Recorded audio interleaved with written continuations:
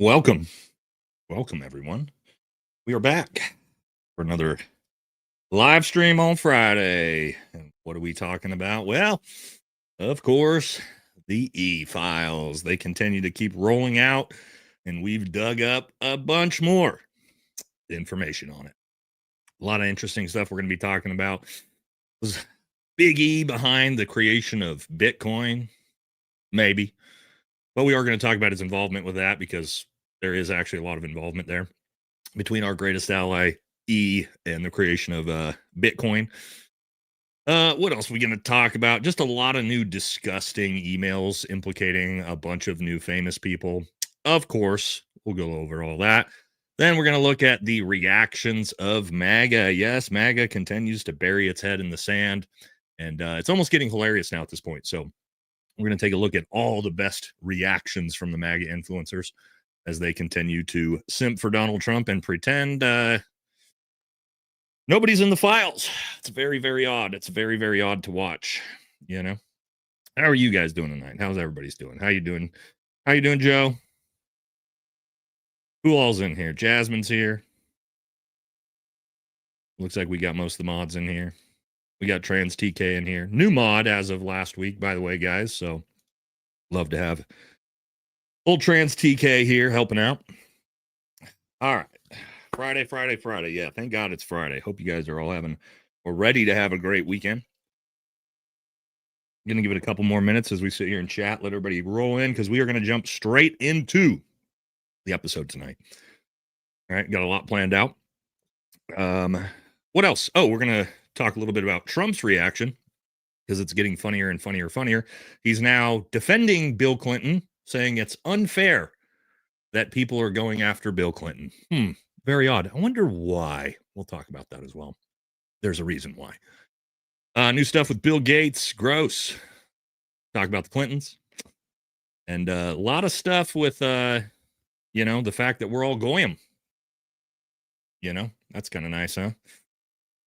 All my goy brothers and sisters out there.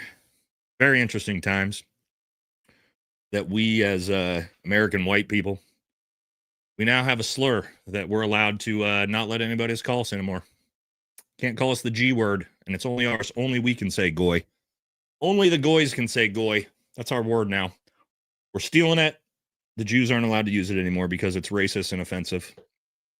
So, hope you guys are happy about that. Congrats. We all got to use that word now. Okay. Are we ready to do this? Are we ready to jump into the episode? First thing I want to show you guys is just the numbers, just the pure numbers from the files. Okay. So let's take a look at these numbers. This is just number of times each word or words, system of words, appears in the e-files. Now, of course, right out the gate, the number one word in the files by a metric fuck ton. And this is going to be important a little bit later when we get to the MAGA influencers saying there is zero credible information about anything about Trump in the files. Trump's name appears 38, and this is just from what we have so far, searchable database. Trump's name appears 38,000 plus times. 38,000 plus times. Yeah. The next highest person, there is a system of words. I believe Goyim appears the second most.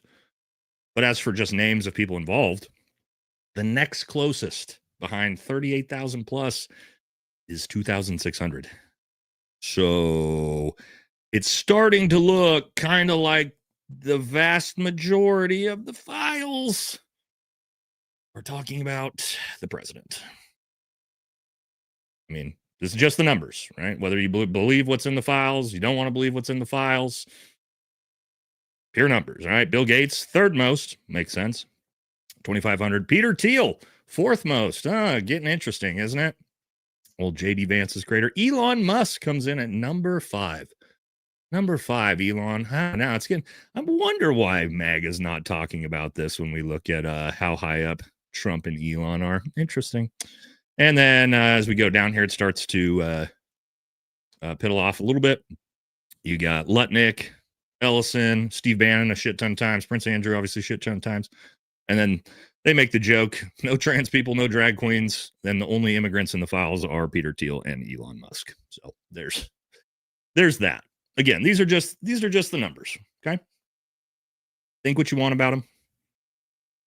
All right. And again, if you want to believe that Donald Trump is completely innocent and the files release completely exonerated him, which I'm going to show you people talking about that, I guess that's fine. If you think, the fact his name appears in the files, 16 times more than the next closest person? Nothing to see there. Nothing to see there, I'm sure. Right, chat? And we're going to start off with our first poll of the evening on that exactly. And that's going to be, here we go. Do you think Trump is a pedo? Question mark. This is just based off of what's in the files and your own personal opinions. I'll give my opinion on that. But just what we think. Just, based off of the dozens of times he's accused of R-ing 13-year-old girls. Whether that's true or not, I can't prove it. But it is odd that it's in the files 100 times. So let me know what you guys think on that as we start the episode off. All right, of course, first thing we're going to talk about is the Bitcoin connection. The Bitcoin connection. What we should have done a poll, or maybe we'll do it here in a second, is to find out how many of you are invested in Bitcoin. Chat. Who's heavily invested in Bitcoin or decently invested in Bitcoin? Anybody out there? Because it's probably going to get, and it's already getting real ugly, Bitcoin and cryptocurrency, given the new information that's coming out. It's cratering. Bitcoin is cratering right now as we speak. But let's find out why, huh? Let's find out why. So, yes, the big E, Israel connections, supposedly that they hijacked our greatest ally, which is going to become important as we talk about this, in assistance with Epstein, hijacked control over Bitcoin over a decade ago. And there's emails to actually substantiate this. First email I want to look at is this email you may have seen. Now, this email is interesting. I personally think this email is fake. Because, one, it's dated in 2008, and it's also saying here, from E to the Project Bitcoin, whatever they're calling it. It says, hi, Bine. Ghislaine, the Satoshi pseudonym is working perfectly. Our little digital gold mine is ready for the world. Funding secured. Now, Satoshi, if you didn't know, is supposedly the creator of Bitcoin. This, I don't know what you guys think. I think this one's fake. I don't believe that, well, just because of seeing the way he types, actually listening to Epstein talk to Steve Bannon, I think the dude's average intelligence at best, kind of a fucking idiot. There is no way that he actually developed Bitcoin himself. So this one I think is fake. However, this one I believe is corroborated and actually came out from the Department of Justice. And this one is the one that's really, really interesting because it's actually in 2015, which timing wise is going to make a lot more sense. I'm going to show you some different charts here about why this time frame, 2015, 2016, is super relevant when this happens. Okay. So the email says, the way that Bitcoin is organized currently is that there are 5 core developers and around 100 contributors to the core code. The 5 core developers are like Littrus Torvalds of Linux. They decide the ranges that are made for the core code. One of the 5 is the lead developer, Vladimir, and is one of the chief scientists, Gavin. Vladimir and Corey, an important contributing developer, were being paid out of a nonprofit organization called Bitcoin Foundation. A few weeks ago, it blew up when one of the board members declared that the foundation is going bankrupt. Many organizations scrambled to step into the vacuum created by the foundation and take control of the developers. We moved quickly, talking to all the various stakeholders, and the 3 developers decided to join Media Lab. This is a big win for us. So what this is saying is that, oh, did I not have that pulled up? My bad, guys. Anyway, you heard me talk about it, right?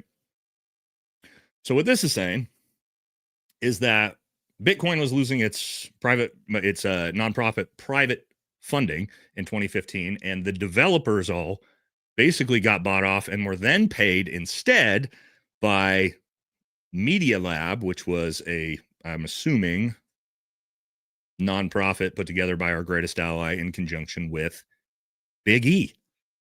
Yes. And there's actually, now we can't corroborate this perfectly yet, but there's some interesting things that go along with this. One, just what's happening right now, this week, Bitcoin is getting brutalized. This isn't even the numbers right now. I'll show you just in 3 days what's happened. Bitcoin's dropped from almost 120,000 to 74,000.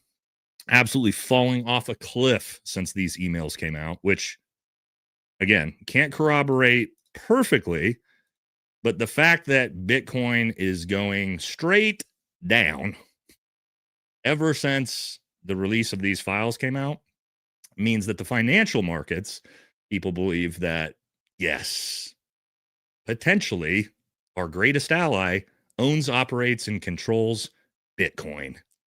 And if you're invested in Bitcoin, that's not really what you signed up for. That's actually the opposite of what you signed up for. So that's not good for Bitcoin. Now, this is the active chart right now as of Bitcoin. As you can see here, it's dropped another $5,000 in 2 days. And we are down here in the plummet. Down to 62. Dropped all the way down to 62,000. Got a little bit of a bump back up. Dropped down yesterday to 62. Bump back up a little bit today. Probably a dead cat bounce here. And it's probably going to continue to crater into oblivion. Now, why is this timeline interesting? Well, so what did we see the time of these emails? And we're going to see some more emails talking about this here in a second. 2015, Big E was talking to their Media Lab and the other investors, or our greatest ally, whatever you want to call that, as they decided to take over Bitcoin. Right there, right here. Can you guys see this? And this is actually from Jesse on Fire. He figured this out, which was great catch. Right here, 2015, 2016. What happens immediately after that? Bitcoin begins its first massive takeoff and ramp up. This is what started Bitcoin from just a random niche thing to blowing up into what it was. Basically, the exact, or shortly after our greatest ally and Big E are involved in taking over Bitcoin, allegedly, the coin starts to skyrocket into 2017. And then obviously, we've seen what happened since. So, if the Jays took over Bitcoin and they control financial markets, which they do, just a little bit suspicious that right after that happened, all of a sudden Bitcoin gets a ton of investment and becomes relevant as a currency within 6 months of that happening. Now,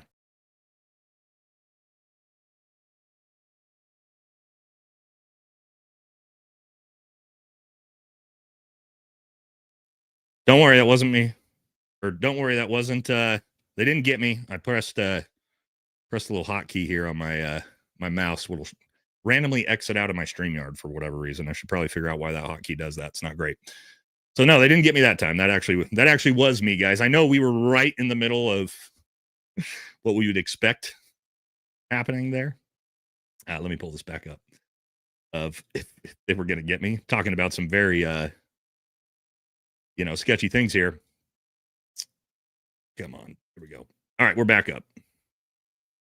But anyway, this is very interesting timing, right? Like, now that we know this in the files, now that we know that supposedly this happened, and the chart matches almost perfectly with the first ramp up of Bitcoin and the takeoff, it goes from there. Very, very, very interesting. And then there's some more emails here from this is Joichi Ito. This is the same person who was talking to Epstein in the last emails I just showed you about taking over Bitcoin. And they're talking about the worst first nihilistic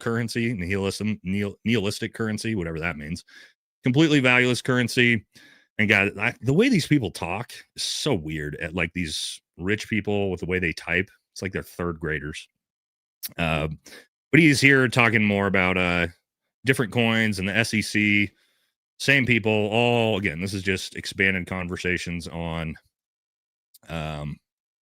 what we were just talking about with Joichi Ito and whoever that is.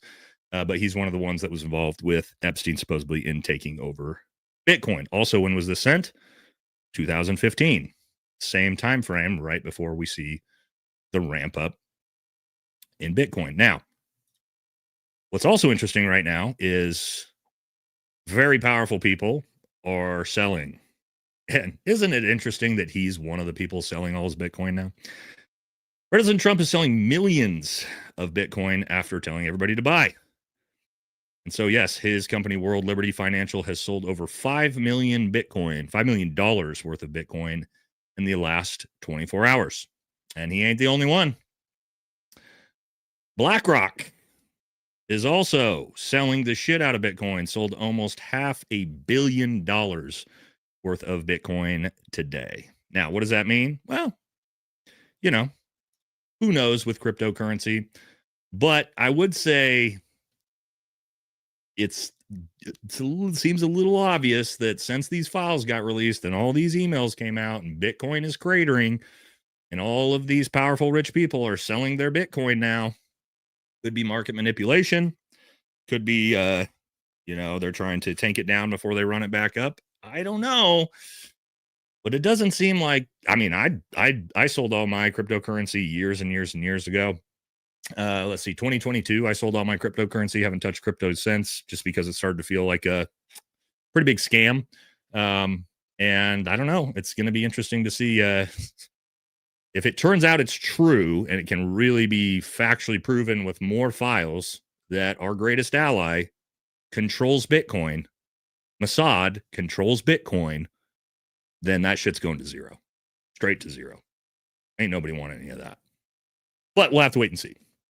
Yeah, somebody said same 4-year cycle. Unfortunately, in the 4-year cycle, there wasn't emails that came out between Epstein and Israel talking about Epstein and Mossad taking over Bitcoin. So yeah, things have unfortunately changed a little bit in the environment following these emails. It's not quite the same 4-year cycle. It's not quite the same quartering or halving that you might be expecting, if that turns out to be true. It's going to be hard to say.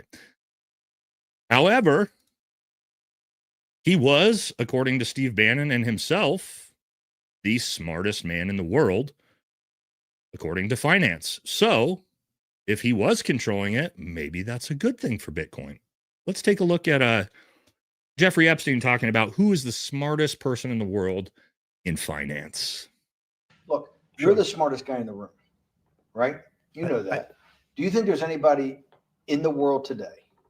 Oops, this is going to be a bad question. No, but do you think anybody in the world today, the Alan Greenspans, the Bernankes, is there any central banker you know, any partner of any Wall Street firm, any guy running a trading desk, and I would take it that would be, or anybody at a Larry Fink at BlackRock, Steve Schwartzman at Blackstone, the top 100 financial guys, and let's throw in a couple of Nobel economists, and let's throw in the best professors at Wharton, at Harvard, at Stanford. Do you think that there's anybody that understands money or understands the world's financial system as good as you? There must be. But it doesn't come to the top of the head. No. Okay, fine. Now I've gotten that, let's go back to 1990. In that arc from the fall of the Berlin Wall to 2008. Look. So there you go. According to Steve Bannon and Big E himself, he was the smartest person in the world in finance. Huh. That's interesting. I mean, from what we know, how he actually got his money, which was blackmailing Les Wexner, and most likely through Mossad. I think it's a tough sell that Big E was the smartest person in the world in finance. You know what I mean, guys? I'm not sure what you think. What do you guys think? Just even the way he talks. Also, yes, this is a big one, right? Steve Bannon needs to be investigated.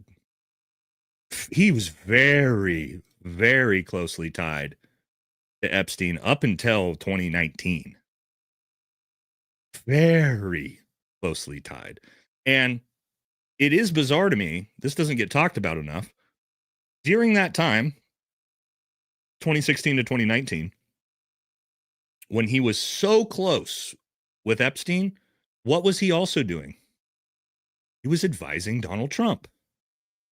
So the guy who's advising Donald Trump is also very closely tied with Donald Trump's old best friend. That might be something that needs to get looked into, I think. Because like Trump tries to say, he cut off Epstein in 2005, which we know is a lie based off of the last files release, and him contacting Epstein up until, I believe, 2015. Obviously, I have a feeling that relationship was still continuing for a long, long time. If one of Trump's advisors, which is such a close friend with him, you assume, it almost feels like maybe that was a good intermediate. Steve Bannon was a good intermediate between Epstein and Trump, huh? Maybe. Maybe not. Sure seems to look like it. Okay. That's all we got for Bitcoin. That's all we've seen so far. Again, Bitcoin's cratering. Is that the reason why? I mean, odd timing. Release of the files, all these emails come out, and Bitcoin craters into oblivion. I'm going to say they're probably correlated on this one. All right, next thing we're going to talk about. Well, we're going to get into some really gross stuff, but just two things I wanted to show you first. Just talking about what the government's response to this is going to be. Okay, so I'm going to show you this first, and I'm going to actually show you Steve Blanche himself talking. It says in a statement this afternoon to CNN, Deputy AG Todd Blanche says there will be no new charges brought in the investigation of Jeffrey Epstein, despite the release of 3 million documents by the FBI evidencing child S and T word and R word of young children by Epstein and his wealthy clients. There you have it. Nothing will be done. Yes, the Department of Justice has announced officially there will be no charges brought to any of the people in the Epstein files. That's what you guys voted for? Is that what you guys voted for? The Trump administration acknowledging they will not charge anyone involved in this giant pedo trafficking ring? Yes, awesome. Nobody's getting charged? Why are we even bringing Bill and Hillary in under subpoena if you're not going to charge literally anybody? And here's the same guy. Listen to what he had to say. I just am, I'd say I'm blown away, but I'm not blown away. This is actually exactly what you would expect from the Trump administration. This is the end of the Epstein, of your review of the Epstein files. So just to clarify, is the public going to learn the identities of the men who abused the girls with the information that you're releasing? And if not, good question. Why not? And then I have a quick follow-up. I mean, you just baked in an assumption into your question that I have never said, and I don't know to be true. Is the public going to learn about men that abuse these girls? Like, what does that mean? I mean, I don't understand what that means.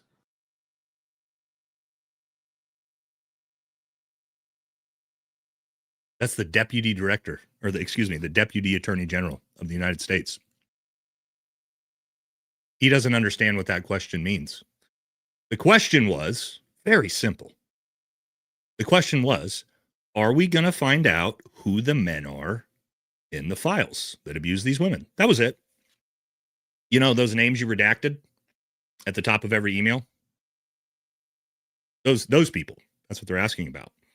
And his response is what? I don't even know what you mean. I don't even know what that question is. What is a question? What even is a question besides, just a list of different words put together in a sentence structure with a question mark at the end? What does that even mean? That's the response from the fucking government. Like, these fucking people, dude. And of course they're not going to charge anyone. Of course they're not going to put anything more out there. Why would they? We wanted accountability. That's not what we're getting. Obviously. All right, I'm going to hit a couple super chats. I don't want to fall too far behind. And we're going to jump into the new really gross stuff that has come out since Tuesday. It's been just Tuesday we covered all of this.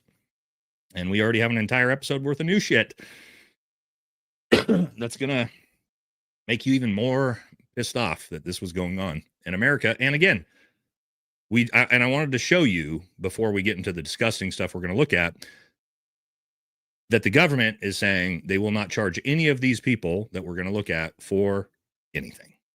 Just so we have that locked in before we move forward here. All right, couple super chats. Iceman says, I'm studying for my drug test. Guys, wish me luck. All right, good luck. Can we touch a certain can we touch on certain posts on True Social? That is coming. I promise you. We're going to talk about Donald Trump's post about the Obamas tonight. Yep, when we get to the Trump section, it's coming. Don't worry. Well, Wilhelm, I can't say your name, brother. Hey, new viewer, but longtime Epstein tracker. I'll only say this once. It only gets worse. Yeah, it seems to be that way. Any comment on the Obama meme? Yep, we are going to talk about it. It's coming. G-Bros for life. Jasmine says every time Nate says goy, we drink. I can get you guys blacked out by the end of this show.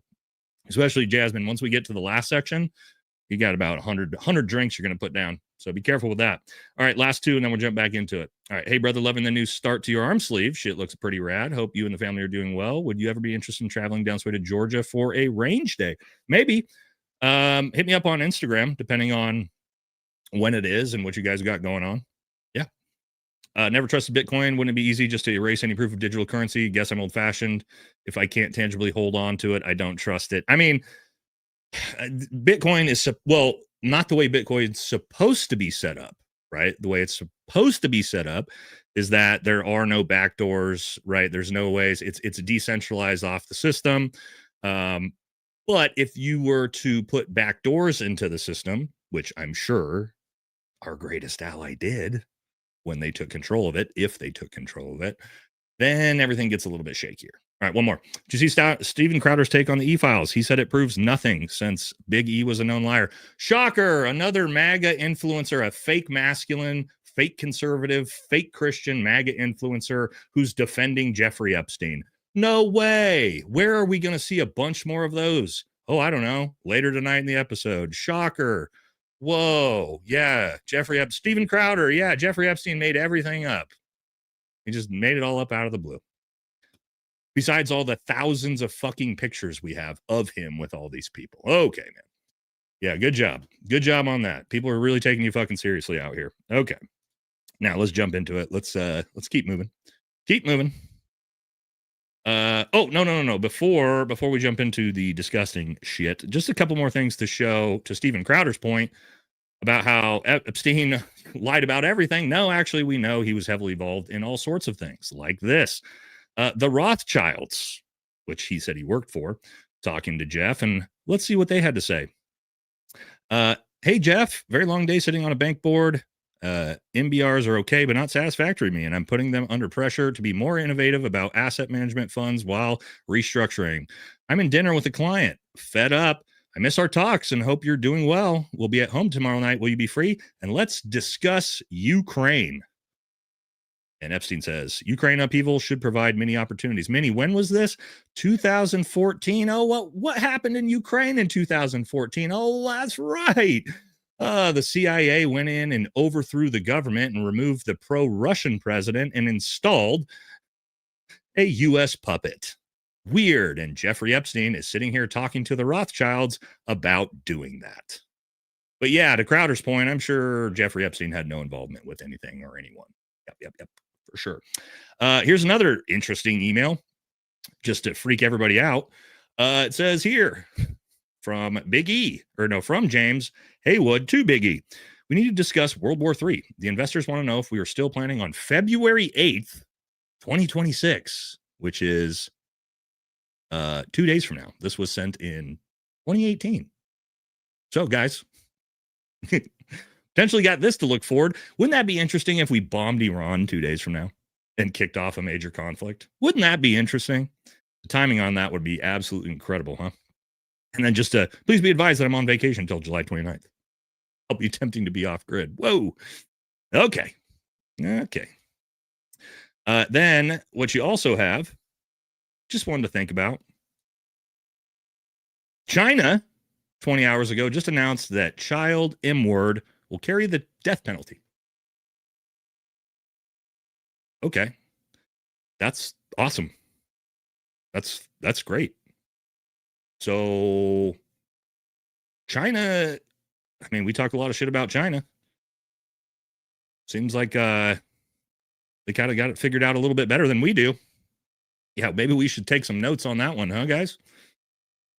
Anyway, all right, let's jump into this. This is about to get a little bit gross. Are y'all ready? Trigger warning as we get into this. These ones are bad, right? Obviously, we're getting into talking about eating babies and all kinds of shit. Not me and you, but people in the Epstein files are going to be talking about it. All right, here we go. Going to be a rough one. Trigger warning. If you don't like this type of stuff, probably sit out for the next 15 minutes because it's going to get gross. All right. And again, it's so amazing that they continue to redact the perpetrators. They said they were not allowed to do that, by the way, but they just keep doing it. All right, here's one. Hi, Rich. Jeffrey is asking if you can FedEx the painting he made of the massacre of the innocents to the ranch, Jeffrey's ranch, Zorro Ranch. It's the large 9-foot by 9-foot canvas that we had rolled out for him to set up in the entry where they are K-wording babies. He wants to use it on the ranch and is hoping you could FedEx. Arrive by Wednesday. Okay. So that's gross. Here's some disgusting pictures of Big E. And what did as you look at this, if you look at these pictures, what did Nick Fuentes say about Epstein? What did he say? What did he say word for word? And Megyn Kelly? What did they say? Oh, well, he's not and Crowder apparently too. Yeah, you're involved with this too, buddy. What did they say about this guy? Oh, he wasn't a PDF. No. He wasn't a pedo. Okay. Well, these look like about 4-year-old children. So there's that. And there's a lot of these. I'm not going to keep showing them because they're just gross. Okay, more Epsteins. And again, 2. Jeffrey Epstein sends us to someone. Who could it be? I don't know. It seems like you should probably unredact this, government, because you're just looking at a perpetrator here. He says, there are millions of babies. Very little good vegetable cream cheese. Do you get it? Like, there's millions of babies, but only so much cream cheese to spread on them to eat them. And he says in response, LOL, I don't know if cream cheese and baby are on the same level. It's okay. There's still enough time today. I'm trying to schedule priming for 5:30, full explosion 9:45. We'll bring a new engine startup video. So literally Big E and one of his clients talking about eating babies. Nothing to see here. Told you, trigger warning. It's all pretty gross. Oh, not this one. Oh, here you go. Yeah, for more questions if the dude's a PDF or not. All right, here's another one from. We don't know who this is from. Sure would be nice to know. Government, Pam Bondi, Kash Patel. You're the ones redacting the names here. What did he send, Big E? Says, thank you for the fun night. Your littlest girl was a little naughty.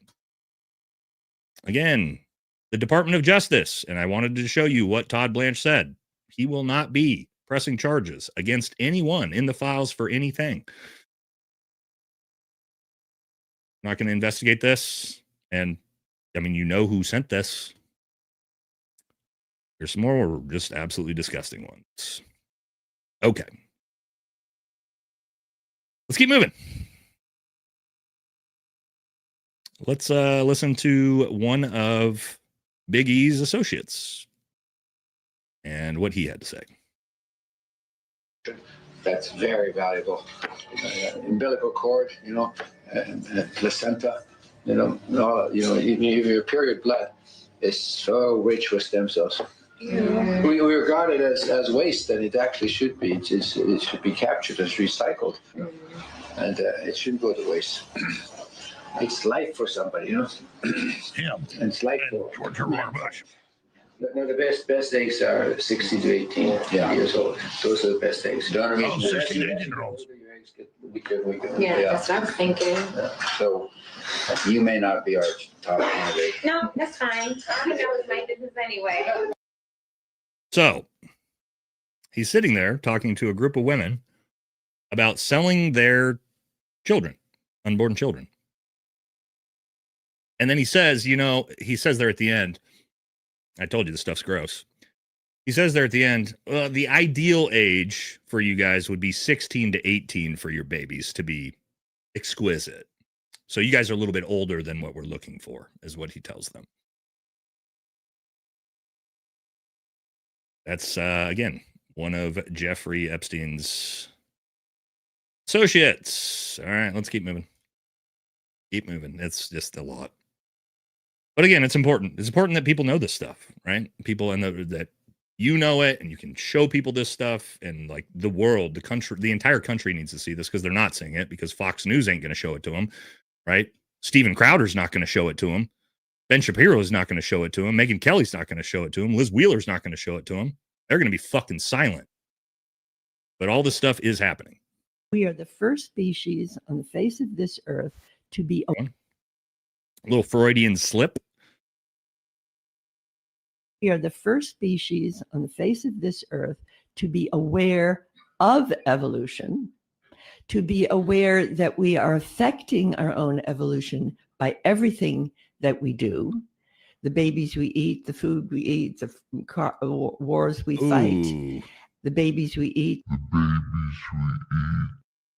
Whoopsies. Whoopsies. Little Freudian slip on the babies we eat. Huh? You would think if we just saw that by itself, we had no context to the files and this, you'd be like, oh, that must have been a Freudian slip. Now that we know, especially, as she's talking about evolution of the human species, now we know she's not kidding. That was a Freudian slip, a legitimate Freudian slip, a little whoopsie. Just a little whoopsie. All right, we ready to continue? This is an amazing one, because they're not redacting her. So Peggy Segal, who is tied deeply into Hollywood, she is one of the people that sets up like movie premieres, right? So if you want to win an Academy Award or an Oscar, she was the one, like the wheeler and dealer, that would set up like the huge Hollywood events. Like she knew everybody. She was connected to everybody. She put on the premieres. If you wanted your winning movie to win an Oscar, like that's the type of movie premiere she's going to put on for you.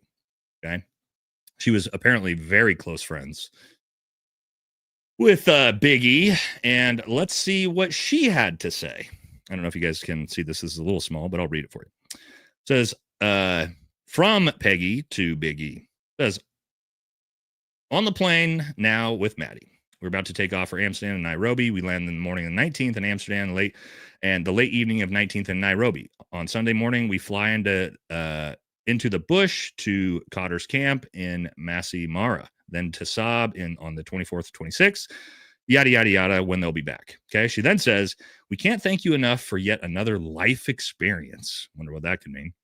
If the Maasai warriors don't eat us, the pirates from Somalia will. Coming to PB to see you in January, taking photos. We will have a ball and think of you all the time. And then she says, can bring a little baby back for you, or two, boys or girls, ? So Madonna. We'll email when we get to Amsterdam. Yeah, do you remember all the rumors of rich people like Oprah? Do you remember those rumors about Oprah trafficking little African children back to Hollywood so that they could, Pizzagate them? Do you guys remember those rumors? Oh, that's because that shit was happening, and it's right there in the files. Yeah, look this guy. Yeah, it's just a rumor. Yeah, Peggy these are emails directly from Peggy to Big E. It's just a rumor. Do you know what a rumor is? A rumor is if I say, hey, this person told me something. Now you believe me, right? No. Direct emails between two people, not rumors, you fucking idiot. Hopefully you're being sarcastic. Otherwise, you're the dumbest person in the fucking world. All right. But yeah, no. Rumors? No. It's verified, yeah, in email, written down, ladies and gentlemen. That's not what a rumor is. I know it's tough. Tough for some of the I know there's some MAGA lingering, and I know it's so hard. Guys, it's so can we get a moment of silence? Can we get a moment of silence in the chat for all the MAGA? I mean, could you imagine, guys? Let's take a good 5 seconds here. Just bow our heads. Moment of silence for MAGA. Okay, thank you for that moment of silence. Yeah, could you imagine trying to be MAGA in 2026 after this? Oh, just you're sitting at home all day long reading this stuff, just going, I don't know what to do. My daddy's a pedophile. Oh no, what do I do? I guess I'll have to just put my head in the sand and pretend none of it's exact. It's all rumors. It's rumors. Like Steven Crowder says, no, he's a liar. He's a liar. Okay. You keep doing that. Really hard time to be MAGA, isn't it? Ugh. All right, let's keep moving because it gets grosser.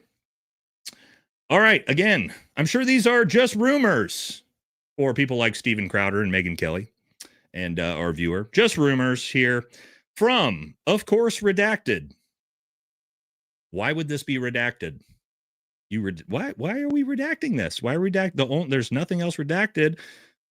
Okay, it's not a victim, it's a perpetrator. That's fine. From him to Big E, and what does it say? New Brazilian just arrived, sexy and cute, 9 years old. Direct email. Is that more rumors for you? Direct email. Okay. Now, gets even weirder and more bizarre. That, yes, Epstein linked to a disturbing plan to create secret genetically engineered babies.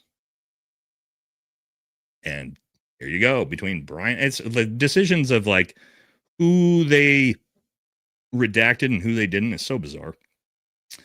None of these on the to from should be redacted anywhere, ever. There was absolutely no reason for, if any, I just want you guys to be very, very clear. Like redacting victim names, redacting, pictures, videos, things like that. Absolutely not a big deal. We don't want the victims to be, have their identities shown or anything like that. But these two should never be redacted. The to froms should never, ever be redacted. You can automatically assume if you see this redacted, this is this one's not, but the ones we have seen, that's a criminal. That's a perpetrator.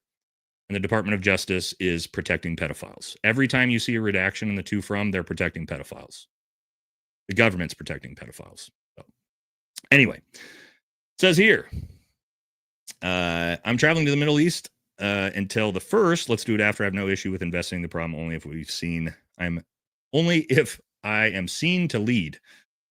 All right, that's the response from Jeffrey. And this guy says, here is my deck about designer baby project with a full PowerPoint on designer babies, apparently. It says, I have talked with Austin again, and we have a series of questions about how serious you are about wanting in on this and what the ground rules are for me, even exploring this with you and getting to the next steps. Most of these questions are around your requirement for secrecy and privacy, specifically regarding reputational risk and also financial involvement. I think there would also be a need to be some understanding about goals and feasibility or different results. I think that the only way this could be done is under the banner of my designer's baby project. Since the other deliverable is similar and shares many of the same procedures and lab requirements, this might offer a sufficient level of deniability. I propose another call on Monday in the afternoon to discuss these issues. Please propose a timeline. Thank you, Brian. So what he's talking about, as far as I understand it, is test tube babies. They want to raise their own babies as designer babies to most likely grape and eat for these elite PDFs. It's right there for you. It's right there for you. Again, could you imagine? Could you imagine people like Steven Crowder looking at all that and going, no, it's all fake. It's all lies. It's all lies. Epstein's a liar. None of this is true. My daddy's in the files, so none of this is true. Could you imagine a grown man saying that? And all these grown men of MAGA.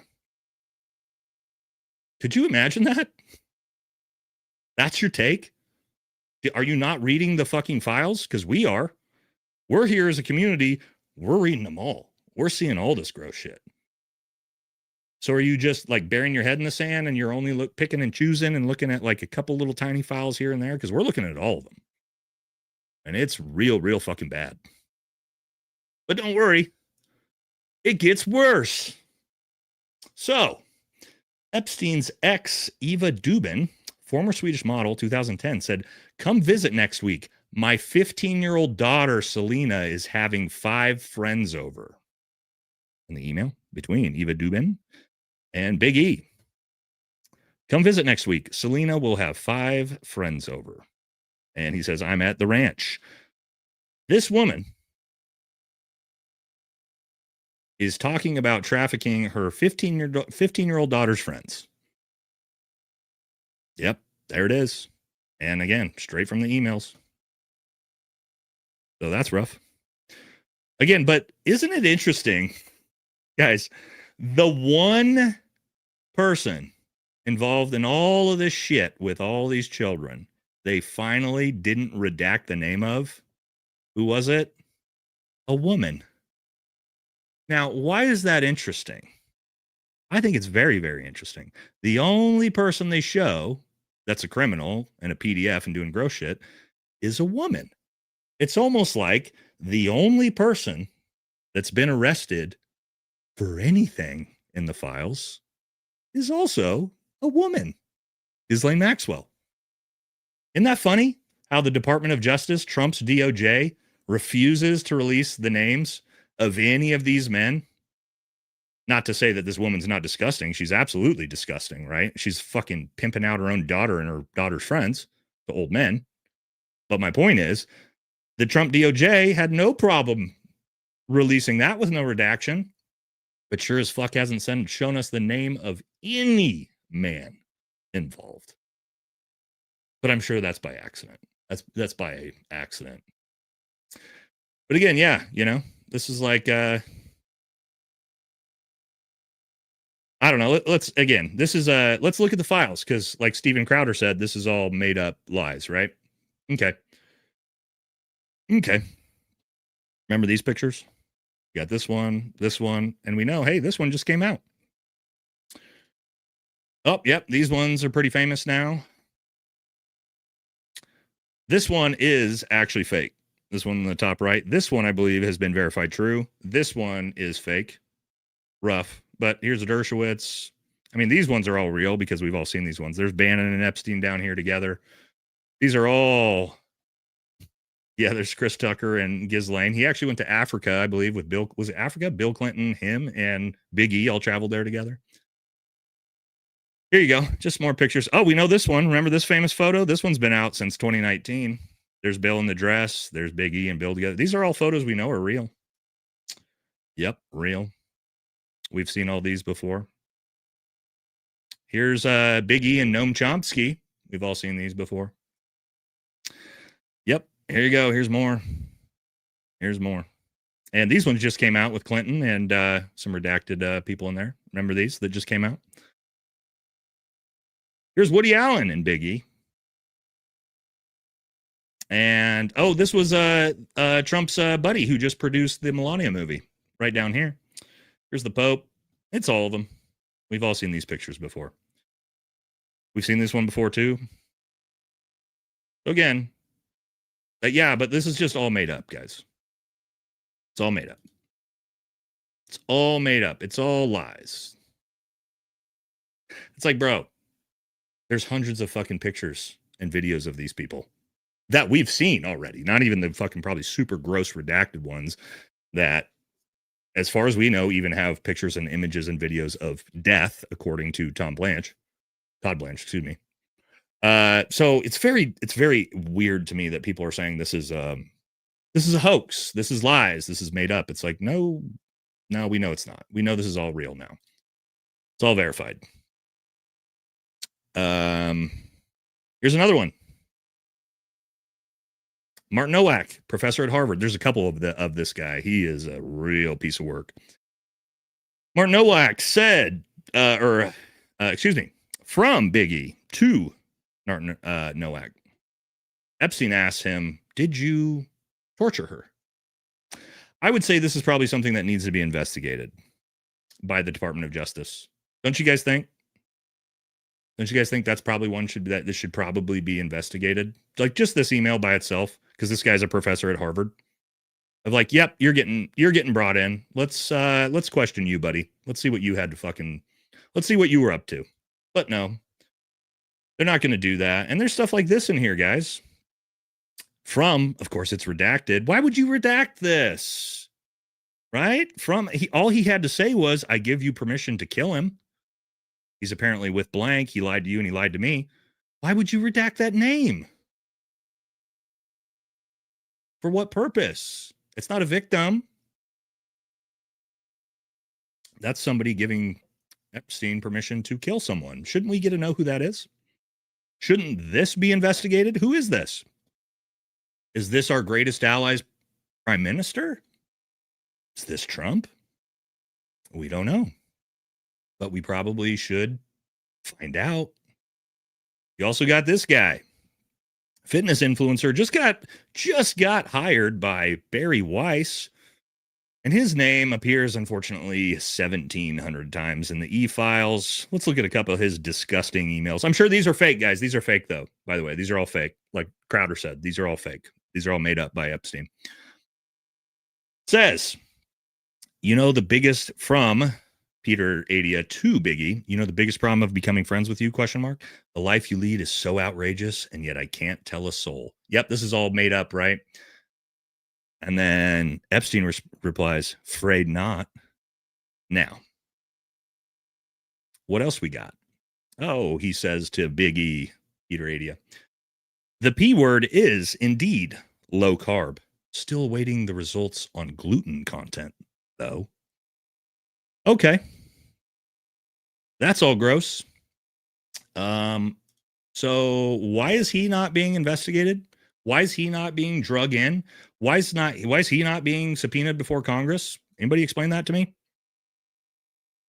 He's alive and well, working for CBS, working for Barry Weiss, working for the Jays.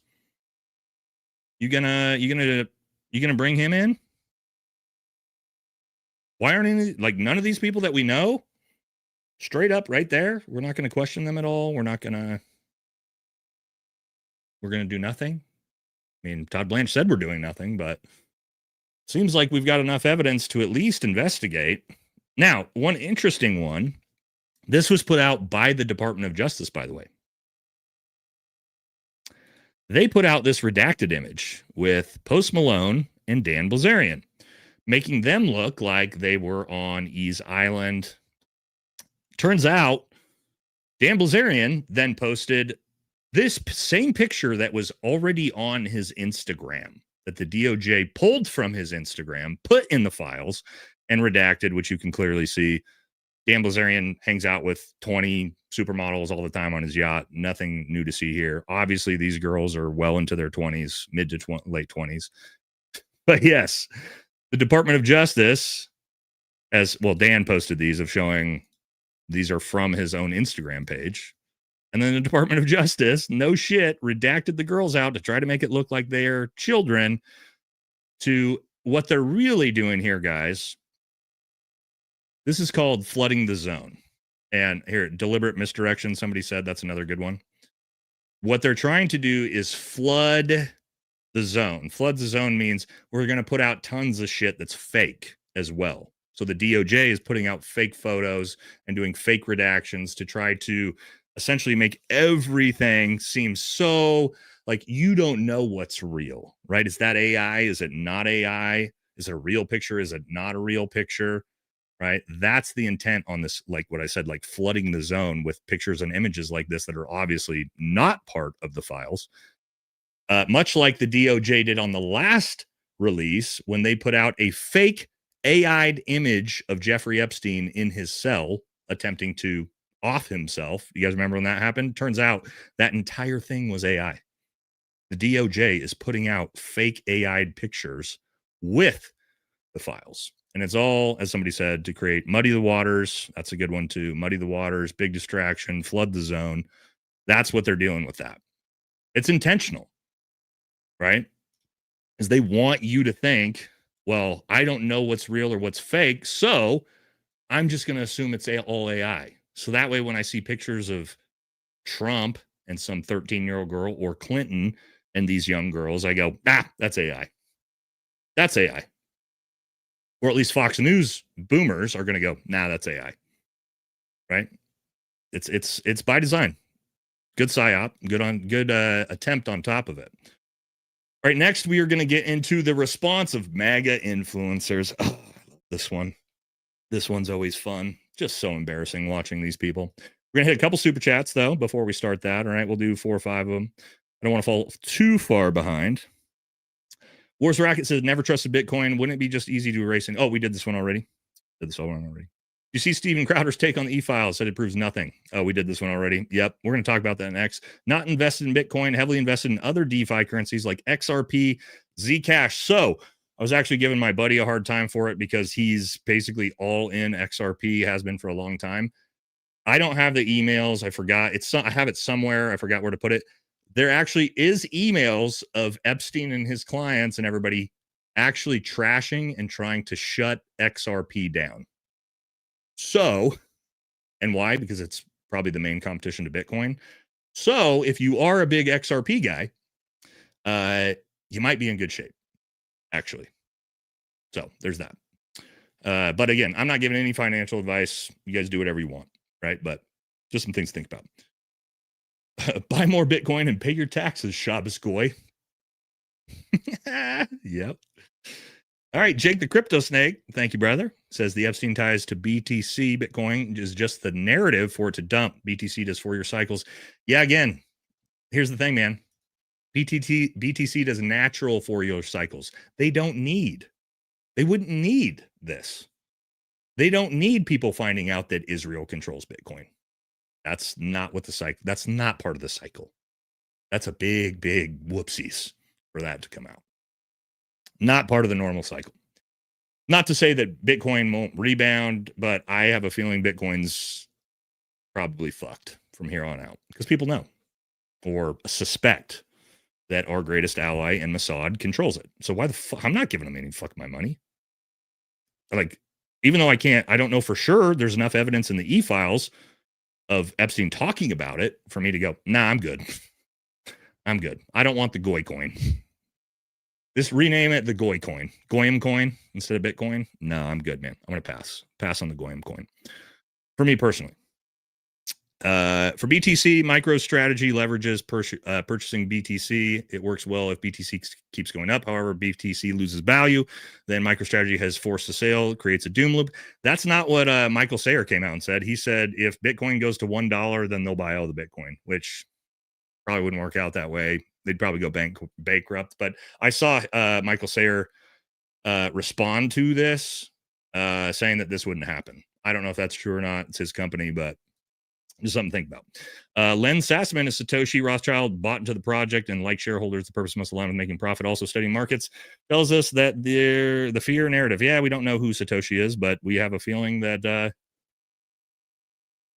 whether Satoshi did it or not, the founder, it sounds like the actual control of the system now is in Intel apparatuses, which is actually, that's not even a new theory. A lot of people thought that the CIA was the creator and controller of Bitcoin.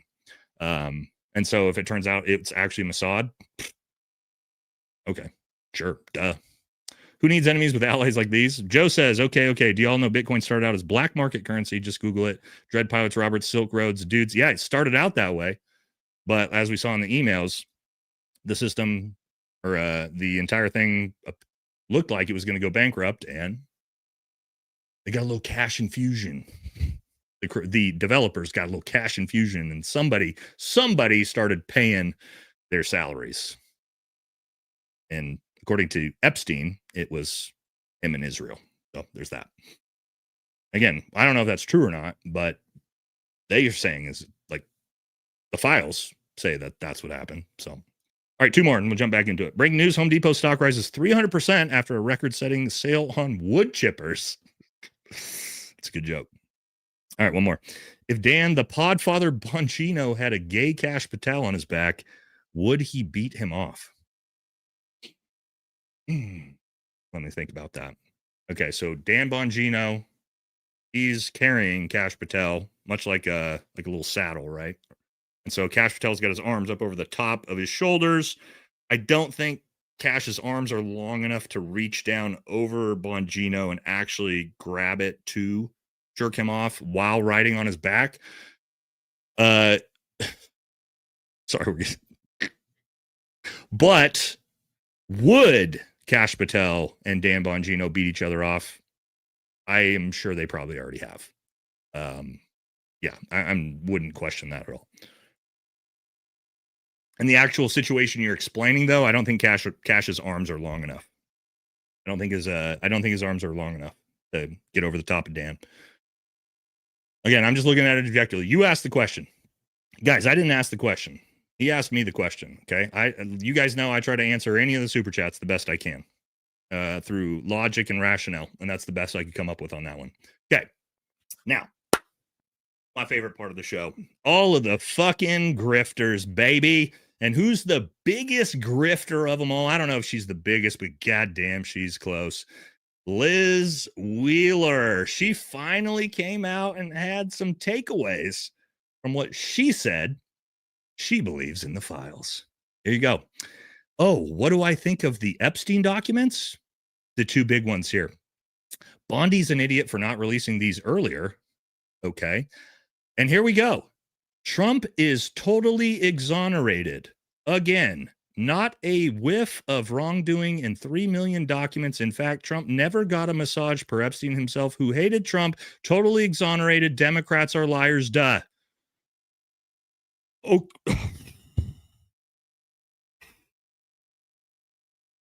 Okay, Liz. Let me direct you to this, Liz Wheeler. You guys, I don't want to be rude. I really don't ever. Let me be clear. You guys know me. I never trash women on this channel. I don't trash their looks. I'm very defensive of women. However, there are, and now this is actually number 2. Liz Wheeler has entered the small, tiny little circle of women that I will fucking trash because she is a disgusting, pathetic piece of shit human being, right? And the other one's Laura Loomer. Okay, so now we have Laura Loomer and Liz Wheeler are now the two in the tiny little circle of women that I will have no problem trashing just because they're such disgusting pieces of shit. She's the biggest fake fucking Christian in the world. You guys remember her? The Binders. We got DC dipshit here, and then I don't even know who this one is, or fucking this guy in the cowboy hat. Liz Wheeler here with the Binders. Remember the Binders? Oh, how embarrassing. How embarrassing for these fucking idiots. Yes, they got handed binders full of literally nothing and went on their little press tour. Whoopsie. But let's hold on. We're not done. Let's listen to her tell us in her own words about this. The number one biggest takeaway from the Epstein files is Donald Trump was totally exonerated in 3 million documents. Not a whiff of wrongdoing, not a single credible allegation. Now, you might have heard. Okay, here we go. 3 million documents, not a single whiff of wrongdoing. Literally Nothing. Donald Trump is completely exonerated, baby. I mean, okay. Okay. Maybe. Now, where did my my Trump document go here? I've got the where was it? We need this one. Oh, it's just this. I just showed it. Sorry, guys, I got a million tabs open. What I want is the actual list of. Oh, did I lose it? Stand by. All right, because we actually need this. Didn't lose it. All right, I'll pull it back up. It's the list of the dozens and dozens and dozens of allegations against Donald Trump in the files.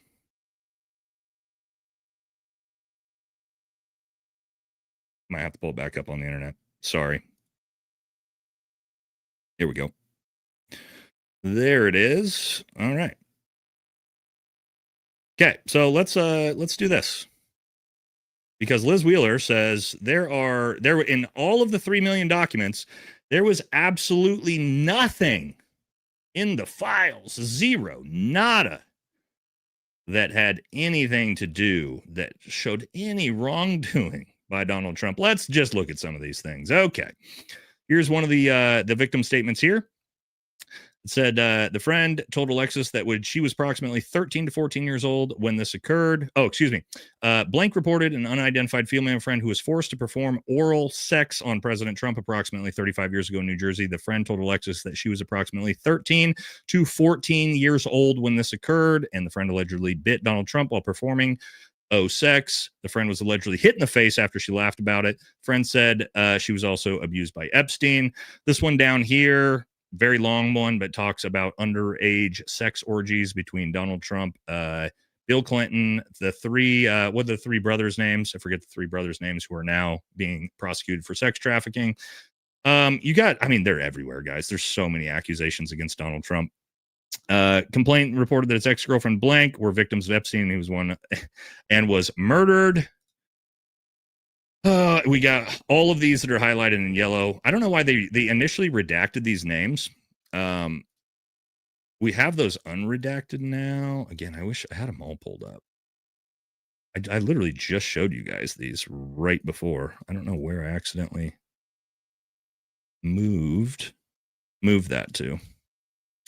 Well, a little mishap. Anyway, as you can see, everything highlighted in yellow is stories and accusations against Donald Trump for pedophilia. So, yeah, there's like 20 to 30 accusations. They just keep going. And these are all in the files. Oh, here we go. Here's some of the names here on all of these. Trump, Trump, Trump, Trump, Trump, Trump, Trump. So, again, you can go through these. All you got to do, just Google Trump accused of R-ing 13-year-old girl documents. You'll find all of these. They got released by the Department of Justice. So, my point being, with Liz Wheeler, that's like 20 different accusations of pedophilia. I don't understand what you mean when you say this exonerates him. How does 20 accusations of R-ing underage girls exonerate him? Guys, can you explain that to me? Somebody in the chat, explain to me how he's exonerated when, again, his name was in the files. Let's pull this back up. Maybe Liz Wheeler needs to take a look at this. 38,000 plus times. This was exonerated. He's in the files. His name's in the files 38,000 times, and he's exonerated. Okay. Sure. All right. Very odd. And that's not even just from those witness statements. You also have the statements from Katie Johnson. You've got a bunch of other victims who've also come forward and said that. So I don't know. Weird. Now, can you prove those things happened? Well, statute of limitations, it happened 20 to 30 years ago. It's going to be hard to do, but when your name's in the files 38,000 times, A lot of cope going on by MAGA right now. Here's another MAGA grifter, Dinesh D'Souza. He finally weighed in on the files. And what did he weigh in on? Another Indian guy, Deepak Chopra, saying God is a contract, cute girls are real. That's it. That's all you had to say, was to just attack another Indian guy. You didn't want to talk about Trump. Didn't want to talk about Elon. Don't want to talk about any of those people. Okay. Let's see what Ben Shapiro had to say, because I know you guys love Ben Shapiro. Actual case comes in pretty close to zero. We got to let it restart. It's on a list of priorities, on a list of American priorities by the polls. The Epstein-Maxwell case comes in pretty close to zero, just on a list of priorities. Okay, so according to Ben Shapiro just put out that on a list of priorities for Americans, that's you and me, American citizens, the Epstein files comes near 0%. Ben Shapiro is saying that on a list of things that Americans care about, the Epstein files are at 0%. No Americans care about it.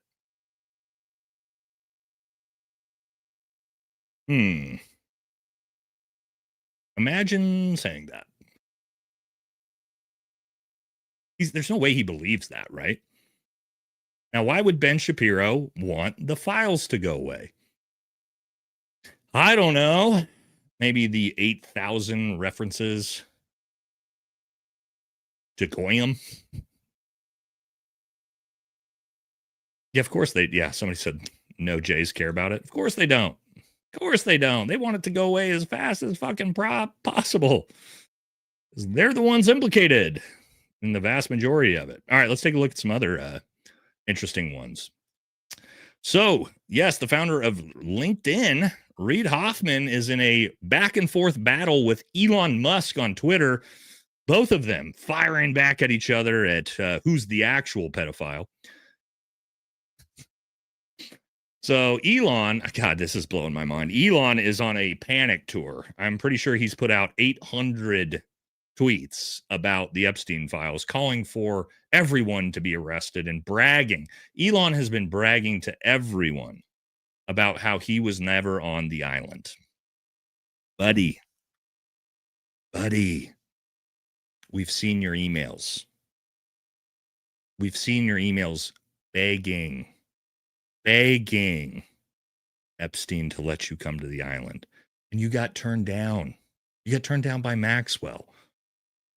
It's not that you did. Yes, Elon, you never went to the island, but not for the same reason as all the other people who didn't go to the island.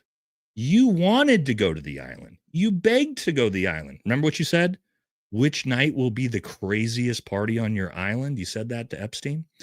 You wanted to go, but you were too much of a fucking loser for Epstein and Maxwell to let you come to the parties. That's why you didn't go to the island, not because you didn't want to, but because they thought you were too much of a fucking dork. You can't let the fucking autistic dork come to the PDF child sacrifice party. Duh. Oh, Elon. Elon should have just shut his goddamn mouth. But anyway, he's in a back and forth battle with Reid Hoffman over who's the bigger PDF. Elon says, this is how I knew so long ago that Reid Hoffman went to the island. Epstein using Reid being there, trying to get me to go, not realizing that would have the opposite effect. Laughing emoji. Elon's trying to say he didn't go to the island because Reid Hoffman was there. We know that's not true. We have the emails, big dog. And Reid Hoffman says, give us a break. If you cared about the victims, as you say, you'd stop making false accusations, cover your ass, and start using your 220 million of influence with President Trump to get justice for the victims. Instead, you're focused on comparing my visit for fundraising for MIT to your begging to go to his island, which happened 2 years before the screenshot you shared in helicoptering over the Epstein looking for the wildest party. True. Again, just watching a couple pedophiles tweet at each other about who's the bigger pedophile. Man, 2026 is wild, isn't it? Richest man in the world in a battle, online battle of words over who's the biggest pedophile. Elon says Epstein hounded me relentless. to go to his island, and I always declined. Not you, though. You actually went. Elon, buddy, pal. Anyway, they go back and forth forever. This is just a back and forth online battle between, again, two PDFs. But at the same time, Elon, come on, dog. We've got the emails of you begging, bro. You got to just let it go. What was Peter Thiel, number 4? Number 4 on the list? Yeah, that's who we're hitting, guys. We're hitting the big names, right? We're talking about Hoffman, Thiel. We're going to hit Gates here in a minute. Obviously, Trump, Musk. These are the big boys in the space, in the Epstein space. Yes, Peter Thiel. Well, he got approached recently about this on the streets. Let's see what JD Vance's daddy had to say about all of his time and not accusations, because they're just emails, and we know everything that was going on between the two. Here we go. Mr. Thiel, do you have any comments about Palantir's surveillance of the American people, sir? Or any of your connections to Jeffrey Epstein? I think people are rather concerned about that last particular one. You're setting up a Big Brother surveillance system, and people know it, sir. You think the American people want this surveillance tech He's walking really fast, isn't he? being used against them?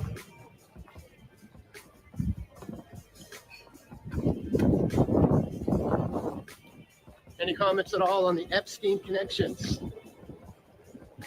You were meeting with them?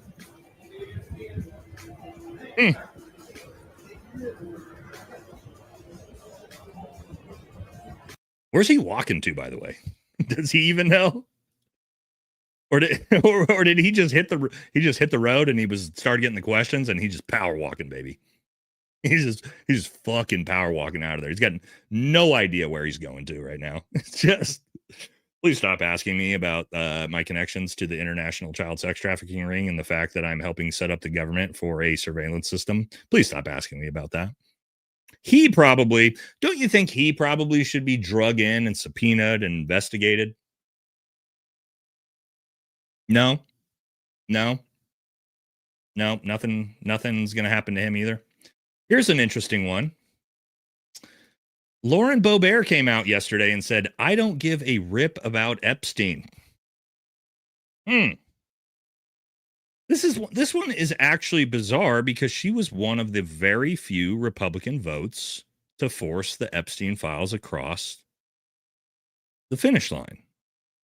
And now that the files have come out, remember who's in them? Remember this? Now she's changed her tune. Now she doesn't care about the Epstein files. Isn't that funny how this works? Once we find out what's in the files, then MAGA no longer cares about the files. It seems to be a pattern.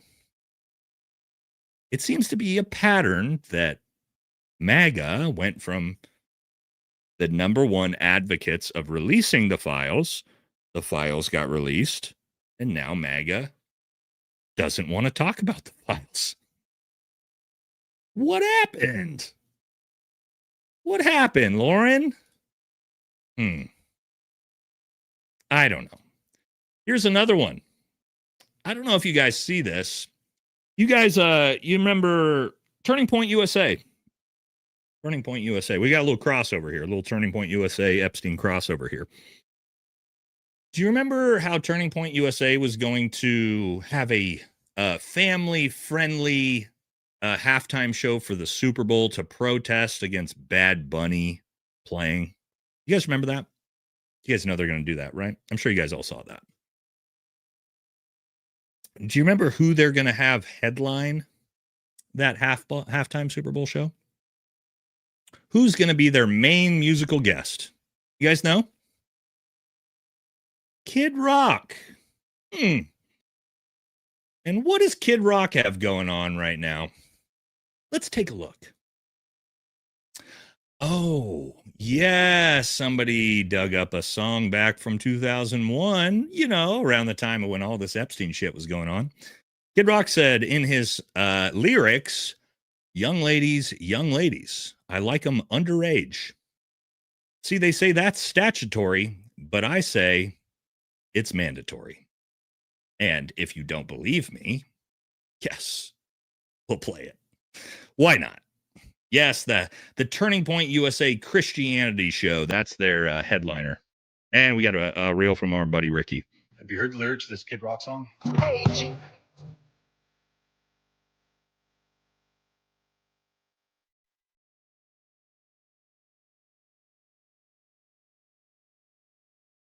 Said exactly what you think he said. He said that he likes his girls underage. Some call it statutory. He calls it mandatory. This is the guy that MAGA Turning Point USA wants to perform at their family Christian faith event that is supposed to rival the Super Bowl because they have a problem with Bad Bunny, who half of these dumbasses have called illegal, even though he's from Puerto Rico, which is a part of the United States. Do you think Bad Bunny is a good choice for the Super Bowl? Seems like a great American artist, so sure. He's why not an American artist, but he's Puerto Rican. That's part of America, dear. Yeah, the Trump administration is legitimately the administration of PDF files. Have you heard the lyrics? Yup. So TPUSA, congratulations. You got a fucking pedophile headlining your show, which also feels just so it feels perfect for them, right? Doesn't it? Doesn't that also just make sense? That seems like the perfect venue for that. Why don't you get Nicki Minaj and Kid Rock to play your Christianity show? Why don't you do that, Erica Kirk? That seems like a good idea, you dumb. Oh, I'm not going to say that because Erica Kirk's, she's close to being part of the crew with Liz Wheeler and Lauren Loomer. She's not quite there yet, though, so I'm not going to drop the B word or the C word hammer on her like I would with those other two dipshits, but she is close. But yes, no, that's, somebody said Crazy If True. That's a fucking real song. That's his song that Ricky just played from 2011 or 2001, excuse me. And he is going to headline that show. Literally just talking about being a pedophile. Hell yeah, TPUSA. You guys are crushing it. You guys are crushing it. Now, all right, let's jump into, all right, actually, real quick, couple super chats. And then we're going to jump into some new stuff with old Bill Gates. Bill Gates. Yes, Bill Gates is having a rough time, isn't he? Oh, that dude needs to be, I'm not going to say what I think. I'm going to say put in prison.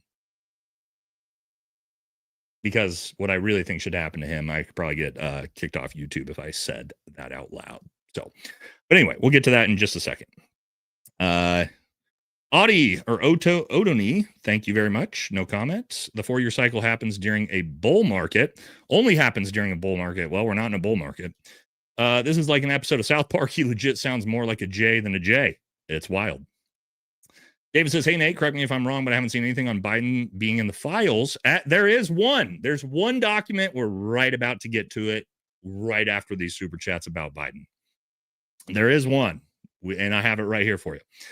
Trump is the one that pushed that Bidens were in them. Yeah, well, and you know who's not in them at all? Hunter Biden. And I saw a hilarious meme. I can't take the credit for this meme, but I just saw a meme right before I went live of somebody talking about why Hunter wasn't in the files. And it said, Hunter Biden was a fucking crackhead that was into Latinas, not children. And it was like, yeah, fair. Dude was a crackhead. He liked Latinas. At this point, for me, at this point, knowing what all these disgusting motherfuckers are into, the fact that he was just a crackhead that liked, you know, overage Latina women, that ain't bad. It's like, that ain't bad. We're like all looking and being like, man, Hunter Biden was like the least weird of all these motherfuckers. Yeah. So it turns out, yeah, he's not in the files. You know, they were into child sacrifice and R-ing underage girls, and Hunter was into being a crackhead and, you know, Latina prostitutes. So props to Hunter, I guess, at this point. This is where like the bar is now. Now, the bar now is like, hey, Hunter Biden is like, hey, the dude was only a crackhead that was into prostitutes, like of age prostitutes. Well done. Well done. Isn't that how crazy that is? That's where we're at. We're like, Hunter Biden's a hero, dude. He was only a crackhead into of age prostitutes. Oh my God. That is nothing. That's America, baby. You know, that's how insane the shit's getting. But anyway, we are going to look at the where Biden is in the files here. But actually, the crazy story is absolutely crazy. But we'll look at it here in just a second.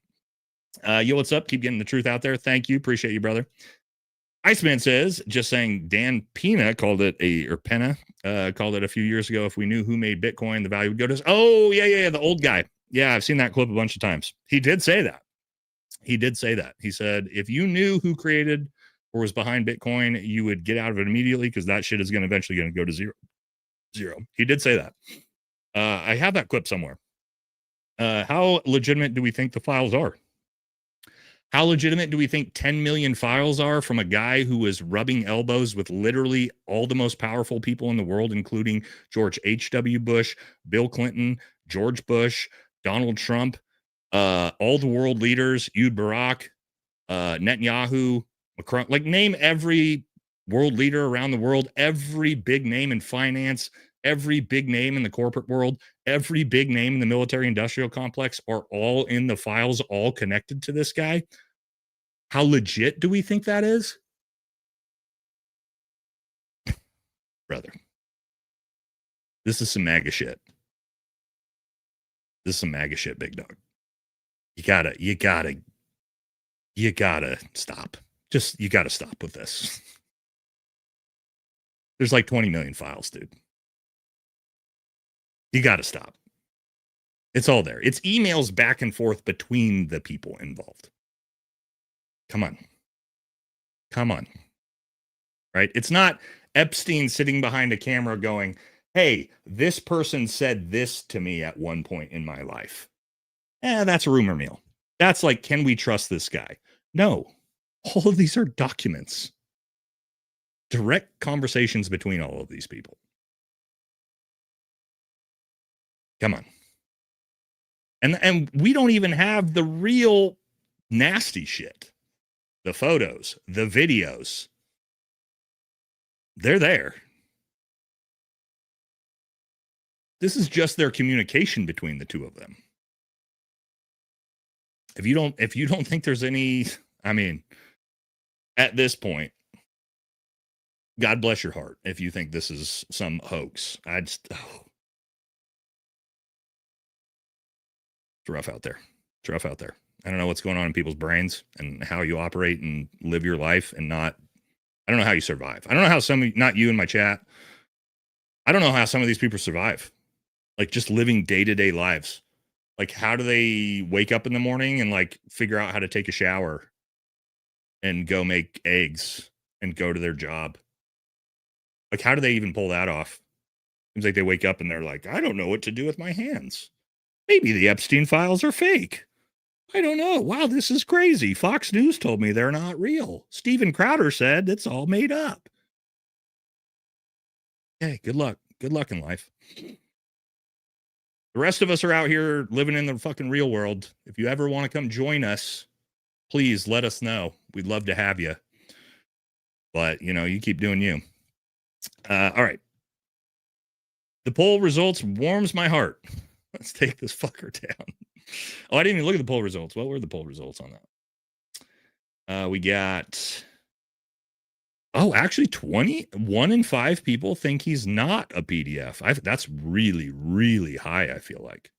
That's actually shocking. I figured it was going to be closer to 95.5. It's 1 out of 5. 1 out of 5 dentists recommend the whatever different toothpaste, I guess. There's always going to be those people. Okay. How about ease ties to Kavanaugh and the Supreme Court? I have not seen those emails yet. That's how many crazy emails there are out there. I haven't seen this one yet. I'm sure I'm going to, though. I'll be looking for it. FBI forward base. It's funny because it's true. Forward base Israel. This is a good joke. That's a good joke, Keith. I like that. I'm going to use that one in the future for sure. Bert says Trump is undoubtedly a Speedo. And this has always been a spiritual war. We're seeing that in real time for sure. And isn't it crazy too, guys? Think about this.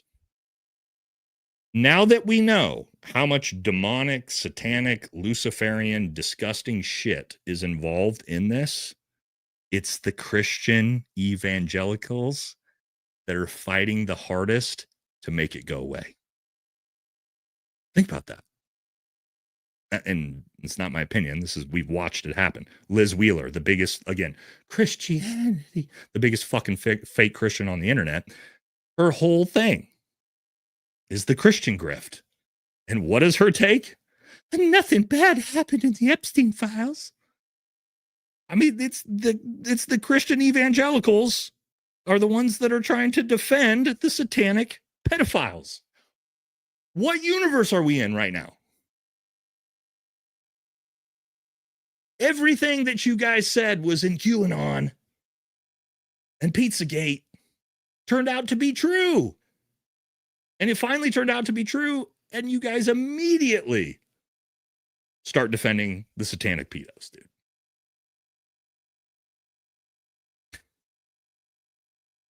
Does anybody, hey guys, I wish I had a good answer for you. I'm still trying to figure out why.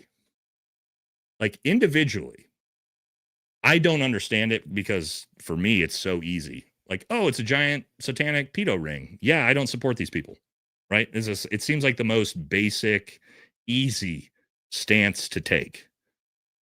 But we're watching all of MAGA, all of the evangelicals either bury their heads or try to defend it. How does this happen? How does it happen? How is it possible? Especially the men, the masculine men, Steven Crowders of the world. Ew, dude. Like gross. Like these men, they're not even men. I shouldn't call them men. Boys, I guess. I'm not sure what to call them. Like, ew, dude. Fucking gross. You're gross. No. Fake masculine. And again, it's actually not surprising because in the conservative space or the MAGA movement, you don't have any real masculine men that are the faces of this movement, right? Ben Shapiro, Matt Walsh, Michael Knowles, Dave Rubin, Benny Johnson. So it's actually not surprising when you realize these are all like fucking fake masculine giant pussies. You're like, oh, okay. It actually does make sense why you guys are doing what you're doing. Like none of these men are traditionally masculine. None of them are actually conservative. Or they would take the stance of pedophilia is bad. It's like the easiest thing in the world. Easiest stance in the world to take as a man and woman, it turns out. But we're not doing it. It's very, very bizarre. Maybe Blanche is still confused about what the difference is between a male and female. I seriously don't know what we pay or why we pay taxes. Jessica, we're finding out that the reason why we pay taxes is so that we can pay, 20 to 40% of our income to satanic elite pedophiles so they can, perform child sacrifices and eat babies. And, bomb the Middle East. So, yeah, that's why you pay taxes. And, what's gross is that I say that like hyperbolically, but it's also true. It's also 100% true what I just said. So, yeah, I don't know, but we're doing it. Andrew says, as horrible as all this is, I'm prepping for when they collapse it and all this fart in the wind, they will surrender to save themselves. They're not going to surrender. I think they'll destroy the entire world before they burn it in for themselves. And that's what scares me. That's what scares me for all of us. Like something's coming. The big distraction's coming. It's got to. They're not just going to let this shit happen and let it run wild, right? They've got to shut it up. And I'm pretty sure they're going to pretty soon.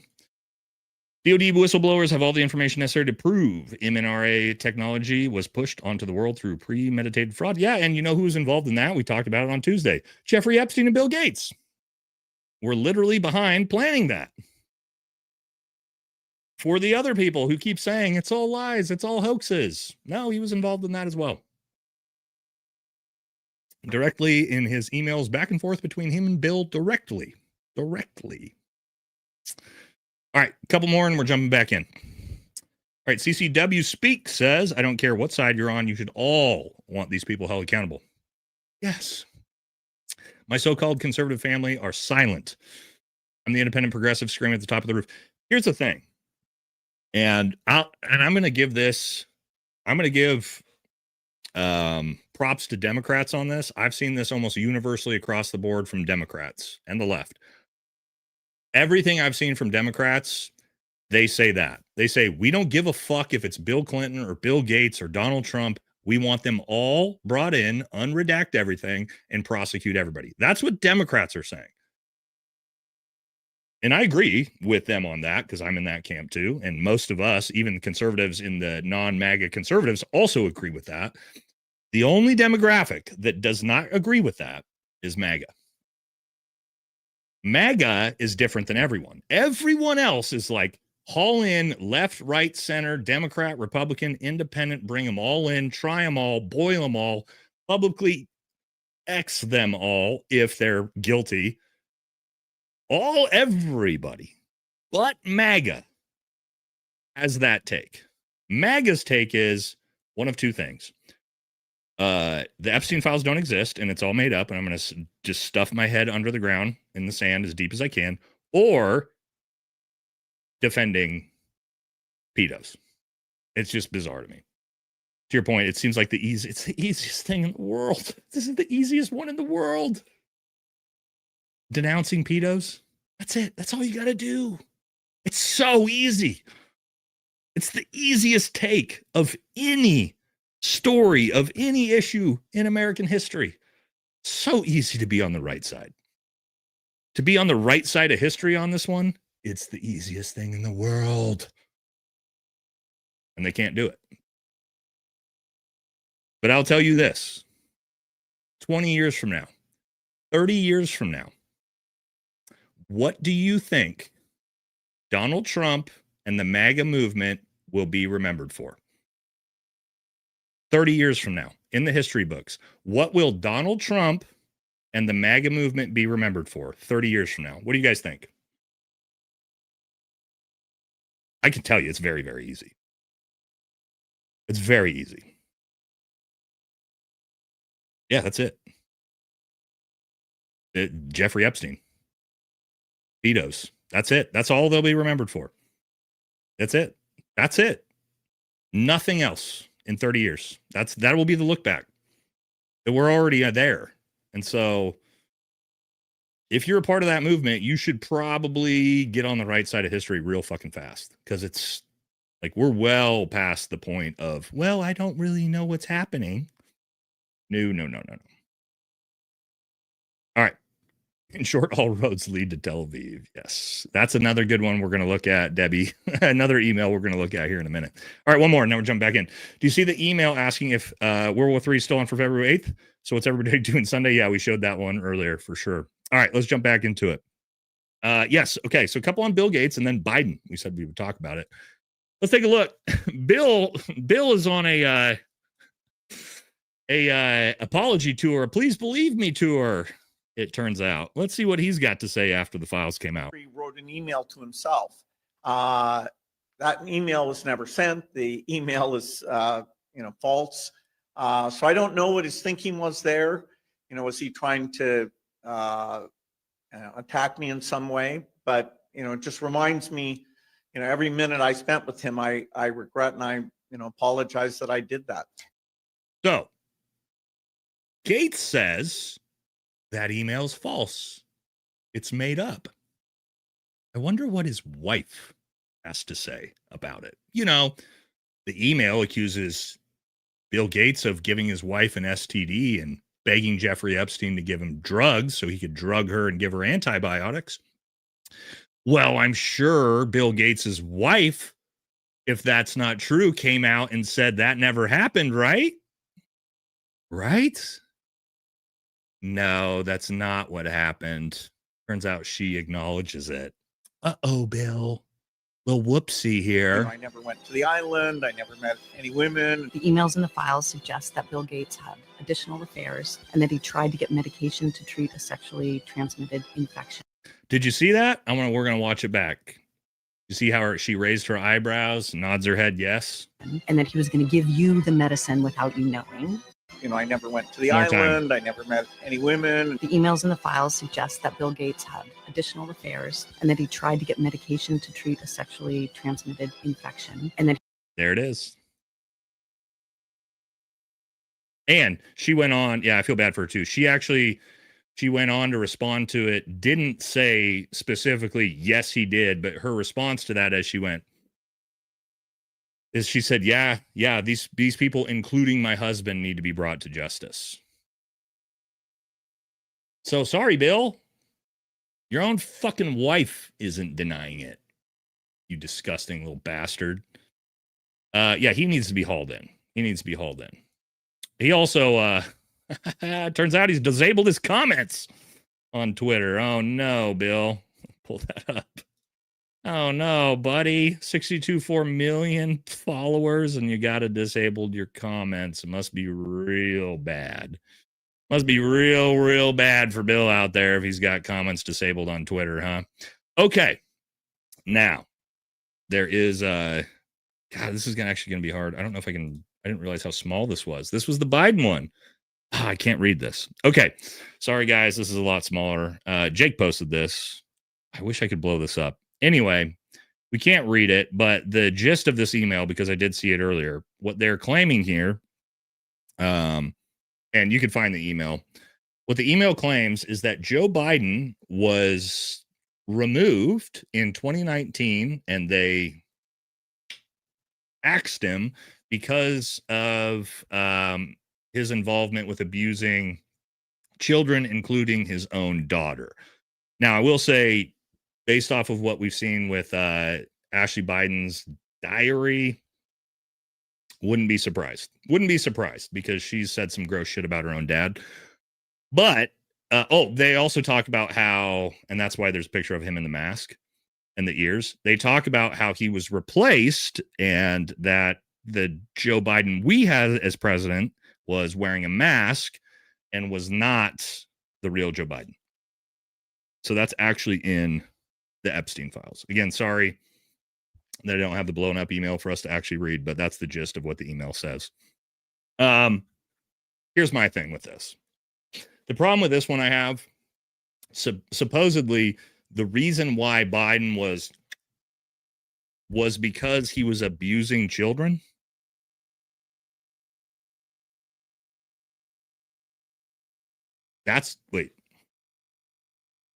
Because he was doing the thing that you were all doing, that's why you axed him and replaced him with a clone? Does that make sense? If you had said in the emails that he found out about what you guys were doing and he was going to bring you to justice and that's why we axed you, that would make sense. But like, they're all pedos. Why would they get rid of him for being a pedo? So that email is kind of like, doesn't make sense. But at the same time, if you actually look at pictures of Biden in 2020 to 2024, he actually looks like a guy in a mask. It doesn't look like the real Biden. But it also could just be old and have Alzheimer's, and it can really affect your look. So I don't know. But anyway, that's the one email I found about Biden, which again, I don't know. That one seemed a little silly because it didn't make sense, right? Like you offed him because he was a pedo. Like pedos offed him for being a pedo. Sorry, that doesn't make sense. Seems like he would have been an all-star for doing that, right? Wouldn't they have loved that? Wouldn't Epstein have loved that about a Democrat president? Yeah, I don't know. That one didn't make sense to me. But who knows? Again, you never know. Okay, let's jump into Trump's response. Oh, it keeps getting better and better. Let's take a look at this first, though, just because it's funny. Okay, so the GOP says it'll take a lot more than eyewitness testimony, photos, DNA, toxicology reports, victim statements, wire transfers, emails, flight manifests, phone records, surveillance logs, bank records, audio, video, and total confessions for them to believe Trump's Epstein ties were more than coincidental. Yeah. No, it will take, by the way, all of these things we have. And so, yes, that's actually true.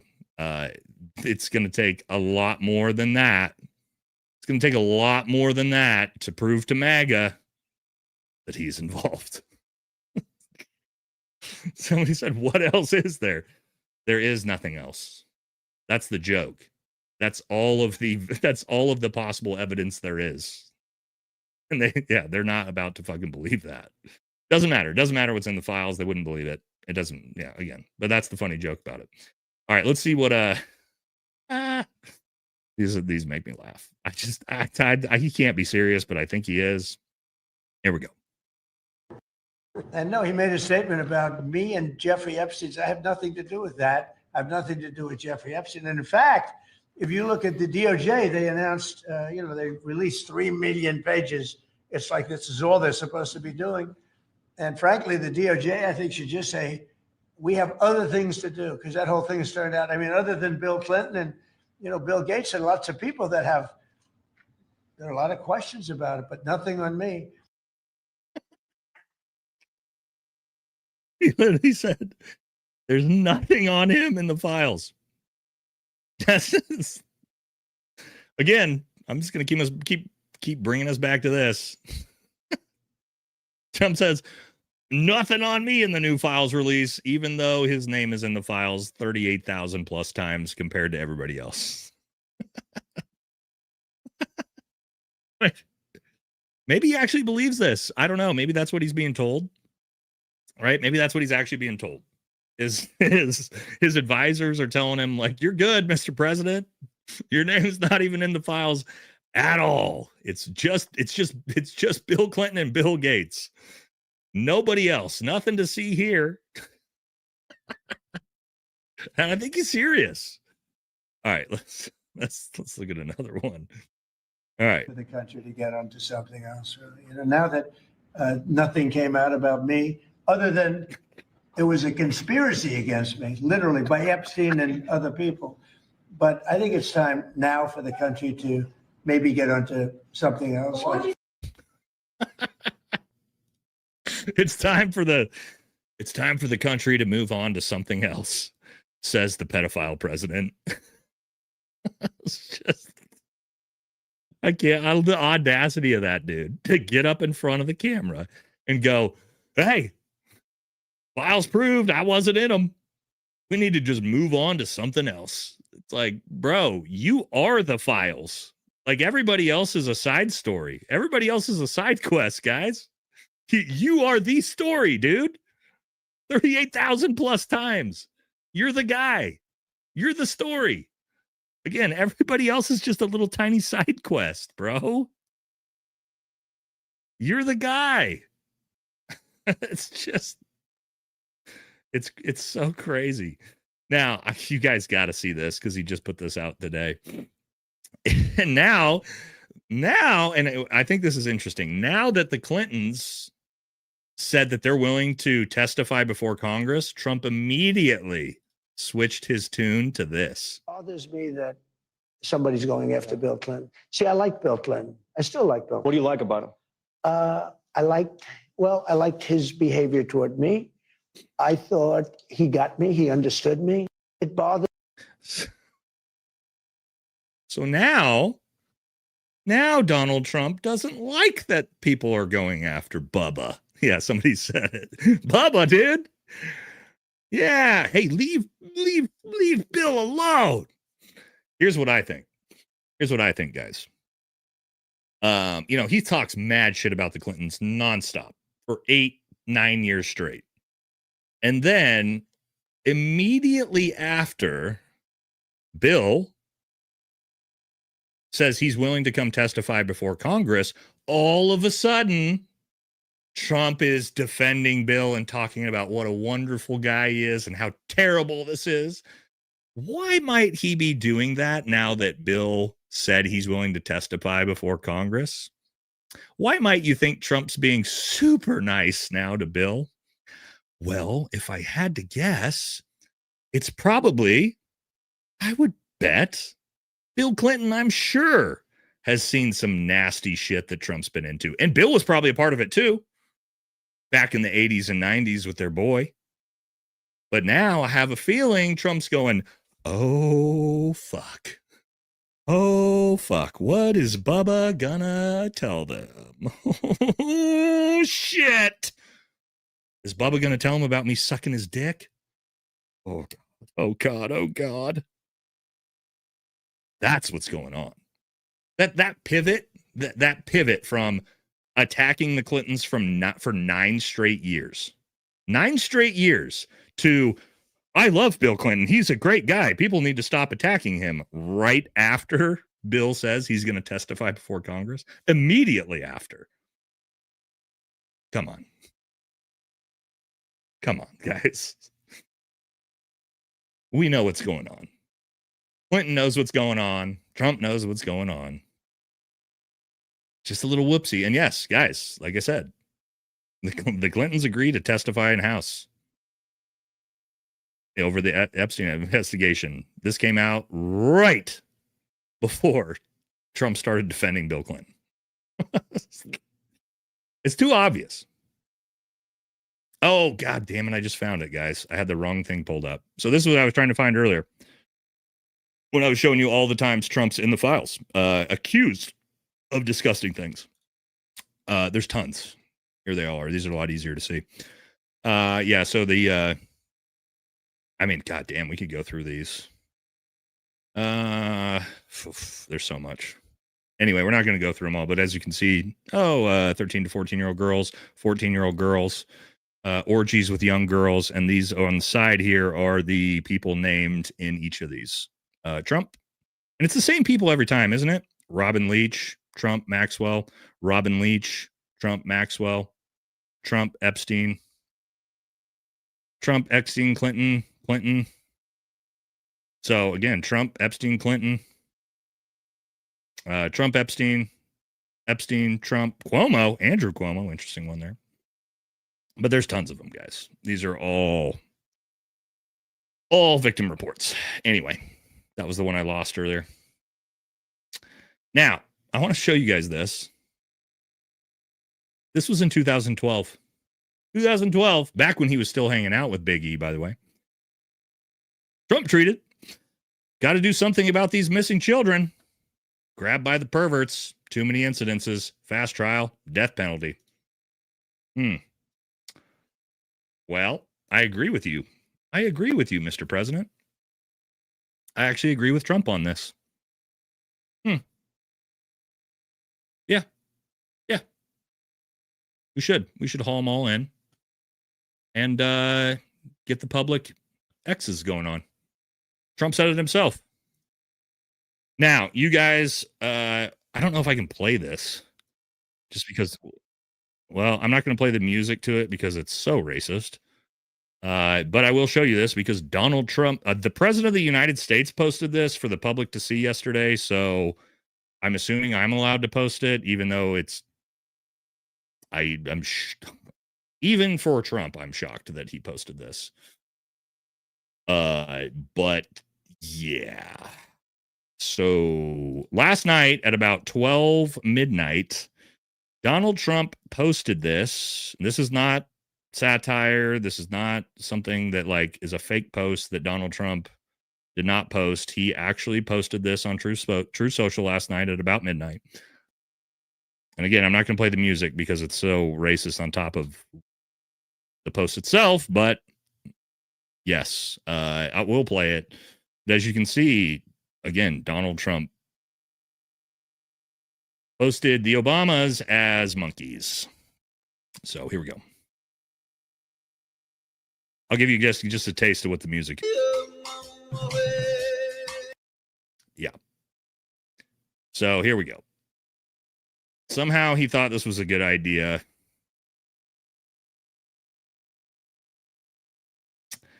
Yeah.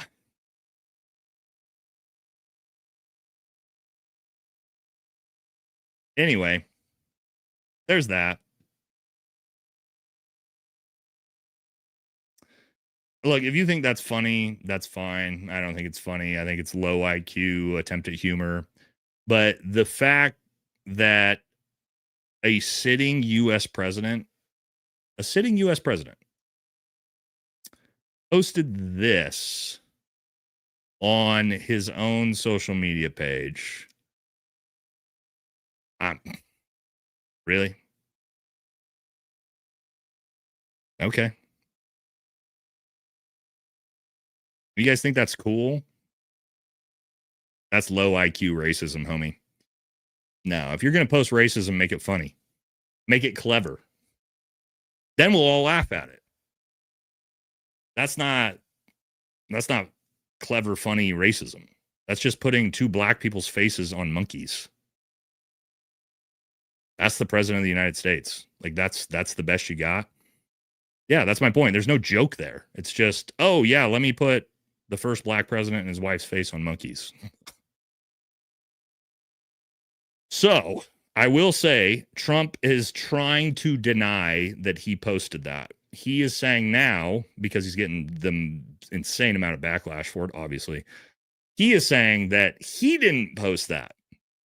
It was one of his aides that posted that post at like midnight last night. Now, what do we know about Donald Trump? He stays up posting on True Social like a psychopath until 4 a.m, right? From about midnight to 4 a.m, and his psychopath True Social posting. I don't think that it was an aide that decided to post that from your own account. If I had to guess. If I had to guess, that was Trump who saw that, thought it was funny, and decided to post that on his own social media pages. Okay, and again, like you could think that's funny if you want, if you're, low IQ racist, that's fine. But not for the sitting US president of the most powerful country in human history. That ain't it. Yeah, somebody said this guy has access to the nukes, by the way. That ain't it. It's just not, guys. It's just president of the United States is not who we need to see shit from like that. But in a reverse shit talk banner, let's look at one from Epstein to Noam Chomsky, by the way. And somebody said Epstein does have the occasional rogue banger from time to time. Epstein says to Noam Chomsky, one of Trump's closest people said that, remember, he has written 3 books, which makes him one of the few people in the world that has written more books than he has read. Oh, shit. Big E from the top rope with the elbow onto Trump, calling him a fucking retard. So, I mean, that was from Big E to Noam Chomsky. Yes, sick burn, dude. Yeah, friendly fire. I mean, again, let's pull that back up. I mean, that's funny, right? He's written 3 books, which makes him one of the few people that's written more than he's read. That's a good joke. Yeah, all right. Epstein dropped the banger on that one. He did. We got to give him credit. That's a funny one. All right. Now, last part of the show. We're going to talk about, of course, our greatest ally and the J involvement in all this because it's substantial. This is a really good video. It talks about just some of the emails that have been going around with Big E, and let's take a watch. Actually, I'm gonna let this play. It's about 2 minutes long while I go pee real quick if you need to take a break. But listen, it's super funny, and this guy nails it. So I'll be back in about 60 seconds. Number 10, pretty funny, not gonna lie. Epstein calling Madonna cattle. Epstein to redacted. Of course, they don't want you to see who it was. He said, saw Madonna on the Jew Larry King show talking about Kabbalah. Hollywood's types, especially Gentiles who take Kabbalah lessons from some rabbi huckster, are a funny joke. Larry didn't look amused to be talking Jew religious issues with a cattle. Anyway, that's number 10. Let's get to number 9. Let's stick with this theme. David Stern was talking to Epstein. Epstein said, just go hang out in the lobby. And David Stern said, that's for the goyim. Anyway, let's get to number 8. Steve Bannon and Epstein talked a lot, which is fascinating to me because Steve Bannon's been really outspoken recently about the Israel lobby in America. Yet he seemed to be one of the closest people to Jeffrey Epstein before he passed. AKA killed himself, AKA did that really happen, AKA is he even really dead?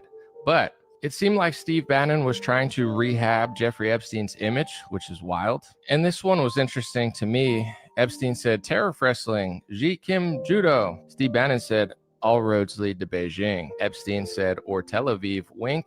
I'm back in New York tomorrow afternoon till Saturday morning. You? Lots more where it came from Bannon and Epstein. I'm fascinated to hear what Steve Bannon has to say about all this. All right, number 7. Hopefully I don't get drone struck for this one, but if I do get drone struck at any point in my life, you should be able to figure out who did it. One email said, I give you permission to kill him. He is apparently with Olga. He lied to you. He lied to me. Number 6 is an email between a Rothschild and Epstein about Ukraine.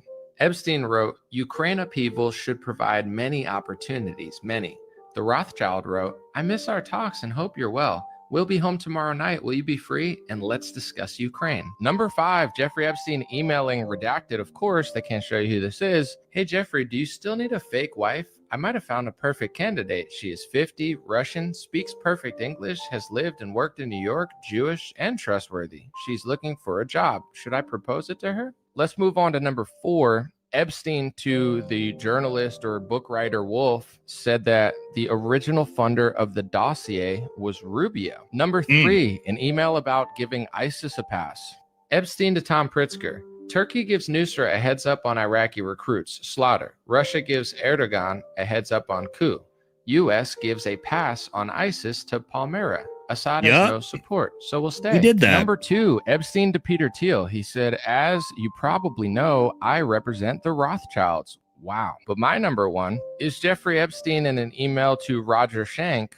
This is the way the Jew make money and made a fortune in the past 10 years. Selling short the shipping futures, let the Goyim deal in the real world. Yes, yes, yes. Let the Goyim deal in the real world. Man, isn't there a lot of that? Let's jump into that, guys. Let's see how these people really feel about us, huh? Should we? Let's go through some emails. Here we go. Why not? Why not? So you got from John Brockman to Big E. He says, your Goyim dinner was amazing. Thank you very much for including me. Where are all the Jews? I did my best with Katinka. I understand she's frightened. That's gross. Kruger is no bullshit. Will help. He's not going to protect his ass, etc. So there you go. Oh, also, this is the big, the invite to the big dinner that they're talking about here. Here is the confirmed list of people coming to the dinner with Big E. Jeff Bezos. Oh, it's all of them, isn't it? Sergey Brin, John Brockman, David Brooks, Jeffrey Epstein. There was a couple other ones here. Who do we got? Paul Allen, Elon. I thought Elon, you weren't involved at all. Regrets, can't make it. Bill Gates and a few other people. So yeah, there you go. Interesting. What a great Goyim dinner. The great Goyim dinner. Here's another one.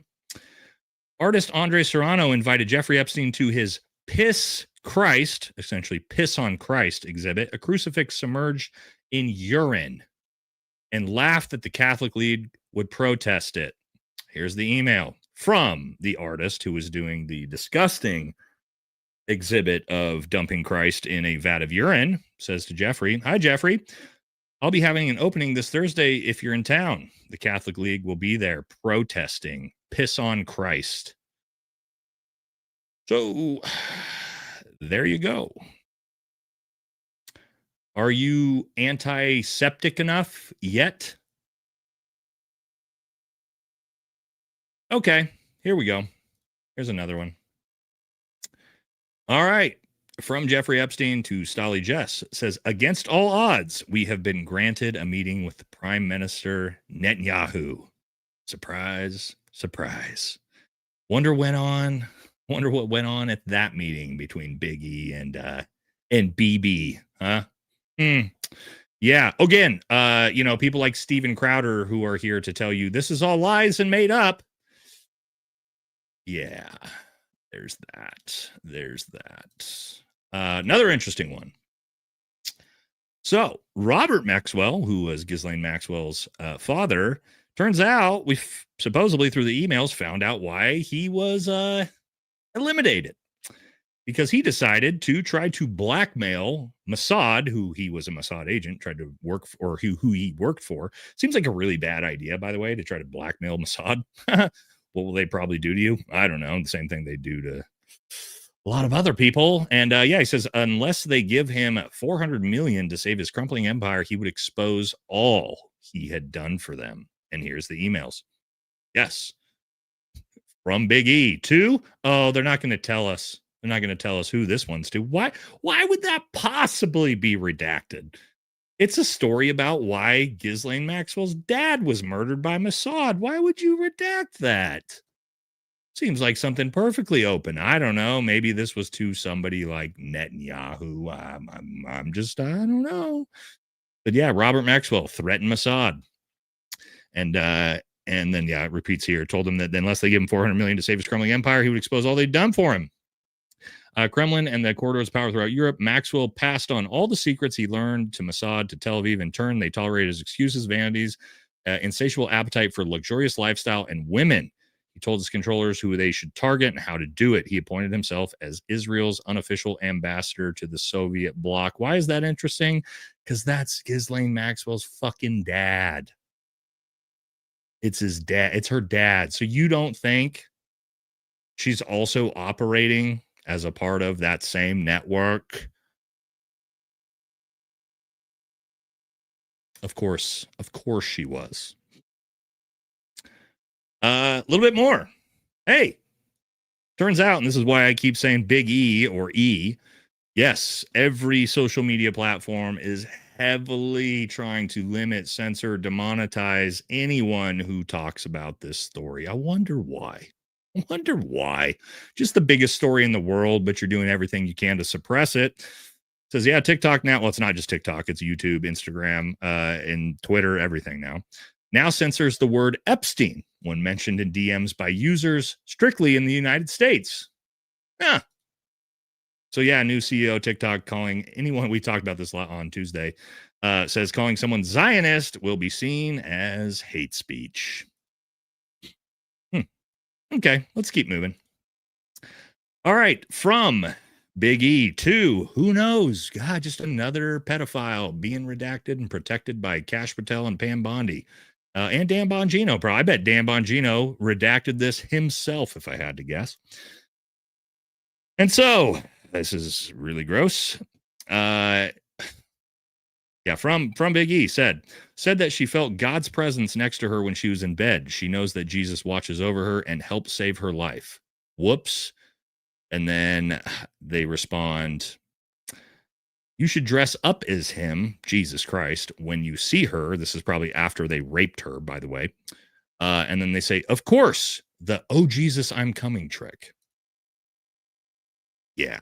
So there you go. There is some Jays laughing about raping a woman and saying they should dress up as Jesus Christ and do it again. And again, you are, if you have a problem with that, you're anti-septic. Just so you know. I want you guys to remember that. If you have any problems with that, goyim, you goys, then yeah, you're the problem. You are the problem. Pretty gross, ladies and gentlemen. All right, one more, and then we're actually going to wrap up the show, and that is this conversation between Big E and Ehud Barak, who we know, former Prime Minister of Israel, had a very, very close relationship. Let's take a look at this. He thought there was two cyber companies. Look out, and even though I know Peter, I've never met Peter Thiel, and everybody says he sort of jumps around and acts sort of strange, like he's on drugs. Smoking, yeah. He looks under drugs. However, he has a company called Palantir, Pallen Tier. Yeah, and this guy's supposed to be the genius savant. He can't even fucking spell right. There's no E in it, by the way. Palantir is Peter Thiel's company, and look out. Palantir, Palantier. Yes. How you write Thiel? Thiel. Thiel. LLY. No, Thiell. Okay. So he thought that Peter would put you on the board of Palantir. Peter Thiel is one of the best. I've never met him. He's going to come here next week. So I wanted to talk to him after I talked to you. Okay. He and Andreessen, it's called Andreessen Horowitz. Andreessen Horowitz, they pay Larry $1 million a year just to advise them. Andreas and Andreessen,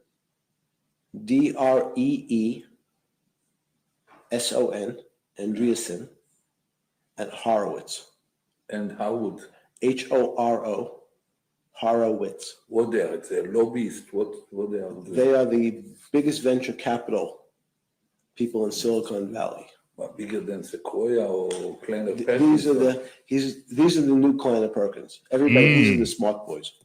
So those two companies right away, in terms of, I said that we need now in the next 3 weeks if you're going to leave. There we go. Palantir. Peter Thiel.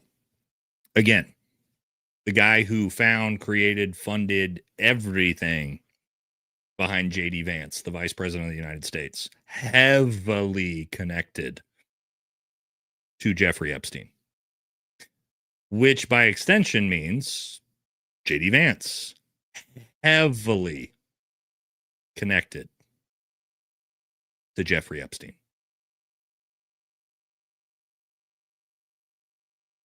Yeah, it's all bad. It's all bad, ladies and gentlemen. Doesn't matter where you look.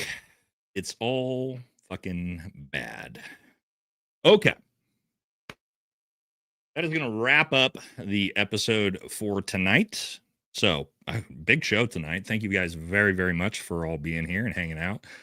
It's so crazy, man. I mean, all of this that I compiled for this episode tonight was just since Tuesday. And we had a massive episode Tuesday with all this stuff too. That's how fast this stuff is coming out. I'm trying to keep up with it. I wouldn't be shocked if Tuesday we end up probably doing an episode also on what's come out from today until Tuesday, because again, 3 million documents that people are still sifting through. It doesn't seem like it's slowing down. So a lot of these I literally was finding like as I was preparing for the show hours before.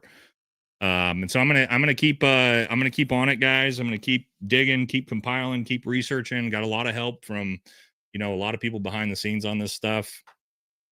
And again, hopefully, like my intention with this, with what I'm doing, is to just show people all of the shit that's actually in these files, because there's so much and it's so easy to get lost. It's so easy to be overwhelmed, to not know what's going on. So hopefully I'm putting these episodes together in a way that is like very comprehensive, and like we can work through it and understand who the fuck these people are, all the disgusting shit they're doing, and laying it all out for you. Right. So I'm doing the best I can to try to compile it and put it all together and bring it for you guys in like a good, understandable episode. So thank you guys so much for continuing to hang out and support. We're going to keep working on it. As long as these files keep coming out, we're going to keep doing it. All right. So that's going to do it for this part of the show. Thank you so much. If you want to continue to hang out with us for the rest of the super chats, please do. If not, then have an absolutely wonderful night. Thank you for hanging out on this lovely Friday evening, especially if you're headed out to the bars or, have some fun. Be safe out there. Don't drink and drive. Okay. But for everybody else who's just hanging out, let's jump into these super chats. See what the hell's going on. All right. Here we go. How do you feel about having served now? I'm really regretting my 8 years and multiple tours. Is this what it's for? No, I don't regret it for a fucking second. You cannot do that. You cannot look in hindsight to your service as an individual soldier who wanted to serve your nation, which I still believe is the greatest nation in the world, not the people running it, but the people in this nation and the American culture. You can't look at it that way. You cannot be like, hey, I completely regret having served. I don't think that's a great way to do it. It's all hindsight, man. When I signed up to be, join the army and go become a Green Beret, did I have any fucking clue about any of this and what was going on in the Middle East and the real shit behind it? Of course not. And so you can't look at it that way, man. It's not your fault. You signed on the dotted line. You wanted to serve your country, and that's phenomenal. And it's phenomenal today for the young kids who are still doing it. Okay. So no, I will never look at it or look at anyone who served with the you went and fought and bled for our greatest ally. Yeah, maybe. But serving your country, you're never ever going to convince me that as a young man or woman that decides they want to serve their country when they're 18, 19 years old. Nah, man. That's good shit, dude. At the end of the day, and it doesn't matter what country you're part of, right? Whether you live in France or Belgium or Canada, you want to be patriotic and serve your nation. I think that's a good thing. You can't worry about what the fucking globalists and the elite pedophile ring that we're now learning about were doing, because, again, we didn't know. You know what I mean? All right. U.S. Army Civil Affairs and Psychological Operations Command. Check out Malcolm Ritchie for Congress. Malcolm Ritchie for Congress. What does PSYOPs and CA have to do with this guy? Something? Zero pop up. If anyone believes Trump is not a tadpole abuser, tadpole. I like that. Tadpole abuser. That's a really good one. That's a really good code word to work around. I'm probably going to use that. Is in complete and utter denial. It's no longer about politics and morals. Yep. Meghan R. Kelly.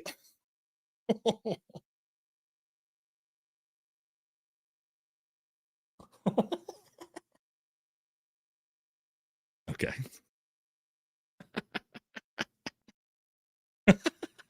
That's so good, dude. That goes so hard. That is 1,000 getting. I promise you, bro. The next video I do where I throw a jab at Megyn Kelly for supporting pedophiles, I 1,000% am going to call her Meghan R. Kelly and then splice in some like crazy clip from R. Kelly on top of it. 1,000%. This is Catch the June Bug. Well done. Well done.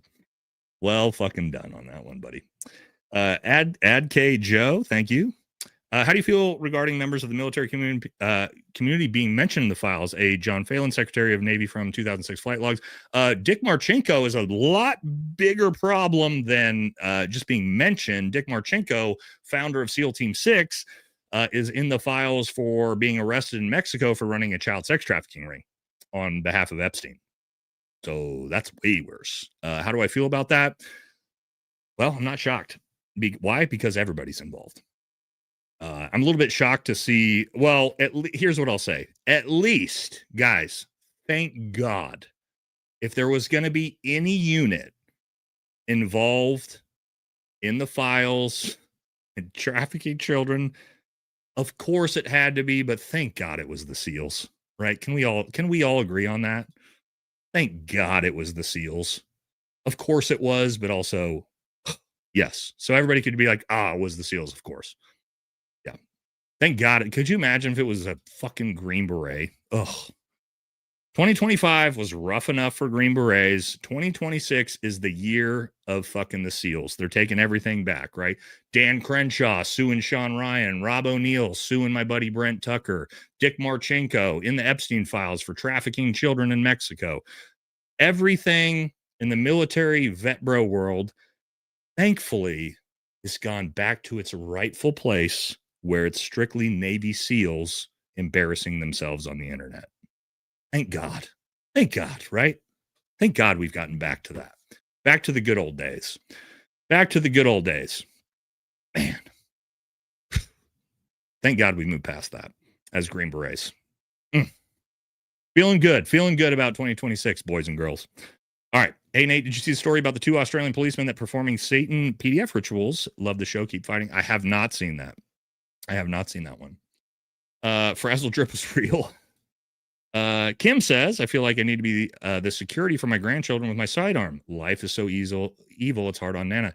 Well, you know what, Kim? My mom is 74, 75 years old. Just hit me up because she wants to go out for another lesson to go shooting. So you're never too old, in my opinion. My mom's out there crushing it as well. So, and here's what I say. Whether you're a 75-year-old woman or an 18-year-old boy, that weapon, that pistol, that sidearm, that gun is the great equalizer.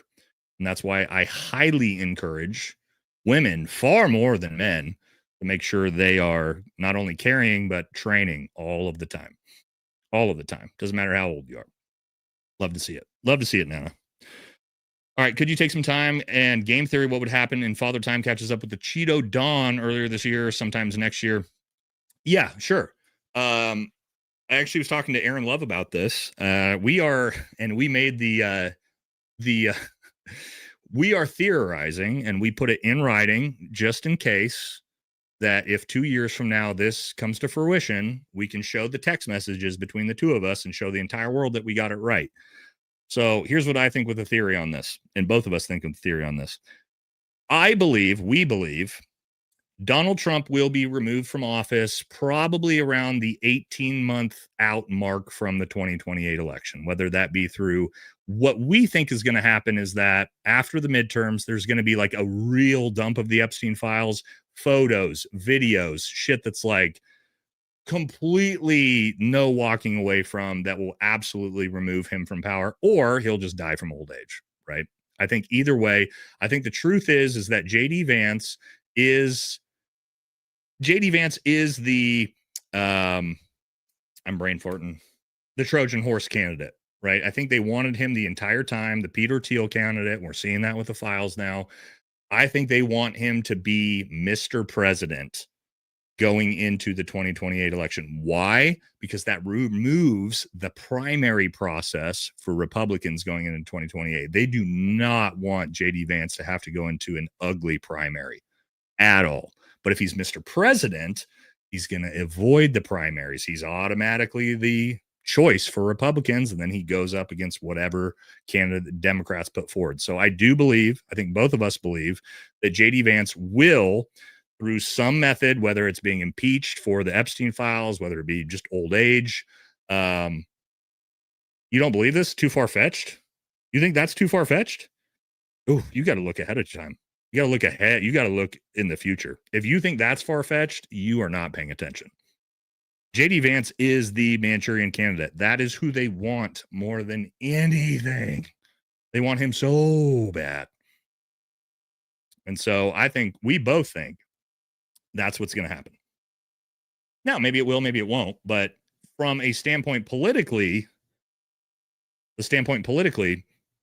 Mr. running against an incumbent or Mr. President is a massive leg up. Massive leg up. Otherwise, he's got to go through a primary system, and he's not going to win the primaries because nobody wants him. So yeah, that's and again, that's our long 3-year out estimate. We'll see if it happens or it doesn't happen. But again, that's what we think is going to happen. I think it's somebody said that's crazy. I don't think so. I think that's actually the most common sense. I think it's the most common sense answer for what the Republican Party is going to want to do. He's who they want. They want him way more than they want Trump, for sure. I think Trump's just a Trojan horse to get him in there. Whoopi G in the files begging for a JE plan. Really? I got to see that. Send me that one. That'll be hilarious. I haven't seen that, though. Don't worry, brother. We'll vote our way out. All right. Now the tiny hats aren't watching. Where are we meeting to start the M training? Can't talk about that. The FBI will show up to my house for real for that one. And I'm not kidding. They actually would. Can't talk about that one. It is what it is. Do you think they gave us these because they plan on following through on the February 8th plan? I don't know. I think Iran's coming. Iran's coming soon, boys. One way or another. Destiny's arriving. Netanyahu's like Thanos, right? Like one way or another. Where's that bring you? Straight back to him. And that involves us toppling the regime of Iran. That's all they want. So I wouldn't be surprised to see that happen. And it's a massive distraction. They need a big distraction, right? Salty Vet says, I was in the Army from 04 to 016. This is my first ever super chat. I can't believe that I gave 12 years of my life to a den of PDFs and Satanists. Like I said before, man, you cannot look at it this way. And I tell all the veterans this because this is not a rare thing. I talk to a lot of buddies. A lot of guys struggle with this. A lot of guys really struggle with this through PTSD and trauma. They struggle with the fact that not only did they go potentially end human life, kill people, but also lost best friends, teammates, then came back home and then have to look at it like all of this was done on behalf of, again, like you said, a bunch of disgusting, sick, sycophant elites that are running the world and the military industrial complex and all that. You can't do that to yourself, man. Because this is what leads to guys killing themselves. So please don't do that, man. You didn't send yourself to go fight and die for those wars. You wanted to serve your country. That is something you should be proud of. Okay. You have to be proud of it, man. Again, because I go down that road myself, man. You think that there's a reason why, and I'll just level with you guys. Okay. And it's just not just me. There's going to be so many veterans that I'm sure understand this, combat veterans. There's a reason why when I go to sleep at night, I have to take every sleeping thing you can imagine. Melatonin, weed gummies, weed on top of it. I have to have an iPad in front of my face that completely distracts me, because the second I'm laying in bed by myself and my eyes close without any distraction, I start running through all the terrible shit I did to people downrange. Right. And so I've dealt with that my entire time after leaving the military. And so do so many of you. And my point with that is we all are struggling with that as is for what we did. You cannot add on top of it what the American government behind the scenes at the elite level was also doing. Because then you'll just put a shotgun in your mouth. So don't do that to yourself. All right. Don't do that to yourself. Don't blame yourself from that. Be proud of your service. You did nothing wrong. I tell every veteran that. Okay. It's not your fault. It's not our fault that we went and fought a war that we thought was just at the time. Okay. Hindsight's can't look back in hindsight at it. Same thing for my dad in Vietnam. You think he doesn't look back at that? Well, I know he does. You think he doesn't look back at that and what they were doing there in Vietnam and the exact same thing? Abandoned that mission, left 1 million Vietnamese to go die after we evacuated for no reason. Same thing happened to that generation. All right. So you can't blame yourself. Do not do that. 19% need to wake up. Any supporters at this point are just evil. Okay. Yo, Sean's been crushing it, dude. I'm so proud of Sean right now. I can't tell you guys. Sean is just shitting all over the Trump administration, MAGA.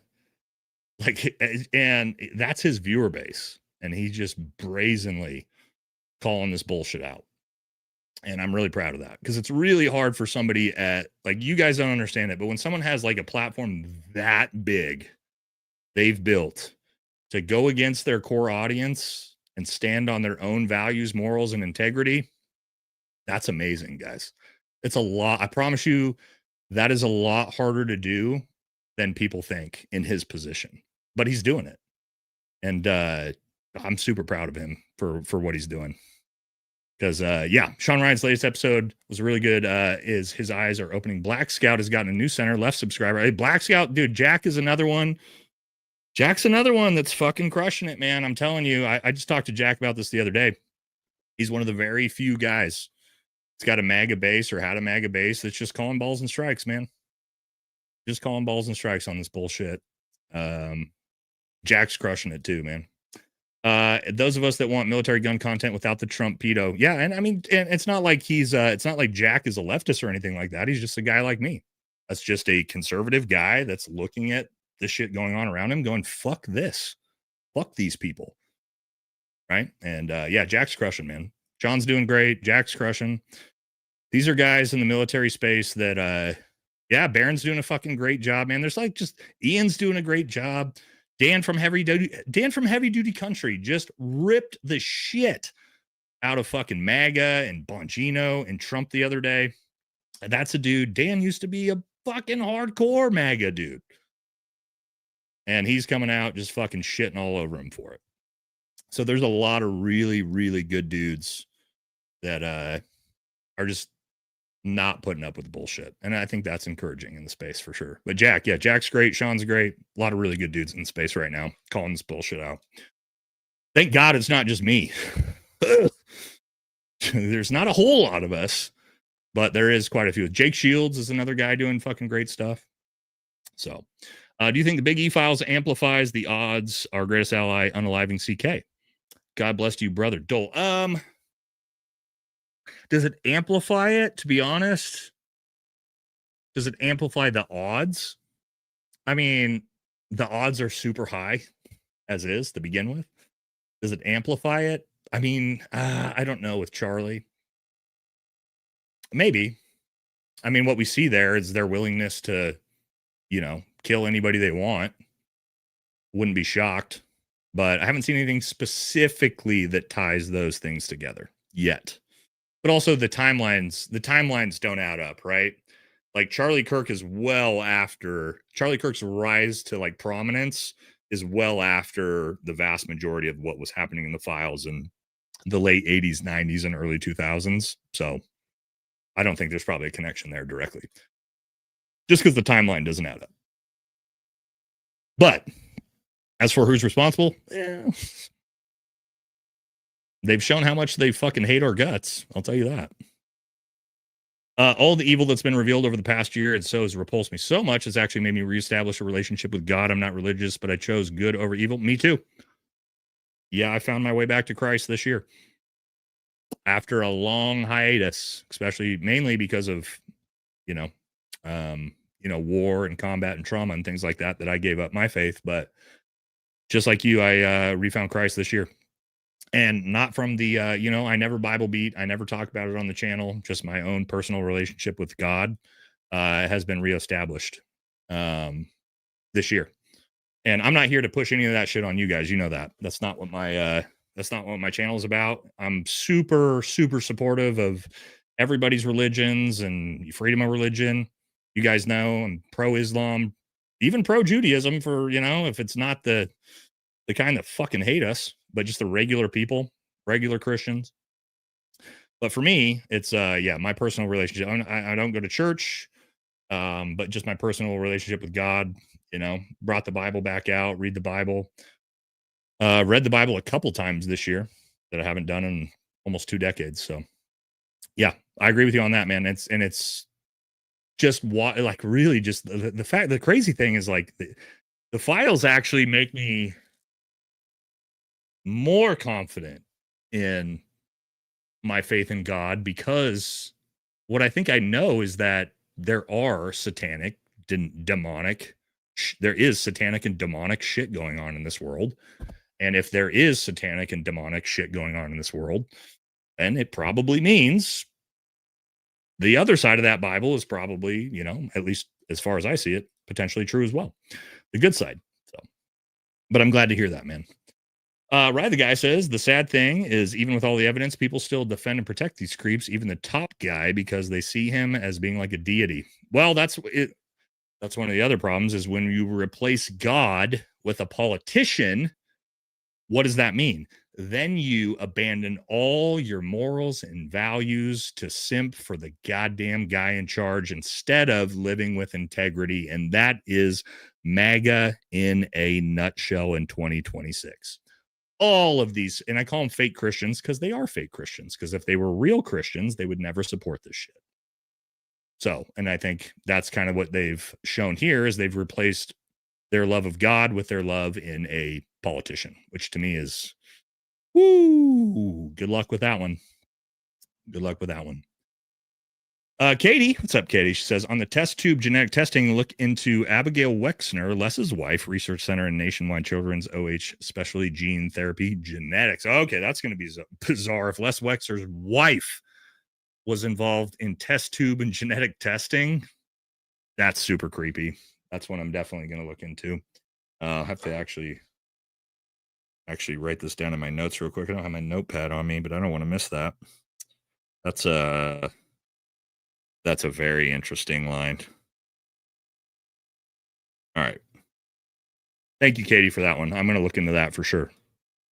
Clyde says, while they are kids, that's not why they create the test tube babies. It's about organ and fluid harvesting for life extension.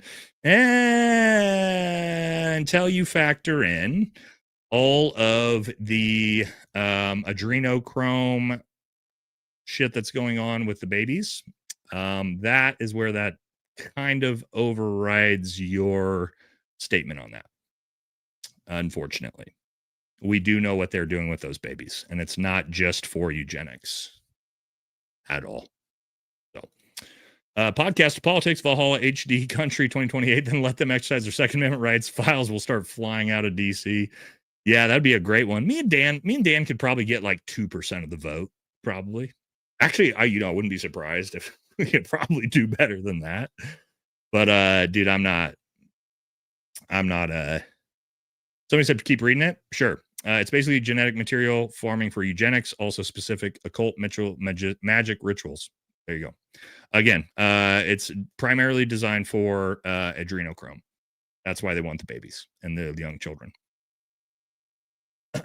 But probably this as well. It's probably both. Yeah, we could probably get like 1 or 2% of the vote. I bet, right? We ran on the masculine party, me and Dan from Heavy Duty Country. We could probably get like 2% of the vote, I think, as independent candidates. I don't know, maybe. Miles says, if the DOJ won't do their job, we shall refuse to pay taxes. I'm sick of being taxed to death for these degenerates. I say that all the time, man. It's like, I wish that I could, just stop paying taxes, but, I don't want to go to jail. I got a wife and kids. And so, but at the same time, like, how do we get around this? Because we are not supposed to be doing this. Even in like in American history, like there used to be no income tax, by the way, for like the majority of the existence of this country. And we just pretend like it's a normal thing that we get taxed 20 to 40% of our fucking wealth. That was never a thing before World War II, ever. And yeah, well, I mean, technically this is when it started. This is a guy who knows what he's talking about, by the way. Yeah, 1913 is the sort of initial start date into, what was that, income tax, right? And then the whole reason for that was so that they could fund the war and they would turn it on afterwards, and then never turn it off. Isn't that interesting? Hardaway Harrison says the pissants that still worship Trump are on the same Wednesday on Wednesday as on Monday, regardless of what happened on Tuesday. They cannot admit they were duped. So just like Trump, they double down. Yeah. There's a lot of that. I call it's cognitive dissonance, right? Where they can't admit they're wrong, so they have to do mental gymnastics to justify whatever it is, even if it's pedophilia. And we watched Megyn Kelly do that. We watched Nick Fuentes do that. We watched Steven Crowder just did that, right? Like Ben Shapiro did that. They'll do whatever mental gymnastics they need to do to defend pedophiles. And it's I don't understand it personally. It's not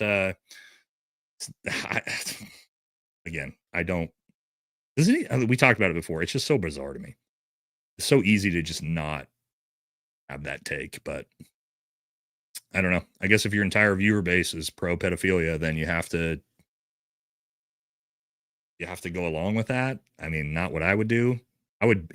Here's the thing. I would not change my coverage on this, even if all of my viewers hated it and they told me to go fuck myself. Like, if they were like, Nate, we hate you. Stop attacking pedophiles. I would be like, no, sorry, I'm not going to stop. And if I paid the price for it, I paid the price for it. But, not for them, I guess. All right. There's an image of Jeffrey Epstein with a massive white beard in Israel with his hair grown out. Yeah, yep. I've heard about that. There's a bunch of new stuff coming out about that. That might be one for Tuesday. I'm looking into it. I have heard that, though. Vampire Accountant says this horrific people I know that think the FBI is adding files, and thanks for talking about it. P.S. Sorry if I don't make sense sometimes. The shit just makes me want to drink. It makes us all want to drink, man. How do we get normies to pay attention to the Epstein Israel connection? New York Times, CNN, and the rest of the legacy media are working overtime to bury this story. Yes, they are. Fox News as well. None of the mainstream media will show it. And we talked about this on Tuesday. That is the really hard part. This is the psyop. Is the average American person, especially like boomer age Fox News boomers, they have no idea this is going on. They don't. They have no idea all of this is in the files because they get their information through legacy media, and legacy media is not going to talk about it. And so how do you fix it? I don't know. For that demographic, I don't know, but I will say the future is bright because the young Gen Z, millennial, and Gen X, we are on social media and we are in independent media. And that's where all three of those generations are getting their media from, is not from CNN. It's not from Fox News. It's from independent media sources. And so in the long run, I do have a little hope for that. But in the short run, yeah, it's, you know, I mean, I don't remember which of my parents I was talking to about it the other day, but it was my dad. And I don't think he had any idea. We started talking about Trump in the files, and he was like, yeah, well, at least Trump's not in the files. And I was like, you what, mate? Do we want to talk about what's in the files? I know that Sean Hannity's not telling you about this, but we could have a conversation. But I mean, I'm sure you guys have parents too. I'm sure you guys have parents too that are like, what are you talking about? That's not in the files. Just because Jesse Waters isn't talking about it doesn't make it mean that's not in the files, you know? Jimmy Dean says, how do you feel knowing it was a lie? Release en masse to maximize plausible deniability. History's fake. All of it. Yeah, a lot of the history's fake for sure. I mean, was it all a lie? I don't know if it's all a lie. A lot of it is. We'll know our disinformation program is complete when everything the American public believes is false. William Casey, CIA director, 1981 to 1987. Yeah, for disinformation, there's a lot of that going around too. Will soft guys storm the White House and do something? No, they won't. Let me tell you how this works. And the reality is this is true. Okay. The U.S. government makes sure that its retired combat veterans and special operators, especially, are well taken care of through our pensions, through our disabilities. And while I think it's a very good thing and it should happen, it's also something that sort of keeps people placated, especially Green Berets. If you're going to spend millions and millions and millions of dollars, which they do, on each individual one of us, I don't know what it costs to create a Green Beret in 2026, probably $2-3 million just to create one. And then that doesn't include just the follow-on training and everything that goes into it. If you're going to spend millions and millions of dollars training someone on how to overthrow a government, you are going to make sure that those people don't overthrow your government during times of chaos and upheaval. And they do that through taking care of us through our pension system. So, I mean, that's the reality of it. They do not want us upset. That's a little look behind the curtain of how the U.S. government and the military does these things. But yes, that is a real thing. And so what would it take? And my point with that, somebody says sellouts. Okay, man. Why? Because they want to take care of their fucking families and their kids after 20 plus years of service. Go fuck yourself, first of all. Sellouts. No. You misunderstand. Yes, men. Now, these are the people that serve the country for 20 plus fucking years. Get the fuck out of here. These are people that have worked 1,000 times harder than you could ever fucking imagine. People talking shit. You have no idea the amount of sacrifice that those veterans go in through for a 20 plus years, all the deployments, time away from their families, the fact that, I don't know, things like I didn't go to my daughter's birthday party from like 1 year old through 10 years old, missed 9 straight Valentine's days, didn't have an anniversary with my wife for like 8 straight fucking years. These are things people don't think about. So yeah, on the back end of that, after years of war and deployments and serving, you're going to get taken care of. And they do that to make sure also at the same time that there's no upheaval, right? As well. Okay. I'm just telling you guys how it is. You earned it, you deserved it, but the government also knows who to fucking make sure doesn't overthrow their fucking system. Again, if that makes you upset, I'm always crying. What? Look at you got this ghetto fucking bitch with a smiley face, probably a stripper, talking about that's why you're always crying. See, these are the type of people that I'm talking about here. Okay. Yeah, I'm sure you've really done a lot for this country. For sure. Tracking. Okay, yeah, go back to fucking working the poll. We're not interested in what you have to say here. Anyway, but again, I'm just giving you the reality of it. When you ask, are special operators about to go overthrow the government? No, we're not, because we want to take care of our fucking wives and our kids, dude. Just like the majority of the people on this channel do, right? The majority of you watching want to do the same thing. So you got to really push things to the extreme to get it there. Look at this. Jax, hey, tough guy. Message me on Instagram. Let's see how big and tough you are. Let's see how big you actually are. Message me on Instagram, big dog. And we'll just talk to each other and compare each other. We'll see. Yeah. Chances are you're a tiny little baby bitch, dude. And you're talking shit to a dude 3 times your fucking size that'll fold you like a goddamn lawn chair 3 ways from Sunday. Relax, Jax. Relax. Barking up the wrong fucking tree on that one. Okay, let's keep moving. Good question, though. HM says, finally caught you live. Any word on when you'll have Plattner on again? He seems like legit America First guy. Yeah, for sure. So talk to Graham a lot now, actually. And we actually have an idea for a couple different episodes that I think you guys are going to think are super interesting. So yeah, I'd like to have Graham back on soon. We want to do an episode on government authoritarian overreach. And we have another really interesting guest we're talking about having on with us. But yeah, absolutely. Graham was a great guest, and talk to him all the time. And we've been talking offline, trying to figure out some really interesting content to bring you guys. Really great dude, man. The more I've talked to him, just an awesome dude.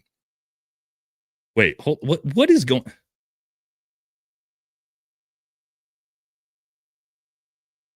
No more collabs. Do you know?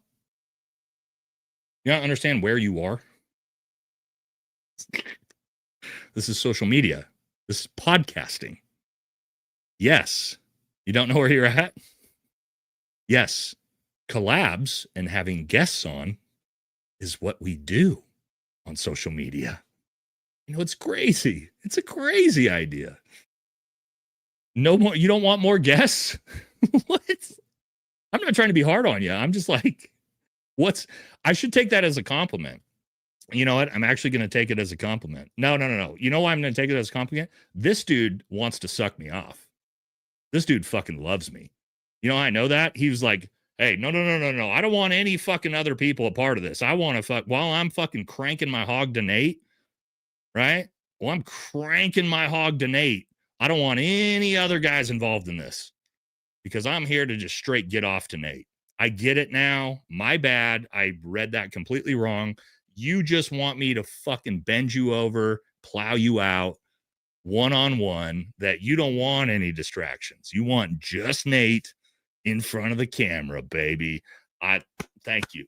I'm taking that as a massive. This is the biggest compliment I've had in a long time. Thank you. I'm not sorry, big dog. You can crank your hog behind the screen. I'm not going to get involved with that, but I do appreciate it. That's a huge compliment. Huge compliment tonight by that gentleman. Thank you so much for that. All right. Flyboy says, what's with the February 28, 2020 or 2026? It's February 8th, 2026. That's when supposedly the world's going to end. You hear that's when we can play Cowboys versus Commies. Enjoy your content. Thanks for always being straight and not grifting. Yeah, it's on the 8th. It's actually 2 days from now. We showed that email earlier tonight that, yeah, World War III is supposed to kick off about 48 hours from now, according to the emails. So we'll see. Clyde says, because of our historical religious ignorance in the West, they have been able to convince us that evil like this isn't real. What the Epstein crew is doing is common amongst royals and elites worldwide historical fact. Yeah. I mean, this goes back to the Aztecs, the Mayans, child sacrifice. Like, this is actually really normal stuff historically. And I think you got a good point here that they have convinced us this is not real. And we're realizing that that's not true. Where's Racket says, sorry, Nate, that last super was a dark humor joke. The implication is Bongino is super gay. I know. We yes. Yeah, I just thought it was funny. If he's beating someone off also, but thanks for trying to make sense of my dark humor. Yeah, no. I just thought it was funny, right? When we're talking about the image of like little tiny baby Cash Patel riding Dan Bongino, reaching over his shoulder, trying to crank his hog while he's running. It's just funny to me. Somebody should AI that. We got any AI experts in the chat that can make that happen? I don't know. Is this why Trump is creating the U.S. Bitcoin reserve and sticking a bunch of Bitcoin in it? I don't know. I don't think he is anymore. I think that was from what we're seeing is they're selling their Bitcoin now. Trump's what's their company, their shell company where they are laundering all their money? I forget what it's called. Liberty something. Somebody in the chat will know. Somebody in the chat will know. Liberty whatever. It's the shell company that Trump's laundering all his money through. It's the same company they took 500 million from the 500 million from the Saudis from. But anyway, here we go. Keep moving. Did I miss? I got this one. Oh, everyone in the administration are emulating the morality and the priorities of Trump. They're all loyalists, the whole incompetent lot of them. No one should be surprised. It's a damn cult. But it also is bizarre because his entire administration is never Trumpers. It's all people that hate Trump's guts. J.D. Vance, Marco Rubio. These are people that RFK, Tulsi Gabbard. These are all people that absolutely hate Donald Trump. And so it's bizarre to me that well, maybe it's not bizarre. Maybe that's a good example of what grifters do, is they attach themselves. Even if they hate this guy's guts, they still are going to emulate the same things that he does. So actually kind of a good point. I'm with you on that. Spy says Bill Gates in Africa injecting kids with God knows what fucking sickens me. Yep. You know, that used to be something that was a conspiracy, remember, like 10 years ago? And now we realize it's all true through the files. A lot of conspiracies being proven true in the files lately. Jordan says, the ruling class, the small hats, want us to believe this was all Russia, but in reality it was Mossad op. Side note, LFG Valhalla. Yeah, okay, let's actually, good comment. Let's actually pull this up because I want people to understand this is happening. They are trying to pivot the story. And James Lee did a fantastic coverage of this. They're trying to pivot the story to make it that Big E was actually an asset of Russia and Putin. Oh, let's take a look. There's also, as Anna touched on there are much wider geopolitical dimensions to this. This is James's video echoing, by the way, not us. Just saying. You know, not least Vladimir Putin. Are they literally running with the Epstein was a Russian spy narrative right now? Yeah. There are two types of people in this world. There are those who seek truth and justice, no matter the consequences. And then there are those who don't care about either. And this past week has put on full display who is who. Am I the only person who finds the Epstein story incredibly boring? Matt Taibbi, no. Someone please tell me what the hell happened to Matt Taibbi, a supposed investigative journalist who is all of a sudden not interested in the biggest story of all time. Maybe it's his recent alliance with Barry Weiss over there at the Free Press. If you know, you know. But yeah, exposing an unprecedented network of crime with major geopolitical implications. So boring. You know, I'm just okay. I really agree with the president. I think that most Americans just do not care about this. This has been an obsession of elites on the right and now elites on the left. The Epstein files are now an elite obsession, quote unquote. I'm pretty sure it is the literal opposite of that. Very weird take. Or maybe it's not so weird if you know who Batya Ungar-Sargon is and the ideologies that she promotes. And just doing a little noticing here, yet another Free Press contributor. So let's not beat around the bush today. Let's get into it. Let's talk about what could make it so that people would dismiss and minimize some of the most disgusting and horrific crimes against humanity. Again, okay, we're not going to watch the whole thing, but I would highly suggest you go watch James's video on that. It's fantastic. He delves in super deep into exactly what we were talking about earlier, why all of these MAGA and Christian Zionists just happen to not want to fucking talk about anything in the files. So James Lee's always killing it, but that video is very, very good. Again, I don't want to watch the whole thing. I don't want to steal his thunder, but go watch that when we're done, guys. Okay. We got that one. I'm Crumby says Trump 100% is not a pedo. Israel's the greatest nation. I have 2 Form 4s pending.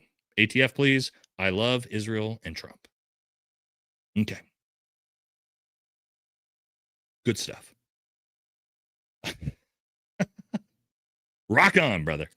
Everyone in the E-Files needs to be sent back to E-Island for the PDF Hunger Games. Oh, this is a great idea. PDS where the survivor gets to live in the rest of their life getting Gitmo. No, not in Gitmo. It's to the death, like in Hunger Games. There's one survivor. I'm all about this. I think this is a fantastic idea.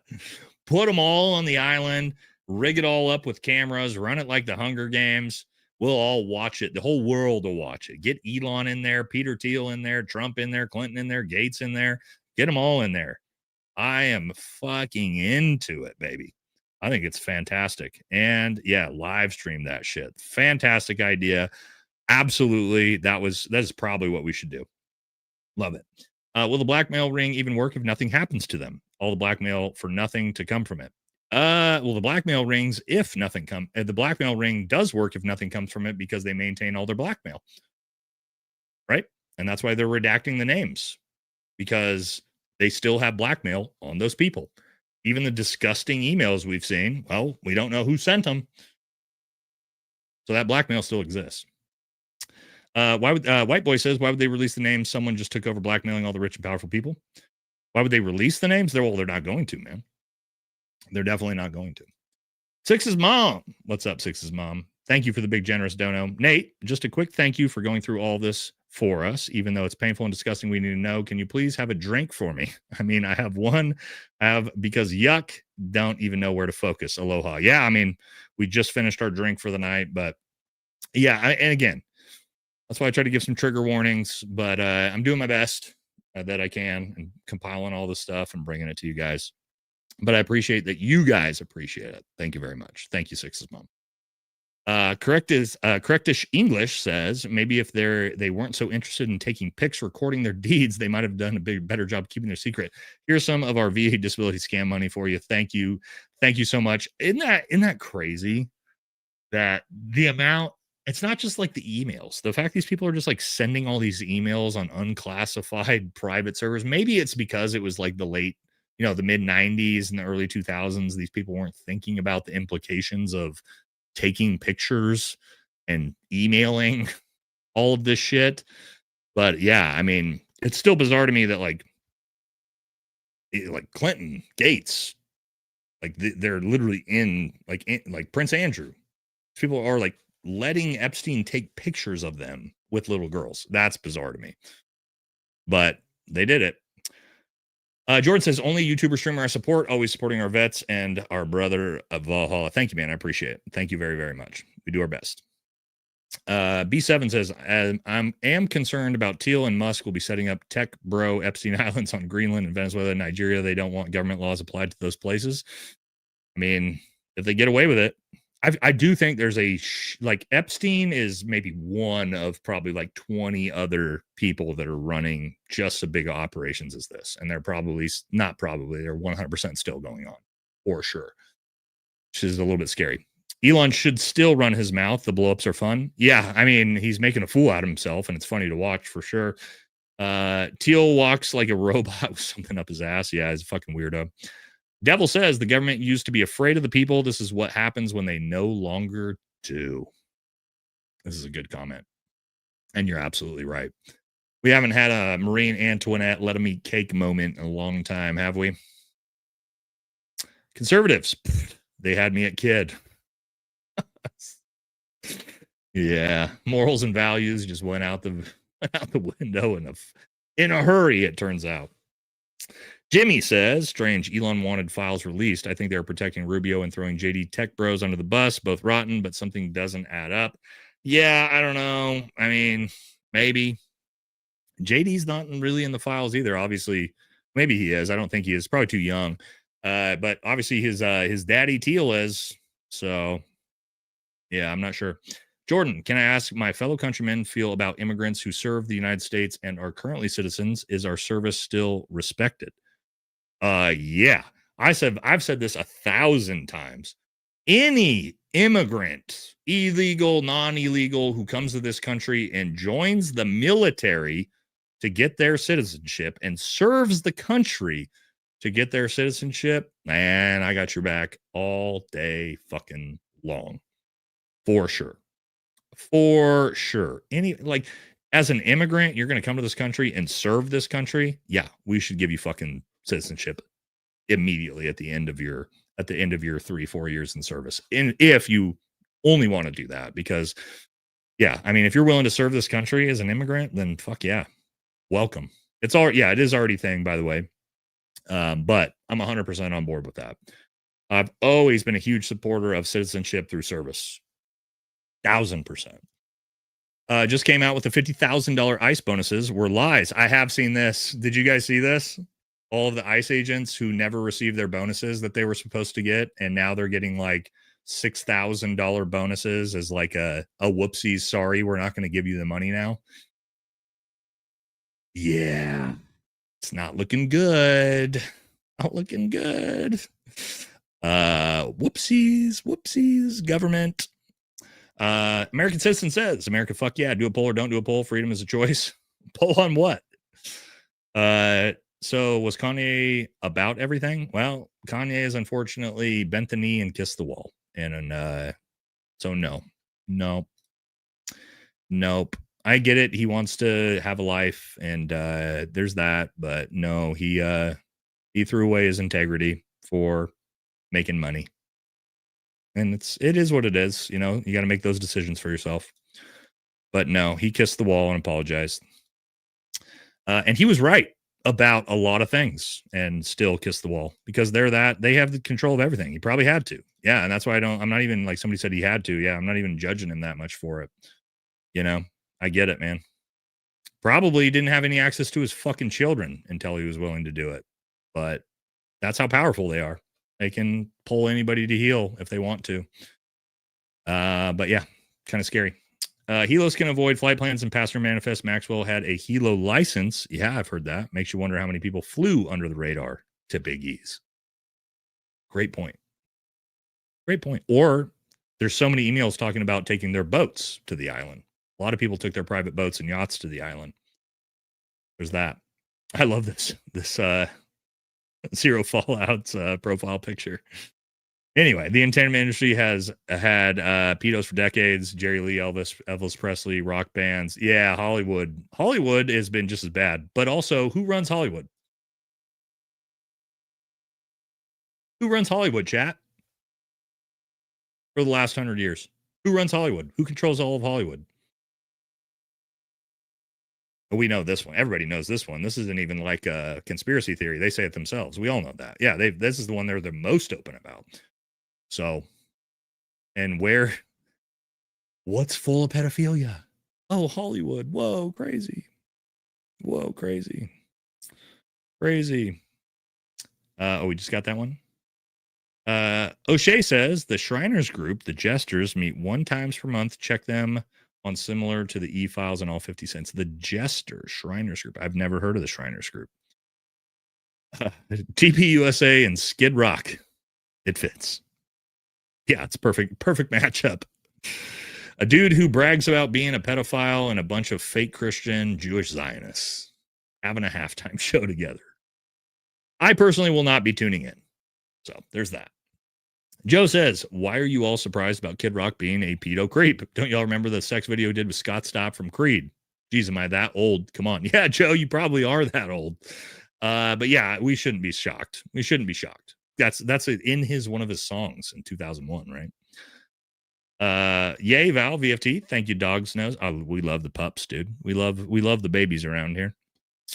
Always love a good doggy profile pic. Arm. I can't say the rest of your name, brother. Do you think joining the military is worth it anymore? I wanted to, but seeing all this made me think about it ethically. Yes, I do. And here's why I say that. And you hear this all the time, like, oh, don't join the military. You're going to go die for our greatest ally. Or what? Go work for Goldman Sachs. in investment banking, right? Like, there's so many other jobs that you're going to go do where you're going to work yourself to death for a foreign ally or same people that you're worried about doing that for. So, you know, I wouldn't worry about it. Is the military still worth joining? As a young man, 1000%. Best decision I ever made in my life. The things it's going to set you up for, even if you only do 3 or 4 years, you're going to get a GI Bill. You're going to get 3 years of free college plus $2,000 to $3,000 a month for them to pay for your rent and your expenses while you go to college. You're going to have VA home loan for the rest of your life. I bought my first house with no money in the bank. I was worth like $3,000 and I was able to buy my house because of VA home loan. Like, all of these things, if you leverage it correctly, will set you up for life. So yes, the military is still a fantastic option for you personally and individually for your own life. But you got to do what you want to do. Okay. But also I tell young men too, a lot of other great options. Trade school. Trade school, fantastic choice as well. Right? You're an 18-year-old dude. Rather than going to college or joining the military, you want to go be a plumber, you want to become an electrician, you want to be a lineman. Amazing decisions as a young man as well. Going to set you up on the path to success. What I do not suggest you do is go to a 4-year college and get a sociology degree. Please do not do that. Okay? Please do not do that. Make some better decisions. I truly believe Trump, if he didn't truly know, was truly blackmailed. They have been forcing him to screw us over. Yeah, I mean, it's hard to believe he's not, just based off of the second term. And there's just America Last policies nonstop. So I would agree with you on that. I'm sure he probably is, like, viciously blackmailed. Hunter Biden just had parties hard as fuck and it's incredibly based. That's what I've learned from all this. Yeah, again, he ain't in the files. He's a crackhead that liked prostitutes, but he wasn't into kids. So shout out to that, I guess. That's where we're at now. Barry says, Nate, please create a Rumble channel, dual stream, in case YouTube takes you down. I don't trust these motherfuckers any further. Yes, so we're taking that seriously. We're JD Delay was just actually at the house yesterday helping me out. We're gonna start getting into some shorts. We're gonna get on Facebook, and then I'm gonna try to get on Rumble and start doing the dual streams there, so we can start building the channel as well. Maybe on Spotify. I don't know how that really works, but we're looking at what's the word I'm looking for? Getting some backups just in case. So we are working on that, because yeah, the nastiness and the shutdown could come for all of us at any moment. So yeah, we're working on that one. We're going to get those up soon. Pew Pew says, or Pepwin, sorry. You are exactly who this country needs to hear. You call the strikes a strike, and so evenly keep up the great work and level-headed opinions. Well, thank you very much, man. Again, I just tried to give my opinion based off my own values and morals, and I try to keep that consistent the best I can, and I appreciate it, man. Keith says, fuck it, Hunter for president. And why hasn't a couple tier ones dealt with the issue and given us our country back? Well, because the military is a non-political entity, man. We're just not supposed to. It's designed to be apolitical, right? We're not. Oh, shit. So speaking of which, guys, what we were just talking about,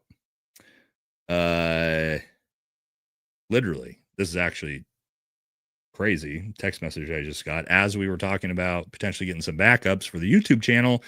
And was talking about JD being over here. JD just texted me, and he just got a week-long ban on YouTube. And I'm assuming it's for talking about the exact same things that we're talking about here. That's scary. Real fucking scary. Yep, he literally just texted me that as we were talking about it. Is JD in here? Is that why you text me? That's probably why JD texted me, because we're talking about it. Yeah, that's not fucking good. JD Delay, by the way, is the one who just got a week-long ban on YouTube. Wow. That's fucked up. Yeah, I told you guys it's coming. Told you it's coming. We got to be very careful about that. Oh, yeah, okay. So that's why you text me, because you're here. Because you're here listening to us. Yeah, that's fucked up. I'm going to call JD after this. But guys, we've been talking about this in our circles for a while, that this type of shit's coming, man. This type of shit's coming. All right, we'll talk about that later. Once JD fills us in, or if he wants to fill you in the chat, then he will. Okay. Why has no one talked to Tyler or Charlie's parents? I don't know. Didn't Candace just interview Charlie's sister? I saw some clips on that, but I'm not sure exactly on that. Maybe it was or wasn't. I didn't get to see the episode yet. What will MAGA do when they learn Santa Claus is not real? I don't know. They drip feed truth while scapegoating rivals. Why not release all the files? Much likely shredded, still being manipulated by them. Yeah, we don't know. I'm one of those people that's like, hey, release everything. The only thing I want redacted is just the faces of victims, nothing else. And the victims have asked for that same thing, by the way. So 2022, left my church because our pastor kicked out a couple that was gay because it was immoral. 2026, just heard the pastor is mad people are leaving MAGA. Yeah, the evangelicals. The evangelicals don't know what they believe in anymore, guys. It's a very complicated time to be an evangelical Christian. Very, very confusing time. Very, very confusing time. For sure. For sure. Okay. Let's keep it moving. Hunter, salute. Niner says, just thought of a new nickname for Dan Bongino. Tampon Gino. Please spread. Yeah, Dan Bongina is another good one. Tampon Gino is a good one. Jordan says, Val, the files revealed 4chan was connected to Epstein. The creator made fake trends to hide the small hats. Yep, this is true as well. Saw those emails. Who's a satanic PSYOP guy on the TPUSA board? So that is Aguilar. He's not on the board. It was actually Aguilar is one of famous Satanists, and he was also a Green Beret, which is ugh. But it was actually the person who co-wrote his book with him. That's on the board of TPUSA. I forget the guy's name. Somebody in chat will know. I've got it all compiled in the episode I'm building on it. But yeah. Max says, what up, Nate? What do you think was the end goal for the USS Liberty incident? I don't know anything about it, but it seems strange for just one and done. Well, to get us to enter the war or into the wars. And so basically it was just a false flag. So if you get the United States to think that, I forget who it was for the Liberty, I would assume Egypt, right? They wanted to make it seem like Egypt was bombing them, I believe. Correct me if I'm wrong, but I believe historically that's who they were looking for, or that's who they were trying to make the false flag to assume, so that they would, United States would help Israel. What's Egypt, right? Chat, isn't that who Israel? Yeah, okay, thought so. But yeah, just a false flag to try to get us to enter the war against Egypt. Yeah, and it's not like they've ever done that afterwards. 9/11. Anyway, just kidding. Don't want to get canceled like JD just did. Jesus Christ. Okay, Xavier says these files go beyond politics. I always said this is a fight between good and evil. Yeah, now we know that for sure. I'm a libertarian, but haven't voted for a president since 2012. Yep. Yeah, I get it. Not really any candidate to vote for if you're a libertarian. Let's use our brains for a second. If Dan Pena actually cared who Satoshi was, he would have told us in that clip. Maybe. I think the guy was asking if files could have been altered and added in the last administration. I've already convinced these people are guilty, even if they were only in the files once. Yeah, well, I mean, we do know they're adding documents to the files. We showed that picture of Post Malone and Dan Blazarian that were not in the Epstein files that the Justice Department redacted and added to the files. So they are doing that. And that's, again, just to make things more complicated and flood the zone. M. Murlock says, do you know what happened to Gary at Paramount Tactical? Is he paid for by TPUSA to attack Candace Owens? Is he paid for by TPUSA? No, he hates Candace Owens. He hates Candace Owens, though, for sure. And he loves TPUSA. He's a big Charlie Kirk and TPUSA fans, and he decided to take that route on it, you know? So that was his own choice, and he's living by his own values, I guess.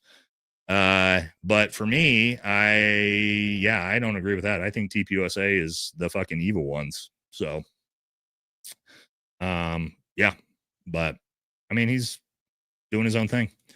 Not what I agree with, but it is what it is. Devil fools the people with the smallest minds. Yeah. And the tiniest hats, it turns out. Rights are not regained by asking nicely. Just saying. True. Stud Audeezy says, thank you for calling out the evangelicals. They own the GOP and are behind every MAGA policy, foreign and domestic. People are afraid to call it out because it's a religion. Yeah, but I'm a part of that religion. I'm a Christian, and I think they're the worst fucking people ever because they're fake Christians. They're not real Christians. Evangelicals are not real Christians. Christian Zionists are not real Christians. So, yeah, you should call them out. As a Christian, you should. Oh, Michael Aquino. Did I say Aguilar? Sorry. Been talking to Tony Aguilar about coming on the show. So I brain farted that. Michael Aquino, Satanist Green Beret. That's who I meant. Sorry, guys, if I said Aguilar on that. Just, again, brain's doing 1,000 different things. But that's what I meant. Yeah. Michael Aquino, not Tony Aguilar, if that's what I said. Sorry. Definitely didn't mean that. Again, been talking to Tony about some different things about coming on the show. So brain, you know how that works, guys, when you talk for a living for 3.5 hours straight. Thank you for all you're doing. Thank you, Daniel. Appreciate you, man. Appreciate you. Action says they announced today that they have found handwritten documents by Jesus and said they will be publishing them soon. Wow, the channel Matt Bale podcast. Handwritten documents by Jesus just popped up. Guys, I can't do it. I can't have handwritten documents by Jesus popping up right now in 2026 with all this going on. The world's ending. We don't need this right now. It's just too much. It's too much. Okay. It's too much right now. I mean, probably, yeah. There might be some reality of that Christ is just like, you know what? Like the Jonah Hill, meme. You guys know that one? Jesus right now is just like, nah, dude, this ain't it, boys and girls. Sorry. Sorry, I'm coming back. We got to fucking clean this shit out. You guys are too fucked up. I would not. Yeah, exactly, Jasmine. Jesus is like, yeah, we're going to reset this shit. You guys, sorry, man. This ain't it, boys and girls. Too much. I'm shutting it down. Jesus is like, enough is enough. I'm shutting this bullshit down. We're restarting this thing. I can see that. Jimmy says 30 years from now, there won't be books. Digital copies will hide truth from changing. We will be like Wall-E, Farm for Batteries, run by Shapiro. Yeah, actually, I think that's the goal. I actually do think that's the goal. They say it out loud, right? With the AI bubble, Elon said himself, 20 years from now, you won't even have to work. You just sit in your little Wall-E chair, right? And get your UBI, your universal basic income. You'll be fine. You'll be happy. You won't own anything, but you'll be happy, right? That's what they say. Media is beginning to blame Russia. Jamie Dore had it on his live show today. Yeah, we just showed that on James's video. Research first, Satanic Church protects kids. Just saying.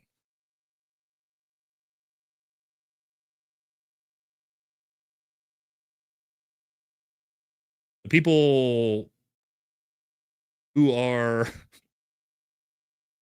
worshiping Baal, the god of sacrificing children, they protect children? You sure? I'm assuming that's satire or sarcasm.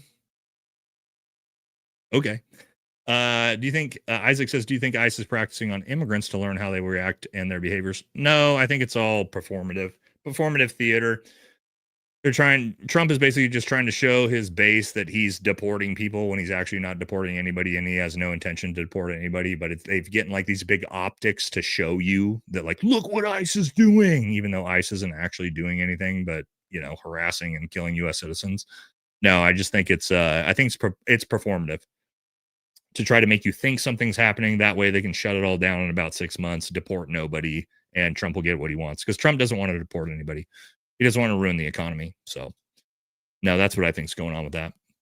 And tactics all just to be able to use military police on citizens later. Military police. Here's what I'll say to the American citizens out there: if MPs are coming for you, you're probably going to be just fine. You're going to be okay. No. Sorry, I'm not trying to shots fired against MPs or anything, but yeah, I wouldn't be real worried about military police coming for you. This ain't a Jack Reacher movie, guys. That's a little bit of the bottom of the barrel. I'd be far more worried about regular police coming for you than military police. And again, if you were an MP, I'm sorry, I'm not trying to talk shit, but you are the bottom of the barrel of the military. It is what it is. We all fucking hate your guts. There's that. Okay. Everybody in the military hates your fucking guts. It is what it is. I'm sorry. There's that. Okay. Unless you're an MP, then again, and you're a fan of the channel, then thumbs up. But other than that, yeah, they're the worst. Typically. Actually, there's a lot of MPs that I met that were super cool dudes. So, but again, everybody in the military likes to talk shit about MPs. It is what it is. That's what we do, right? That's what we do as veterans in the military is shit on the MPs. So, all right. Todd says promises made, but none kept. MAGA legacy. Yeah. That's actually perfect.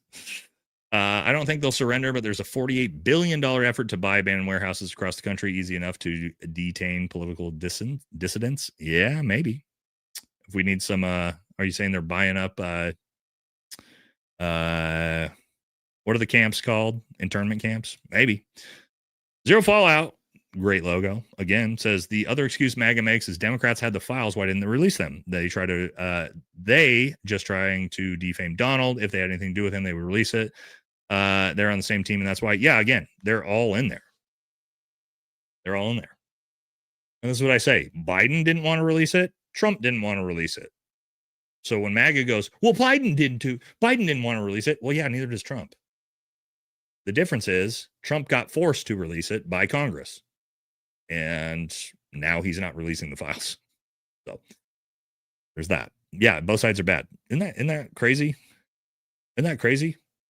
Is that super hard to understand that both sides of the aisle are bad? Oh, that's what we do on this channel, by the way. Obama was in the files 1,000 times for this, and they were talking shit about him. He did no wrong in this case. Obama's in the file 10,000 times.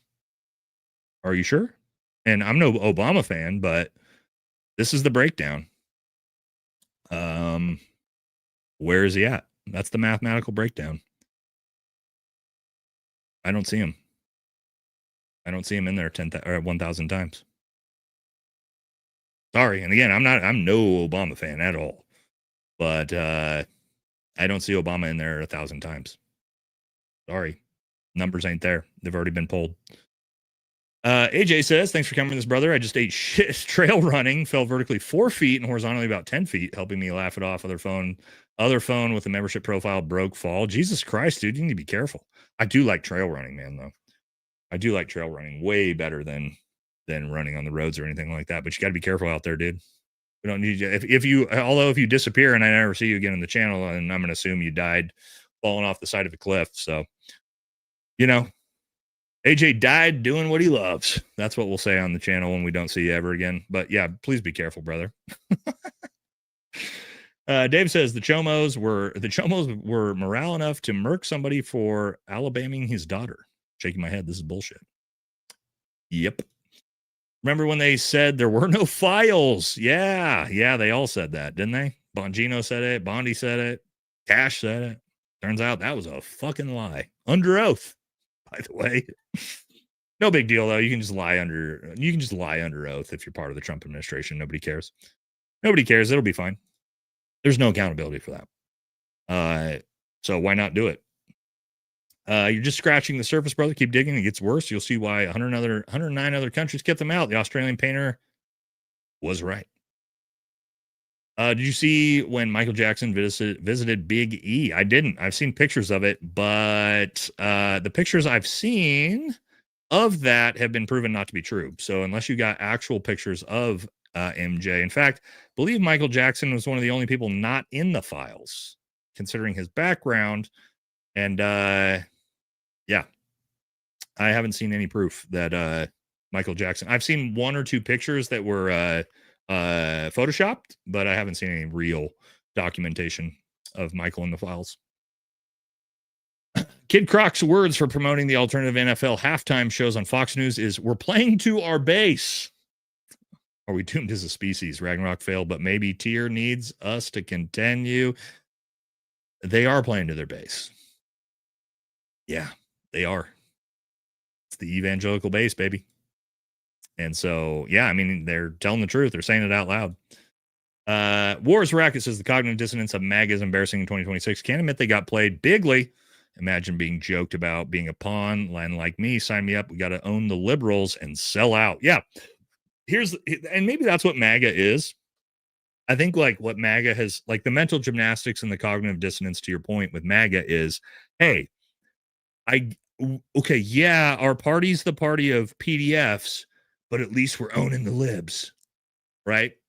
It's like, yeah, I know the president and everybody involved in this elite cabal is a bunch of PDFs, but at least the left's getting owned.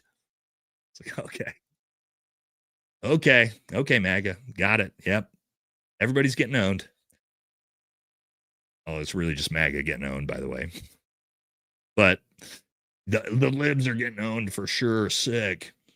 Asoro says, did you see that he's forcing trans soldiers into early retirement without benefits, 15 to 18 years with zero bennies? He's a draft dodger. Yes, I did see this. I didn't know if this actually had gone through or was true. This is horrible. If you guys didn't know this, this actually was happening. So soldiers that were trans, and again, I do not believe trans people need to be soldiers. I don't. They don't need to be in the military. I think it's a big fucking problem. For a lot of different reasons. I've got very specific opinions on the military, women in combat that people don't like. It is what it is. However, this is disgusting to me because these people served 15 to 18 fucking years in the military. And then you're going to come in, kick them out of the military and not give them their retirement benefits after they served, whether they're trans or not. I don't fucking care at this point. If you want to remove them from the military, to me, that's fine. I know people won't like that, but you better goddamn sure give them their fucking retirement benefits if you're going to do it, because they earned those benefits, regardless if they're a man, woman, a man who thinks he's a woman. Don't care. They serve the country for fucking 18 years. You fucking better give them their fucking benefits and entitlements. Okay? That's a non-negotiable. They fucking served their country just like we all did. Even if I don't agree with them being in, doesn't matter. They paid the piper. They served this country just like I did. You take care of them. You do. And if you're the type of person that's like, no, fuck them because they're trans, you need some fucking help. You need some serious help. Because they did. They served the country, and they deserve the same benefits as everybody else who served the country, for sure. You know what I mean?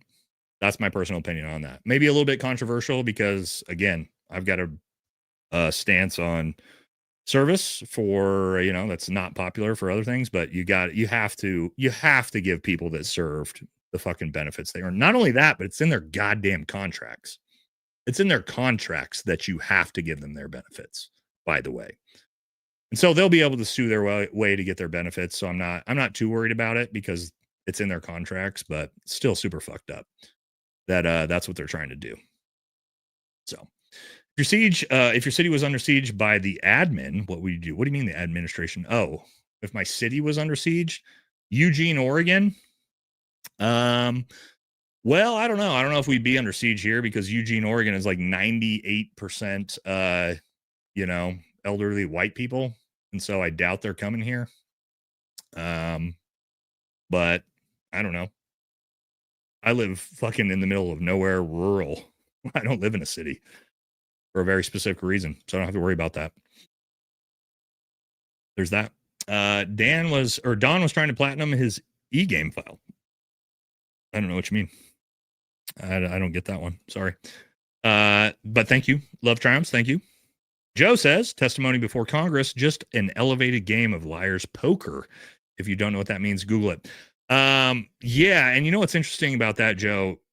I didn't know this until literally a couple days ago, that when you get subpoenaed before Congress, it doesn't mean anything. There's no actual trial coming from that. If you decide not to come, nothing happens. No matter what happens in there, like, you're good to go. It's a show. It's a theater show. Like, whenever we see people come before Congress to testify, like the Clintons are going to do, under the e-files. It's a total show. There's no charges that are going to get put forward. It's just optics. I didn't actually know that. I thought that there was like some legal punitive stuff that went into being drugged before Congress and being subpoenaed. Nope. Nothing. You can just refuse to come and it doesn't even fucking matter. You're not going to go to jail. Nothing's going to happen to you. Isn't that crazy? Yeah, you can just ignore it and not show up. Nobody cares. America, baby. But yeah, Joe, your point's right on that. The MAGA bar has to be set low. Red meat for the minions. Where can I get some of those goggles? Jordan says 5 gifted VFT memberships. Thank you, Jordan. Appreciate you. Uncle Dut says, us black folk have a great sense of humor. If it's funny enough, we'll laugh. A good joke's a good joke. Yeah, all right. I like that. Hear about E's Fortnite profile activity in 2024. It wasn't Asmongold talking about this in an episode today. I haven't got into this one yet, but I have heard. And you know what's crazy is we do know, because his Xbox Live account got banned by Bill Gates, that Big E was a big gamer, apparently. And so this actually has a lot more potential relevance to it than I think people realize. Because he's probably in Tel Aviv with a fucking beard playing Fortnite, dude. You know what I mean? Like, realistically, he's probably living out his life in Tel Aviv, beard, shaved head, some type of different look, probably got a nose job, a little bit of plastic surgery. And yeah, he's probably fucking jamming out on Fortnite, living his best life in Tel Aviv right now. I'm not being sarcastic. I do believe that's exactly what's happening. By the way, I don't think he's dead. I think he's 100% alive at this point. It just, again, with a lot of things I know about that prison and a lot of other things, I think that homeboy's chilling for sure. Thank you again. Thank you, Love's Triumphs. Thank you again. Another 5 VFT memberships. Thank you very much. Thirsty says, do you know about Ian Carroll and his buddy making an AI tool to search the files? He mentioned it in his live earlier. Timestamp 1 hour, 47 minutes. If not, yeah. I've talked to Ian. Not about this most recent files release, but Ian was working on building a database like this before, when the first ones came out. So, yep, he's doing a lot of great work too. Sally says, thank you for speaking the truth. They are trying to normalize the pedo lifestyle. Yes, they are. I'm thankful for good men like you who are leading the resistance. Keep going, brother. I don't know. I don't think I'm leading anything, but I'm trying to use the small platform that I have to bring as much awareness as I can, because yeah, I mean, I'm a guy with 15 and 12-year-old kids, and that's the exact same age demographic of these fucking poor girls that were being fucking trafficked and raped. And yeah, I have a visceral reaction to thinking about these things, because I think about my own 12-year-old daughter when I think about these, much like I'm sure a lot of you guys do. And it fucking disgusts me. And that's, you know what really disgusts me the most is these MAGA Matt Walsh. Matt Walsh has 6 fucking kids in the age demographic. How could you be a man with children, with daughters, and be defending and simping for fucking pedophiles? How can you look in the goddamn mirror at night at yourself and not just be fucking disgusted? Why? So you can simp for a fucking politician? That's what you've thrown all your morals and values away for? Some politician?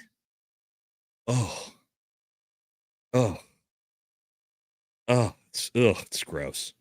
Officer Tatum, Benny Johnson, Matt Walsh. Gross, dude. These people are fucking gross. Megyn Kelly with her 14-year-old daughter.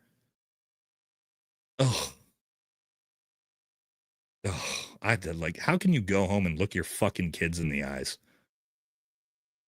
And it's so, guys, it's the easiest side ever to take. You just take the side of not defending pedophiles. That's it. It's like the easiest moral test of your entire life.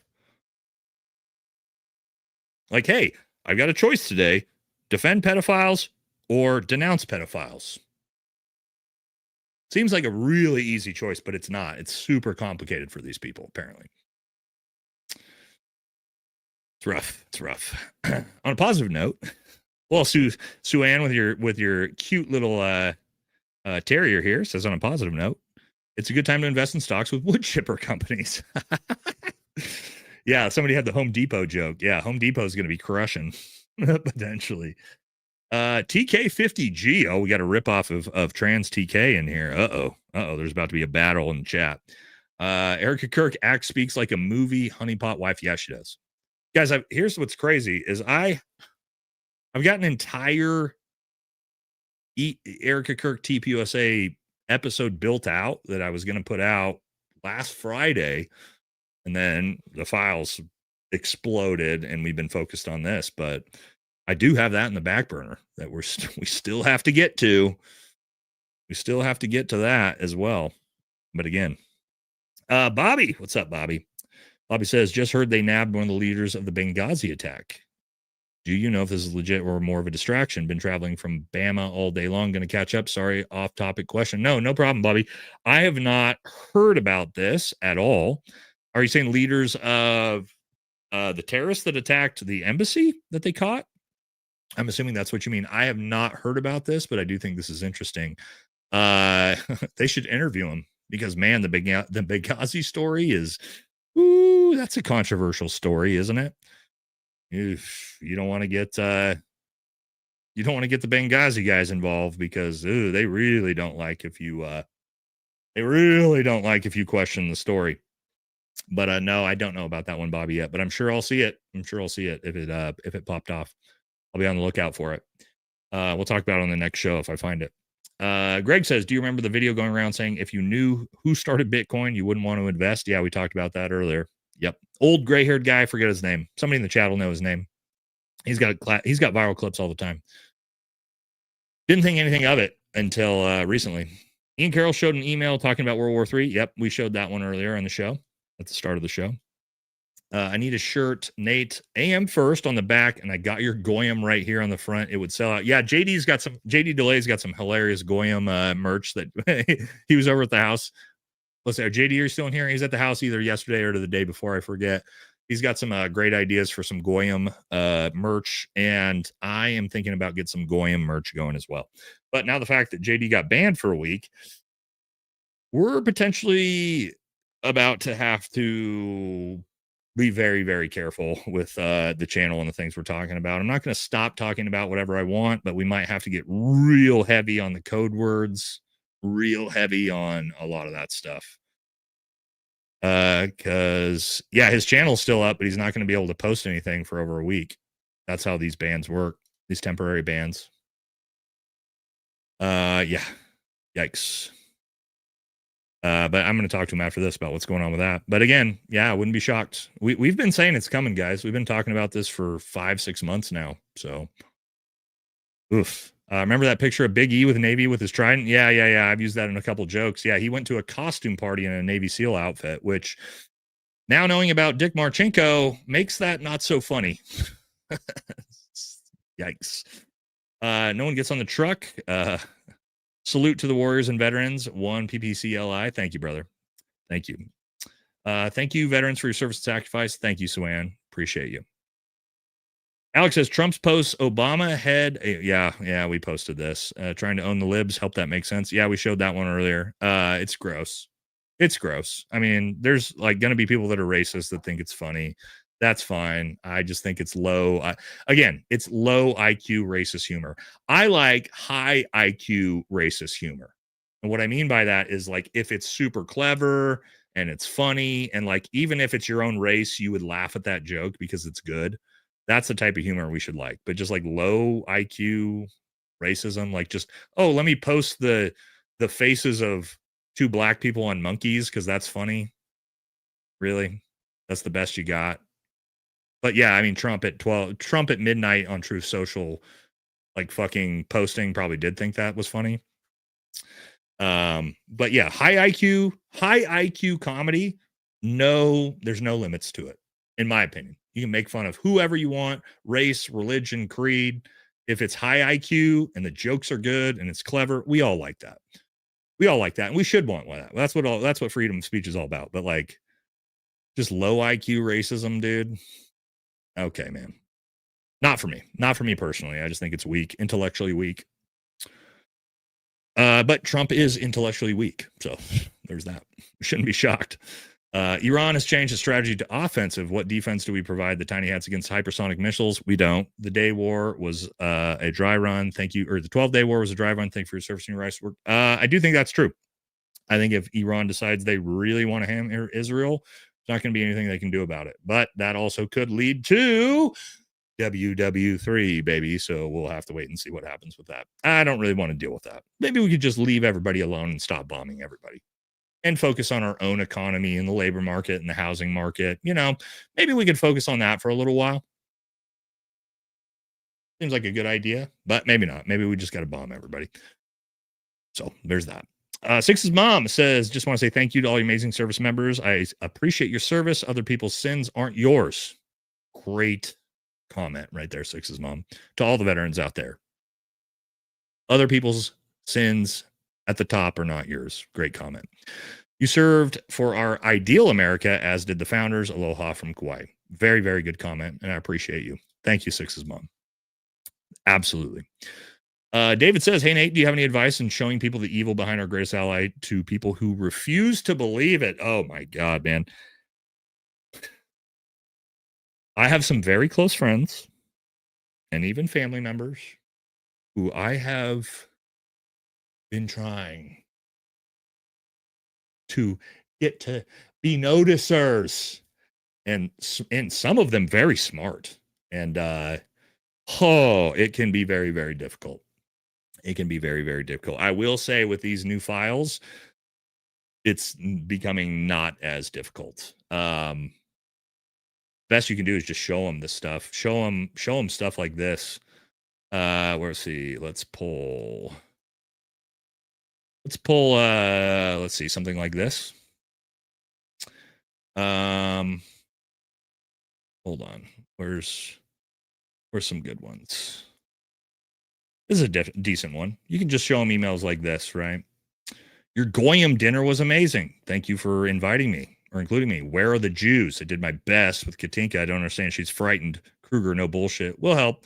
He's not going to protect my ass. So just things like this. The other one's talking about, Epstein talking about how, the Jays don't work in the real world. Let the Goyim deal with all that bullshit. You can show them all that type of stuff. If they want to, show them the Talmud. Just give them passages out of the Talmud. And very quickly, they'll start to notice, if you explain to them about what they really think, that Jesus is burning in hell in his own excrement and Virgin Mary's a whore, and they want you all to die so they can usher in their Messiah. All these different things. Yeah, you don't have to show them all the books, but give them some passages like that out of it. But again, it's hard, man. It's hard. They got to want to notice. People have to want to educate themselves. If they don't want to educate themselves, there's nothing you can do. You know what I mean? And it's very hard because we're dealing, especially older demographic like the boomers. You're talking about people who were raised and propagandized and brainwashed from the time they were kids in the 40s and 50s that they're our greatest ally and they can do no wrong. We have to do everything we can to protect them, right? And the Schofield Bible and like all these different things that American society has sort of built this around. It's going to be very, very difficult to change someone's entire worldview. You know what I mean? They kind of have to want to learn these things on their own. So my advice on how to get somebody to showing people that, it's tough.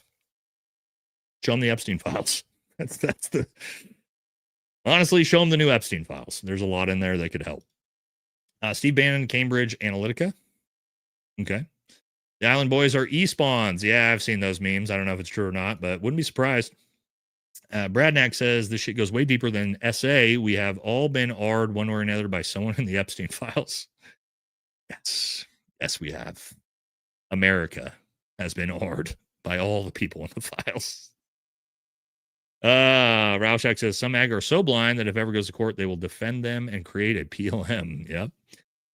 Chris with the big $50 donation. Thank you so much. This is super generous of you. Thank you for keeping us informed and and for your perspective. Keep them coming. Thank you. Thank you very much. We're doing our best.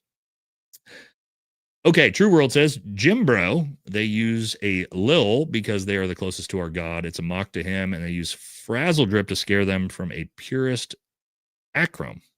I'm not sure what acrome means. Is that like adrenochrome? Am I missing something on that one? Thank you, brother. Humpty says, has the biolab in Vegas already been addressed? The biolab in Vegas? No, I'm not sure what you mean. That might be one I haven't seen yet. I'm still digging through all the files too, guys. So Mossad are sending their Wednesday crew into the chat. Rip 7 shades out of them. Yeah. That's when my microphone goes down. That's how you know. That's how you know. Thank you very much. All right, Get Rex says people saying that all have never served a day in their life. They don't know what we miss out on. We didn't have a choice. Yeah. I mean, there's that, and like I'm not trying to. There's no victimization here as veterans, but like I don't think people really understand somebody that serves an entire career and retires out of the military, the level of personal sacrifice, not only them, but their wives and their children's or husbands actually have gone through as well when it comes to that. So Nate, what's your thoughts on aliens and UAPs, etc.? You heard about the rumor going around Trump is about to have some disclosure speech. Oh yeah, wouldn't this be perfect timing? We need a distraction. What's a really big distraction? They're going to come out and like they're going to wheel out some fucking dead alien in front of us and be like, look, they're real. Everybody pay attention to this. The world's changing. So I would not be shocked. What's my thoughts on it? I don't think they're aliens. I think they are interdimensional beings, probably demons. That's what I think they are, personally. But everybody's got their own opinion on that. But yeah, I think they're interdimensional beings, and I think they're real. For sure.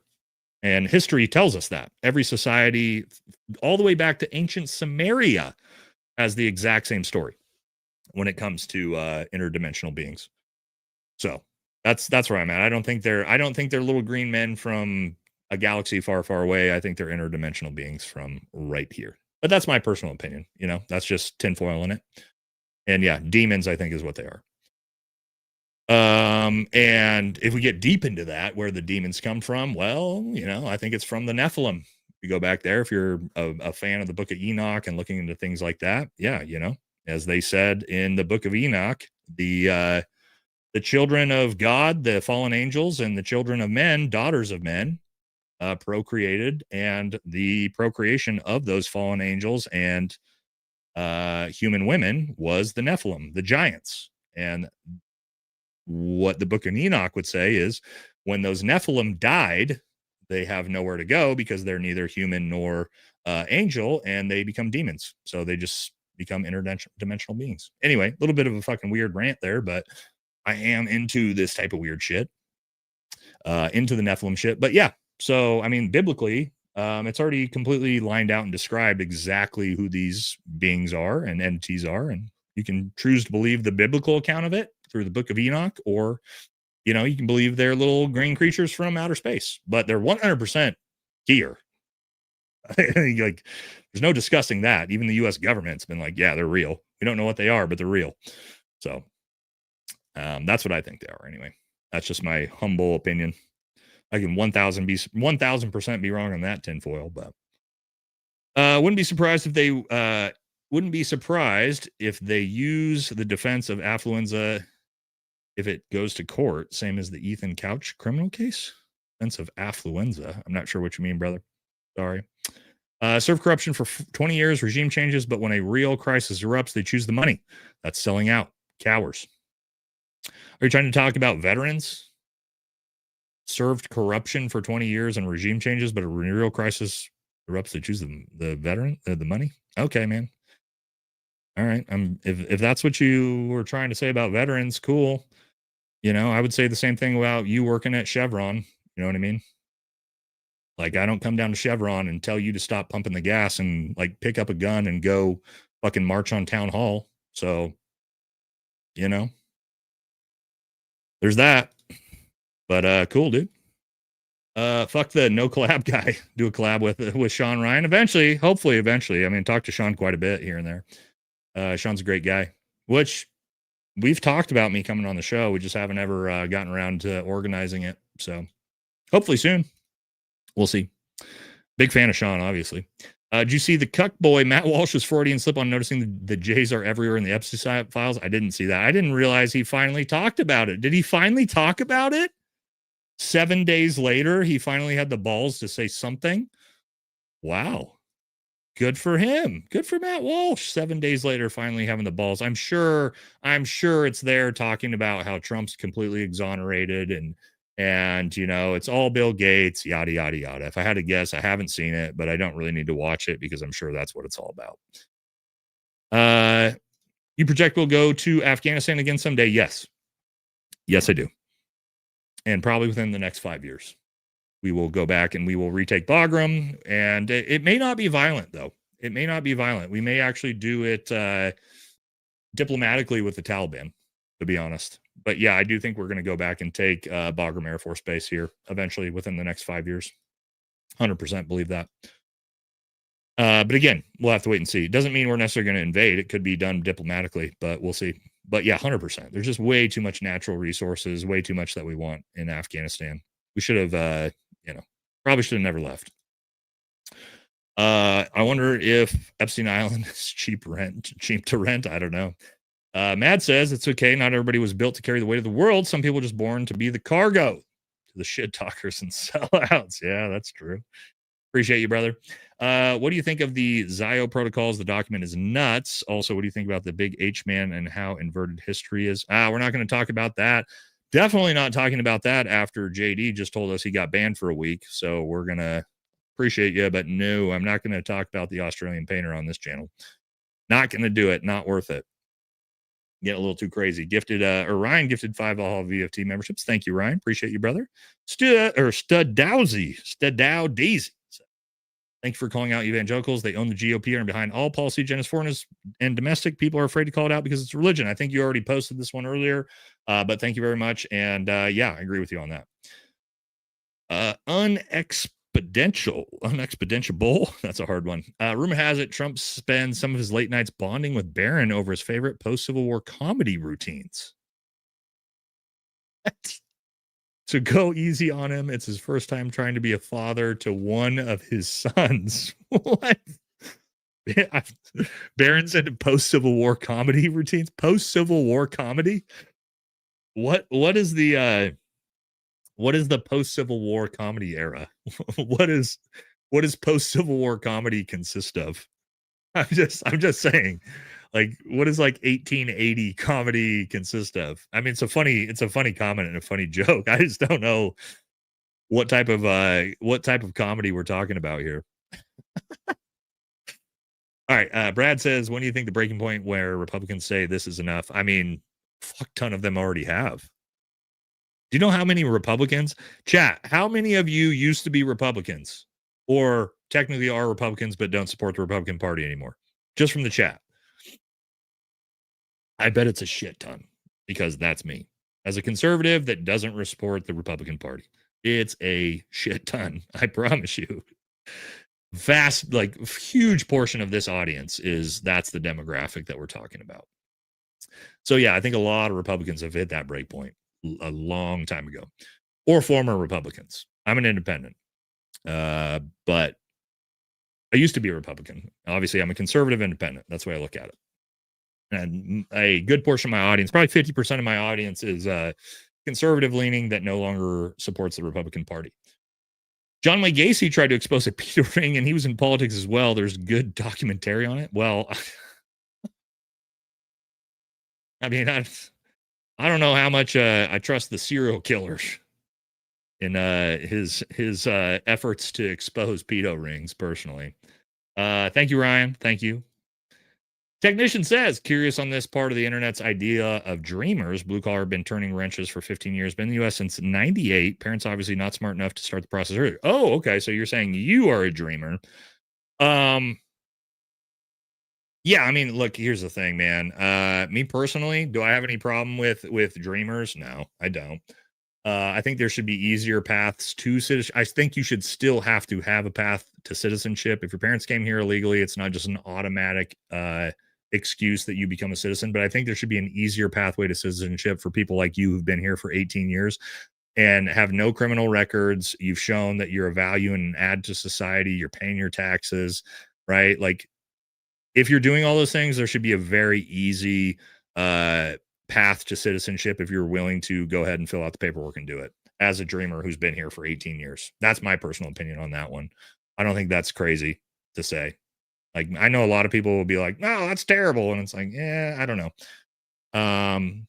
There's a lot of people in this country that aren't citizens that are doing great things in this country, just trying to raise their families and live their best lives. But I do think, again, you should have that pathway to citizenship, but you need to make sure you do it, right? It shouldn't just be one of those things where it's like, hey, if your parents got here and had you here, you're just good to go. No, I don't think so. I don't think that's also what we want to encourage either. But I do think there should be a easy pathway to citizenship for somebody who's been here 20 years. You know what I mean?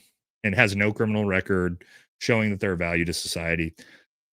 I think we can not everybody, there's a lot of people who say fuck that, but that's what I think personally. So I support you, right? All right. The big E email about Biden being offed, and it was someone in a Biden mask is wild. Yeah. It's a hard one to believe, but it's in there. Jordan says, thank you for your answer about my question for us immigrants who served. I'm a proud American, would die for my country, 10 years of service. Yeah, here's another one, man. The immigrants, like we talked about earlier, the immigrants who come to this country and serve 10 plus years in the military, this is not even a fucking discussion. Automatic citizenship, in my opinion. So that's the easiest one in the world. Easiest one in the world. Served your country for over 10 years, served this country for over 10 years. Yeah, duh. Nobody earns that. Nobody has earned that more than someone like you, for sure.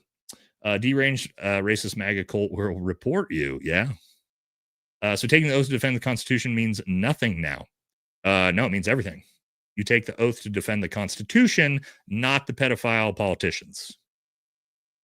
That's exactly what that means. Yes. I don't know what point you're trying to make, but that is what we do. We take an oath to the Constitution, not to the guy in charge. You probably need to remember that. All right. Let's get a Jocko good. Thank you. Good. It's been a long time since I dropped a Jocko. Yeah.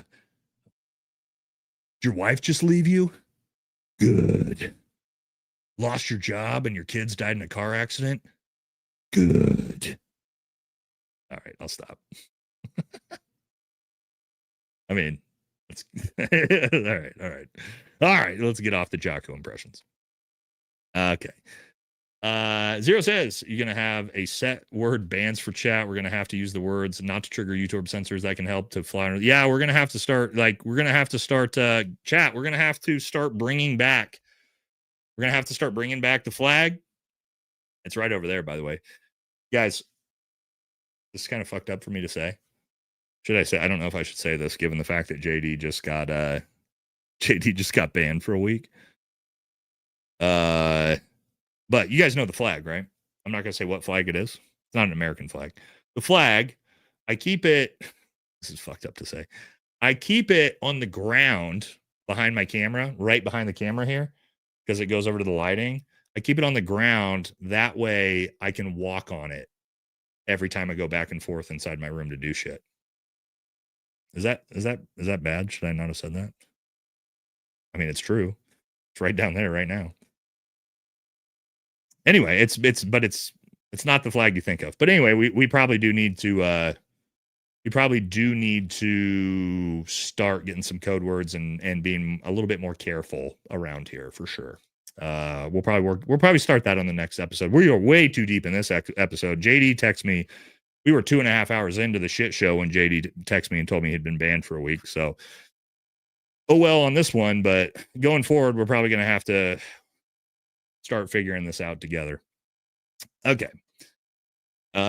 Trick says, I'm a boomer and I know what they're up to. Lost a large number of friends as the mental gymnastics statics of the MAGA fools. Yeah, I bet from your demographic for sure. Because the boomers love MAGA, baby. They love MAGA.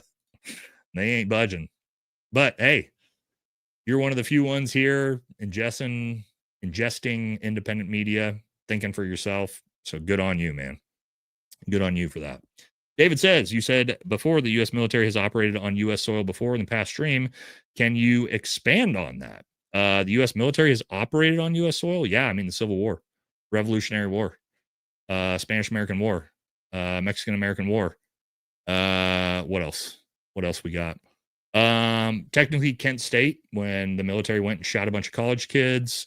Technically that U.S. military, Waco is another one that wasn't just the ATF that was involved in that, by the way. Some people don't know about that. Yeah, there's been a lot of them. There's been a lot of them. Yeah, somebody said Pearl Harbor.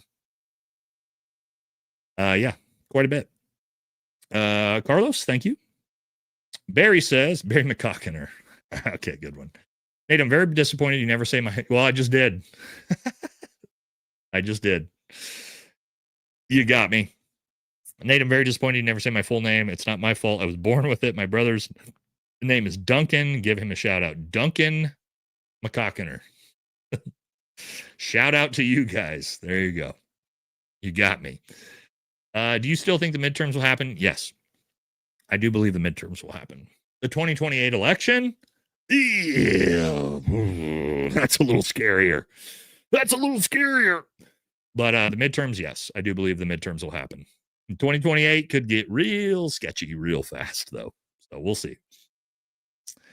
Paul says, hey, Nate, first SC with you. Huge fan, brother. Thank you for your service. Remember, everything has a counterfeit. And when power is involved, the chances of them counterfeiting their life is very high. Keep it real. Yeah, interesting one on that. Counterfeiting with their own life. I think that's probably what's happening with Big E out in Tel Aviv right now, is exactly that. I think that's exactly what's happening. Thank you, brother. Ryan says, if you had access to one skiff, one get out of jail free card, and 5 minutes to spend with someone special, who would you pick? Matt Walsh, Dan Bongino, or Dan Crenshaw? If I had access, do I have access to all three of those?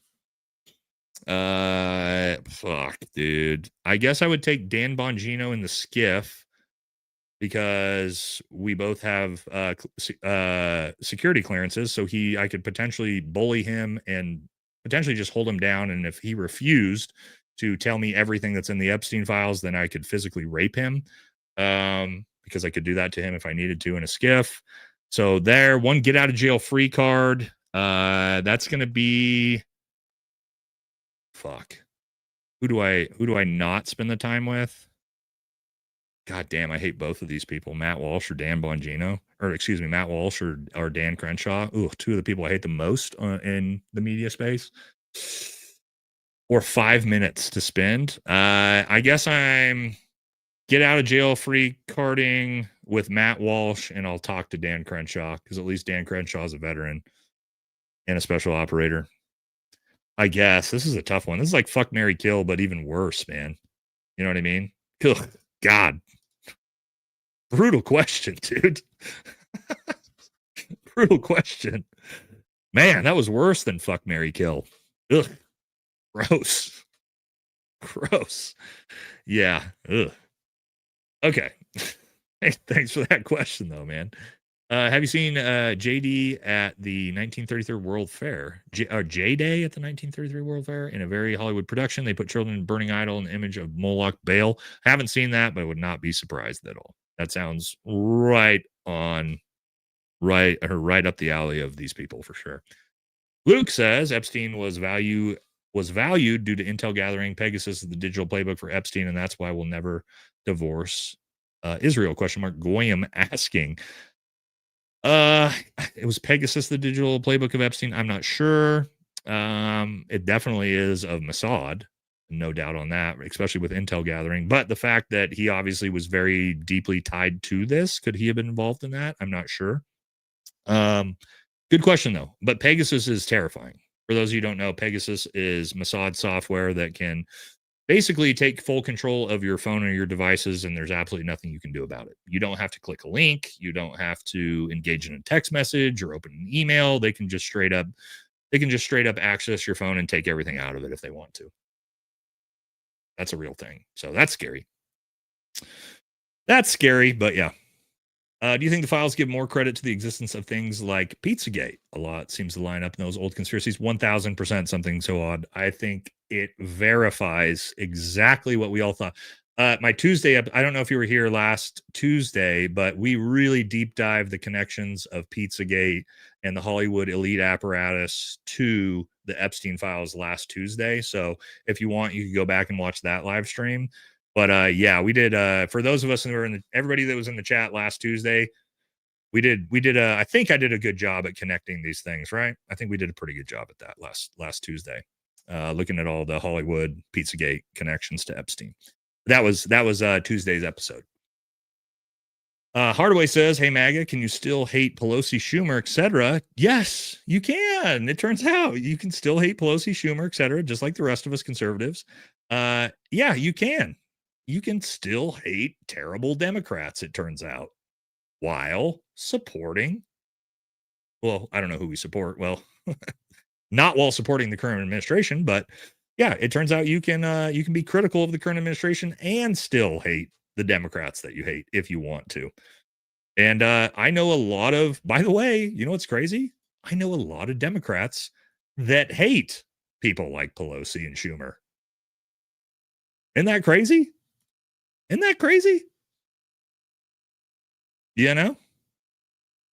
Isn't that crazy? How Democrats also can hate people in their own party too, that are fucking worthless and are neocons and are just simps for our greatest ally. Both both parties have that problem.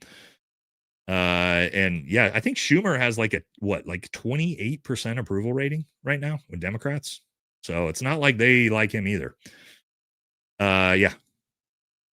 If you want in our group, you'll provide us with blackmail material so we are sure that you'll keep your trap shut. Yeah.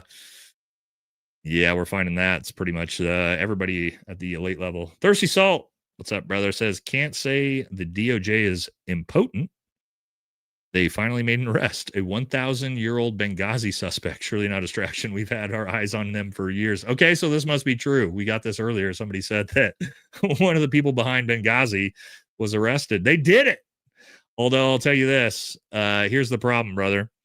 The Department of Justice is not the ones apprehending people downrange. That's either the CIA or most likely special operations. So we can't even give Kash Patel credit for this one.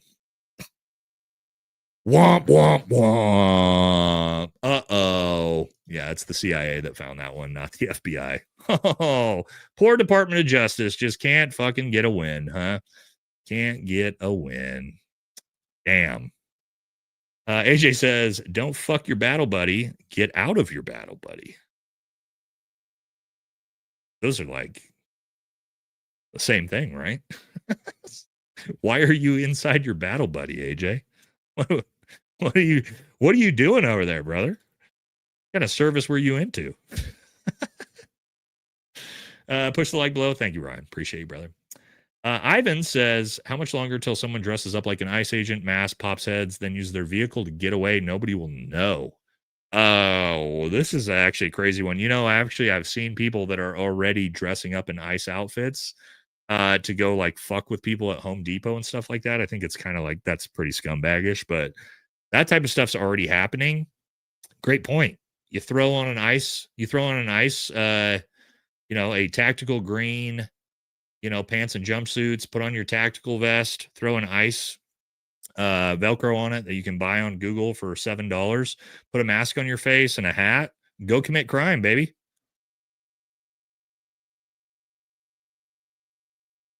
They could do it. All right. Thank you, Mary. Appreciate you. Kentucky Viking says, what would our Scandinavian Viking ancestors do? Blood Eagle, probably. We would probably Blood Eagle all of these fucking pedos.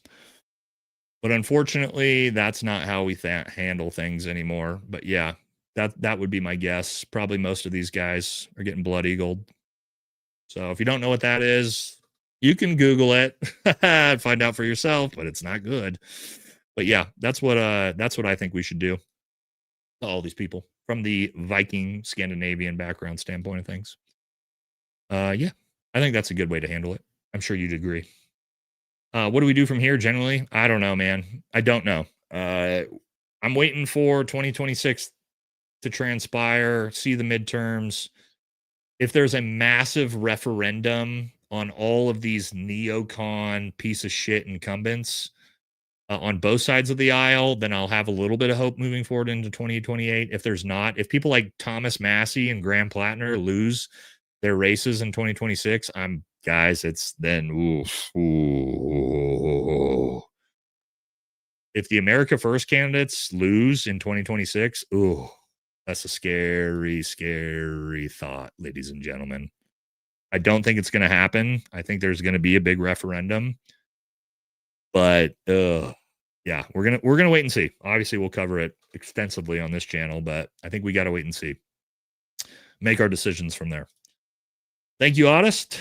How old were you when you joined the military? I think 23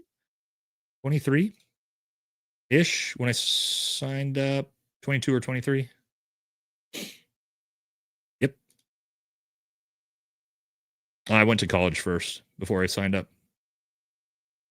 All right. Thanks for being so articulate, fellow vet. Love you. Thank you. Appreciate you, Mary. Bobby says, Nate, you have become my go-to for unbiased content or unbiased view on current events. Wherever you wind up, I will follow. Keep telling it. Keep telling it how it needs to be seen. Thank you, Bobby. And Bobby, I appreciate you for being here every single week and being a giant supporter of the show. Also, to everybody that comes and supports the show, thank you very much. But especially, to our regulars who've been here for a long, long time. So thank you very much, Bobby. Appreciate you, brother. Thank you, Jordan. We're getting close to the end here. The biolab in Las Vegas isn't in the e-files. They recently busted it with some Chinese with a bunch of crazy shit like Ebola. Okay. I haven't heard about this yet, but multiple comments on this. So I'm assuming it's probably a story that I'm going to see probably pretty soon. And then we'll cover it if it's a good one. Sounds like it's a good one. Chris says, thank you as a socially liberal conservative. That's me, dude. That's literally my politics is like, as I describe myself, socially liberal, fiscal, foreign policy conservative. If I were to like long form my actual political ideologies, that's basically what it is. Socially liberal, fiscally and foreign policy conservative. And that's the way I've always been. Always been. All right. Biolab started in Canada to Reedley, California, then Reedley, California, or Canada. What is this? Reedley, California, then Vegas. Okay. Again, this is the third comment on that, so now I have to look it up. Thank you. Ivan says, Trump admitted to posting the Obama ape video during your live stream and is refusing to apologize. Oh, he admitted to it. I saw earlier today around lunchtime, he was trying to say it was one of his aides, which never made sense because it was at like midnight and everybody knows he's up there fucking doom posting. But yeah, okay, not surprising. So now he's admitting to it, but he's just refusing to apologize. Great. Our psychotic, dementia-ridden president is now posting pictures of the foreign president or the former black president as a monkey on True Social, and that's where we're at in this country. There we go.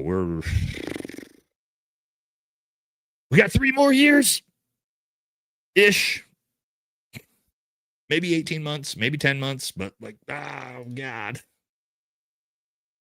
I'm just saying, at worst case scenario, we got 3 more years of this. That's fucking scary. That's scary. But okay. We'll see what happens, I guess. We're going to find out together, I'm sure. Peter says, latest Sean Wright episode, they talked about AIPAC. Yeah, he's been dunking on it pretty hard recently. As I'm an ex-Dem, you speak to my soul. Well, thank you, Sally. We got a lot of ex both sides here. We got a lot of ex-Dems and a lot of ex-Republicans sitting in here. for sure. Check out the America Solidarity Party. I don't know what that is. Solidarity Party sounds interesting, though.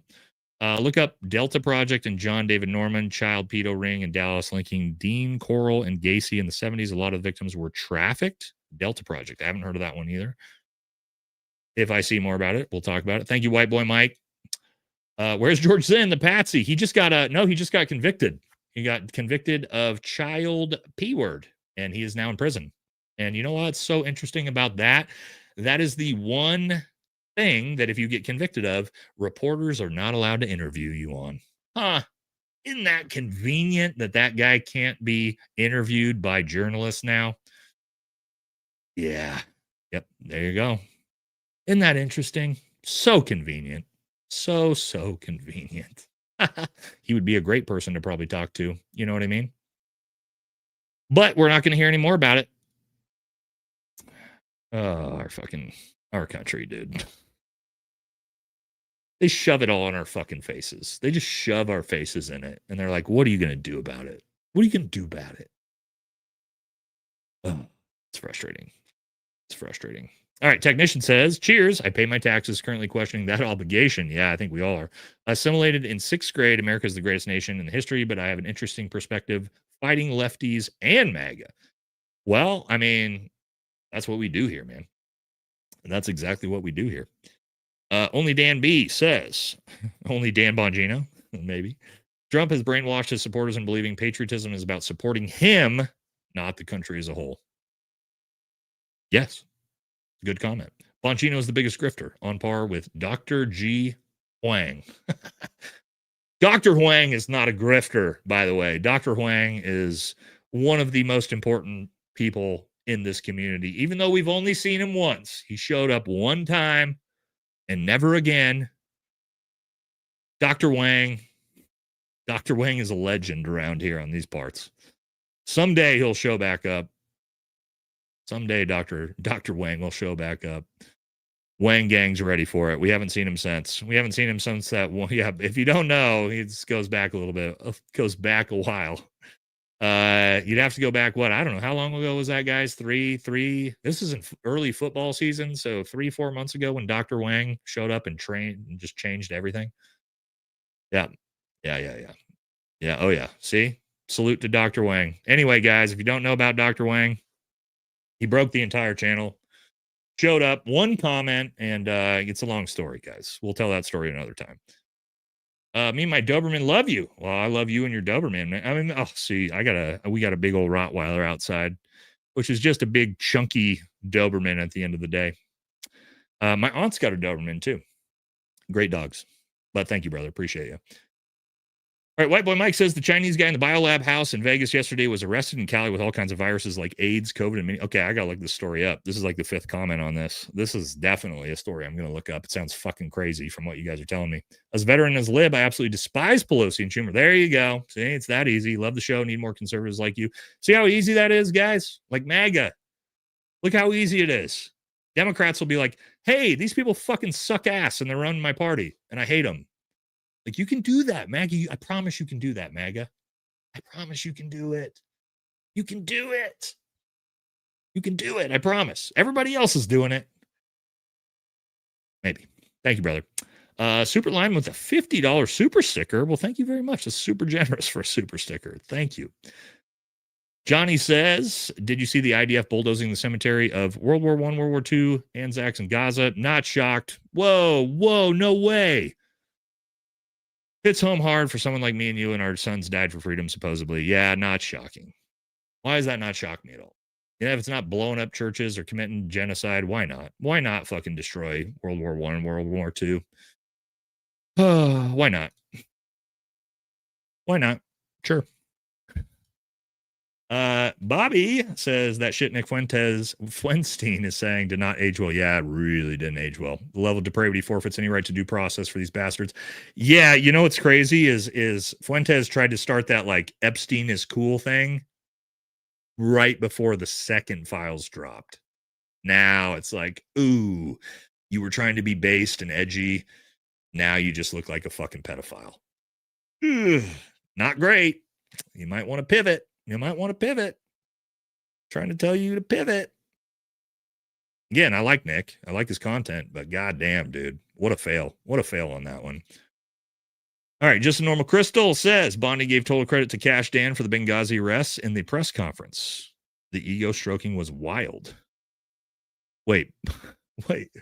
They're actually making a big deal out of this? That they caught a random guy who supposedly was in charge of the Benghazi attack, 12, 13 years ago?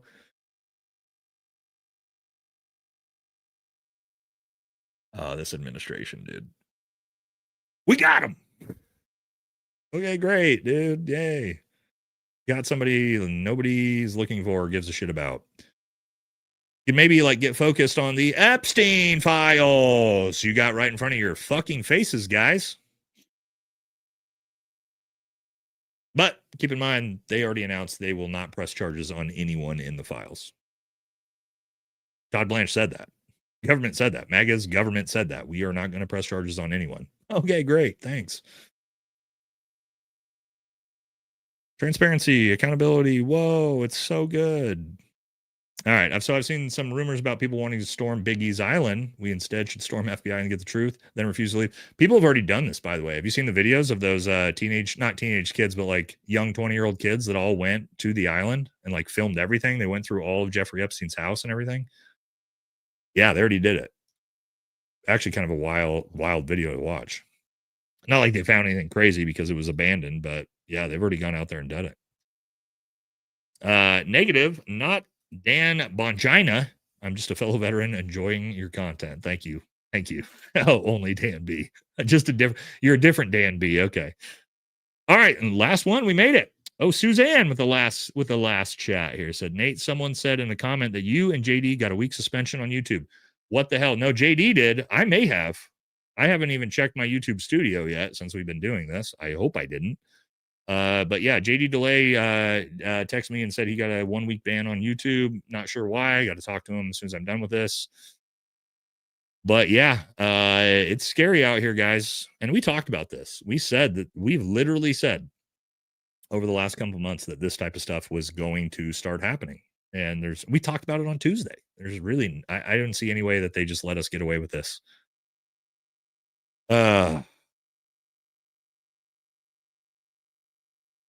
Yeah, I got to get on Rumble probably. Probably going to have to do that. We'll probably start that this week. And then just that way at least, I mean, I don't know. We'll probably dual live stream over there or something, but at least that'll make it to where everybody who follows the channel can follow over on Rumble. So in the event when my account just disappears into thin air, then at least we already have the community built over there. So it's probably a smart thing for us to do. I probably shouldn't be fucking around with it. That's why most people do it. So yeah, we got to get on it. We got to get on that, especially what we just, I know you don't want to go to Rumble. I don't want to go to Rumble either, but we got to probably take some precautions on what the fuck's going on. So it's a little bit scary. Okay, shit, we are 4 hours and 20 minutes in. Ugh. Guys, I made this episode tonight figuring this was going to be one of the shorter ones. We were going to be in and out, 2 hours. Quick adventure, good story, 2 hours. We'd be done. 4.5 hours later, here we are. This is the way it always works. But that's okay. Love being here with you guys. Glad to spend the Friday night here with you guys. And that is going to do it for the show. We will be back. We're going to have I got a lot of videos planned. I think I should have one out every day until Tuesday. Don't hold me to that. And then we'll be back on Tuesday. Twitch. Yeah, Rumble or Twitch. I guess I didn't think about Twitch. That's another. I feel like you can get banned on Twitch way easier than even on YouTube, though. So I'm not even sure that would do us any good. But yeah. All right. We'll be back on Tuesday with another live stream. And I can imagine, based off of all the crazy shit that keeps coming out, that should be a pretty good one to Kick. Yeah, I know a lot of people are over on Kick. I haven't checked Kick out. So we're going to start working on that. And then we will be back Tuesday. Hope to see you guys on whatever videos I put out between then. Thank you so much for hanging out with us all night. I hope you guys have a wonderful Friday and a fantastic weekend. Hug your kids, touch some grass, tell your families you love them, because man, the world is fucking crazy right now. So stay safe and love you guys. And I will see you in the next episode. Have a good night, everybody.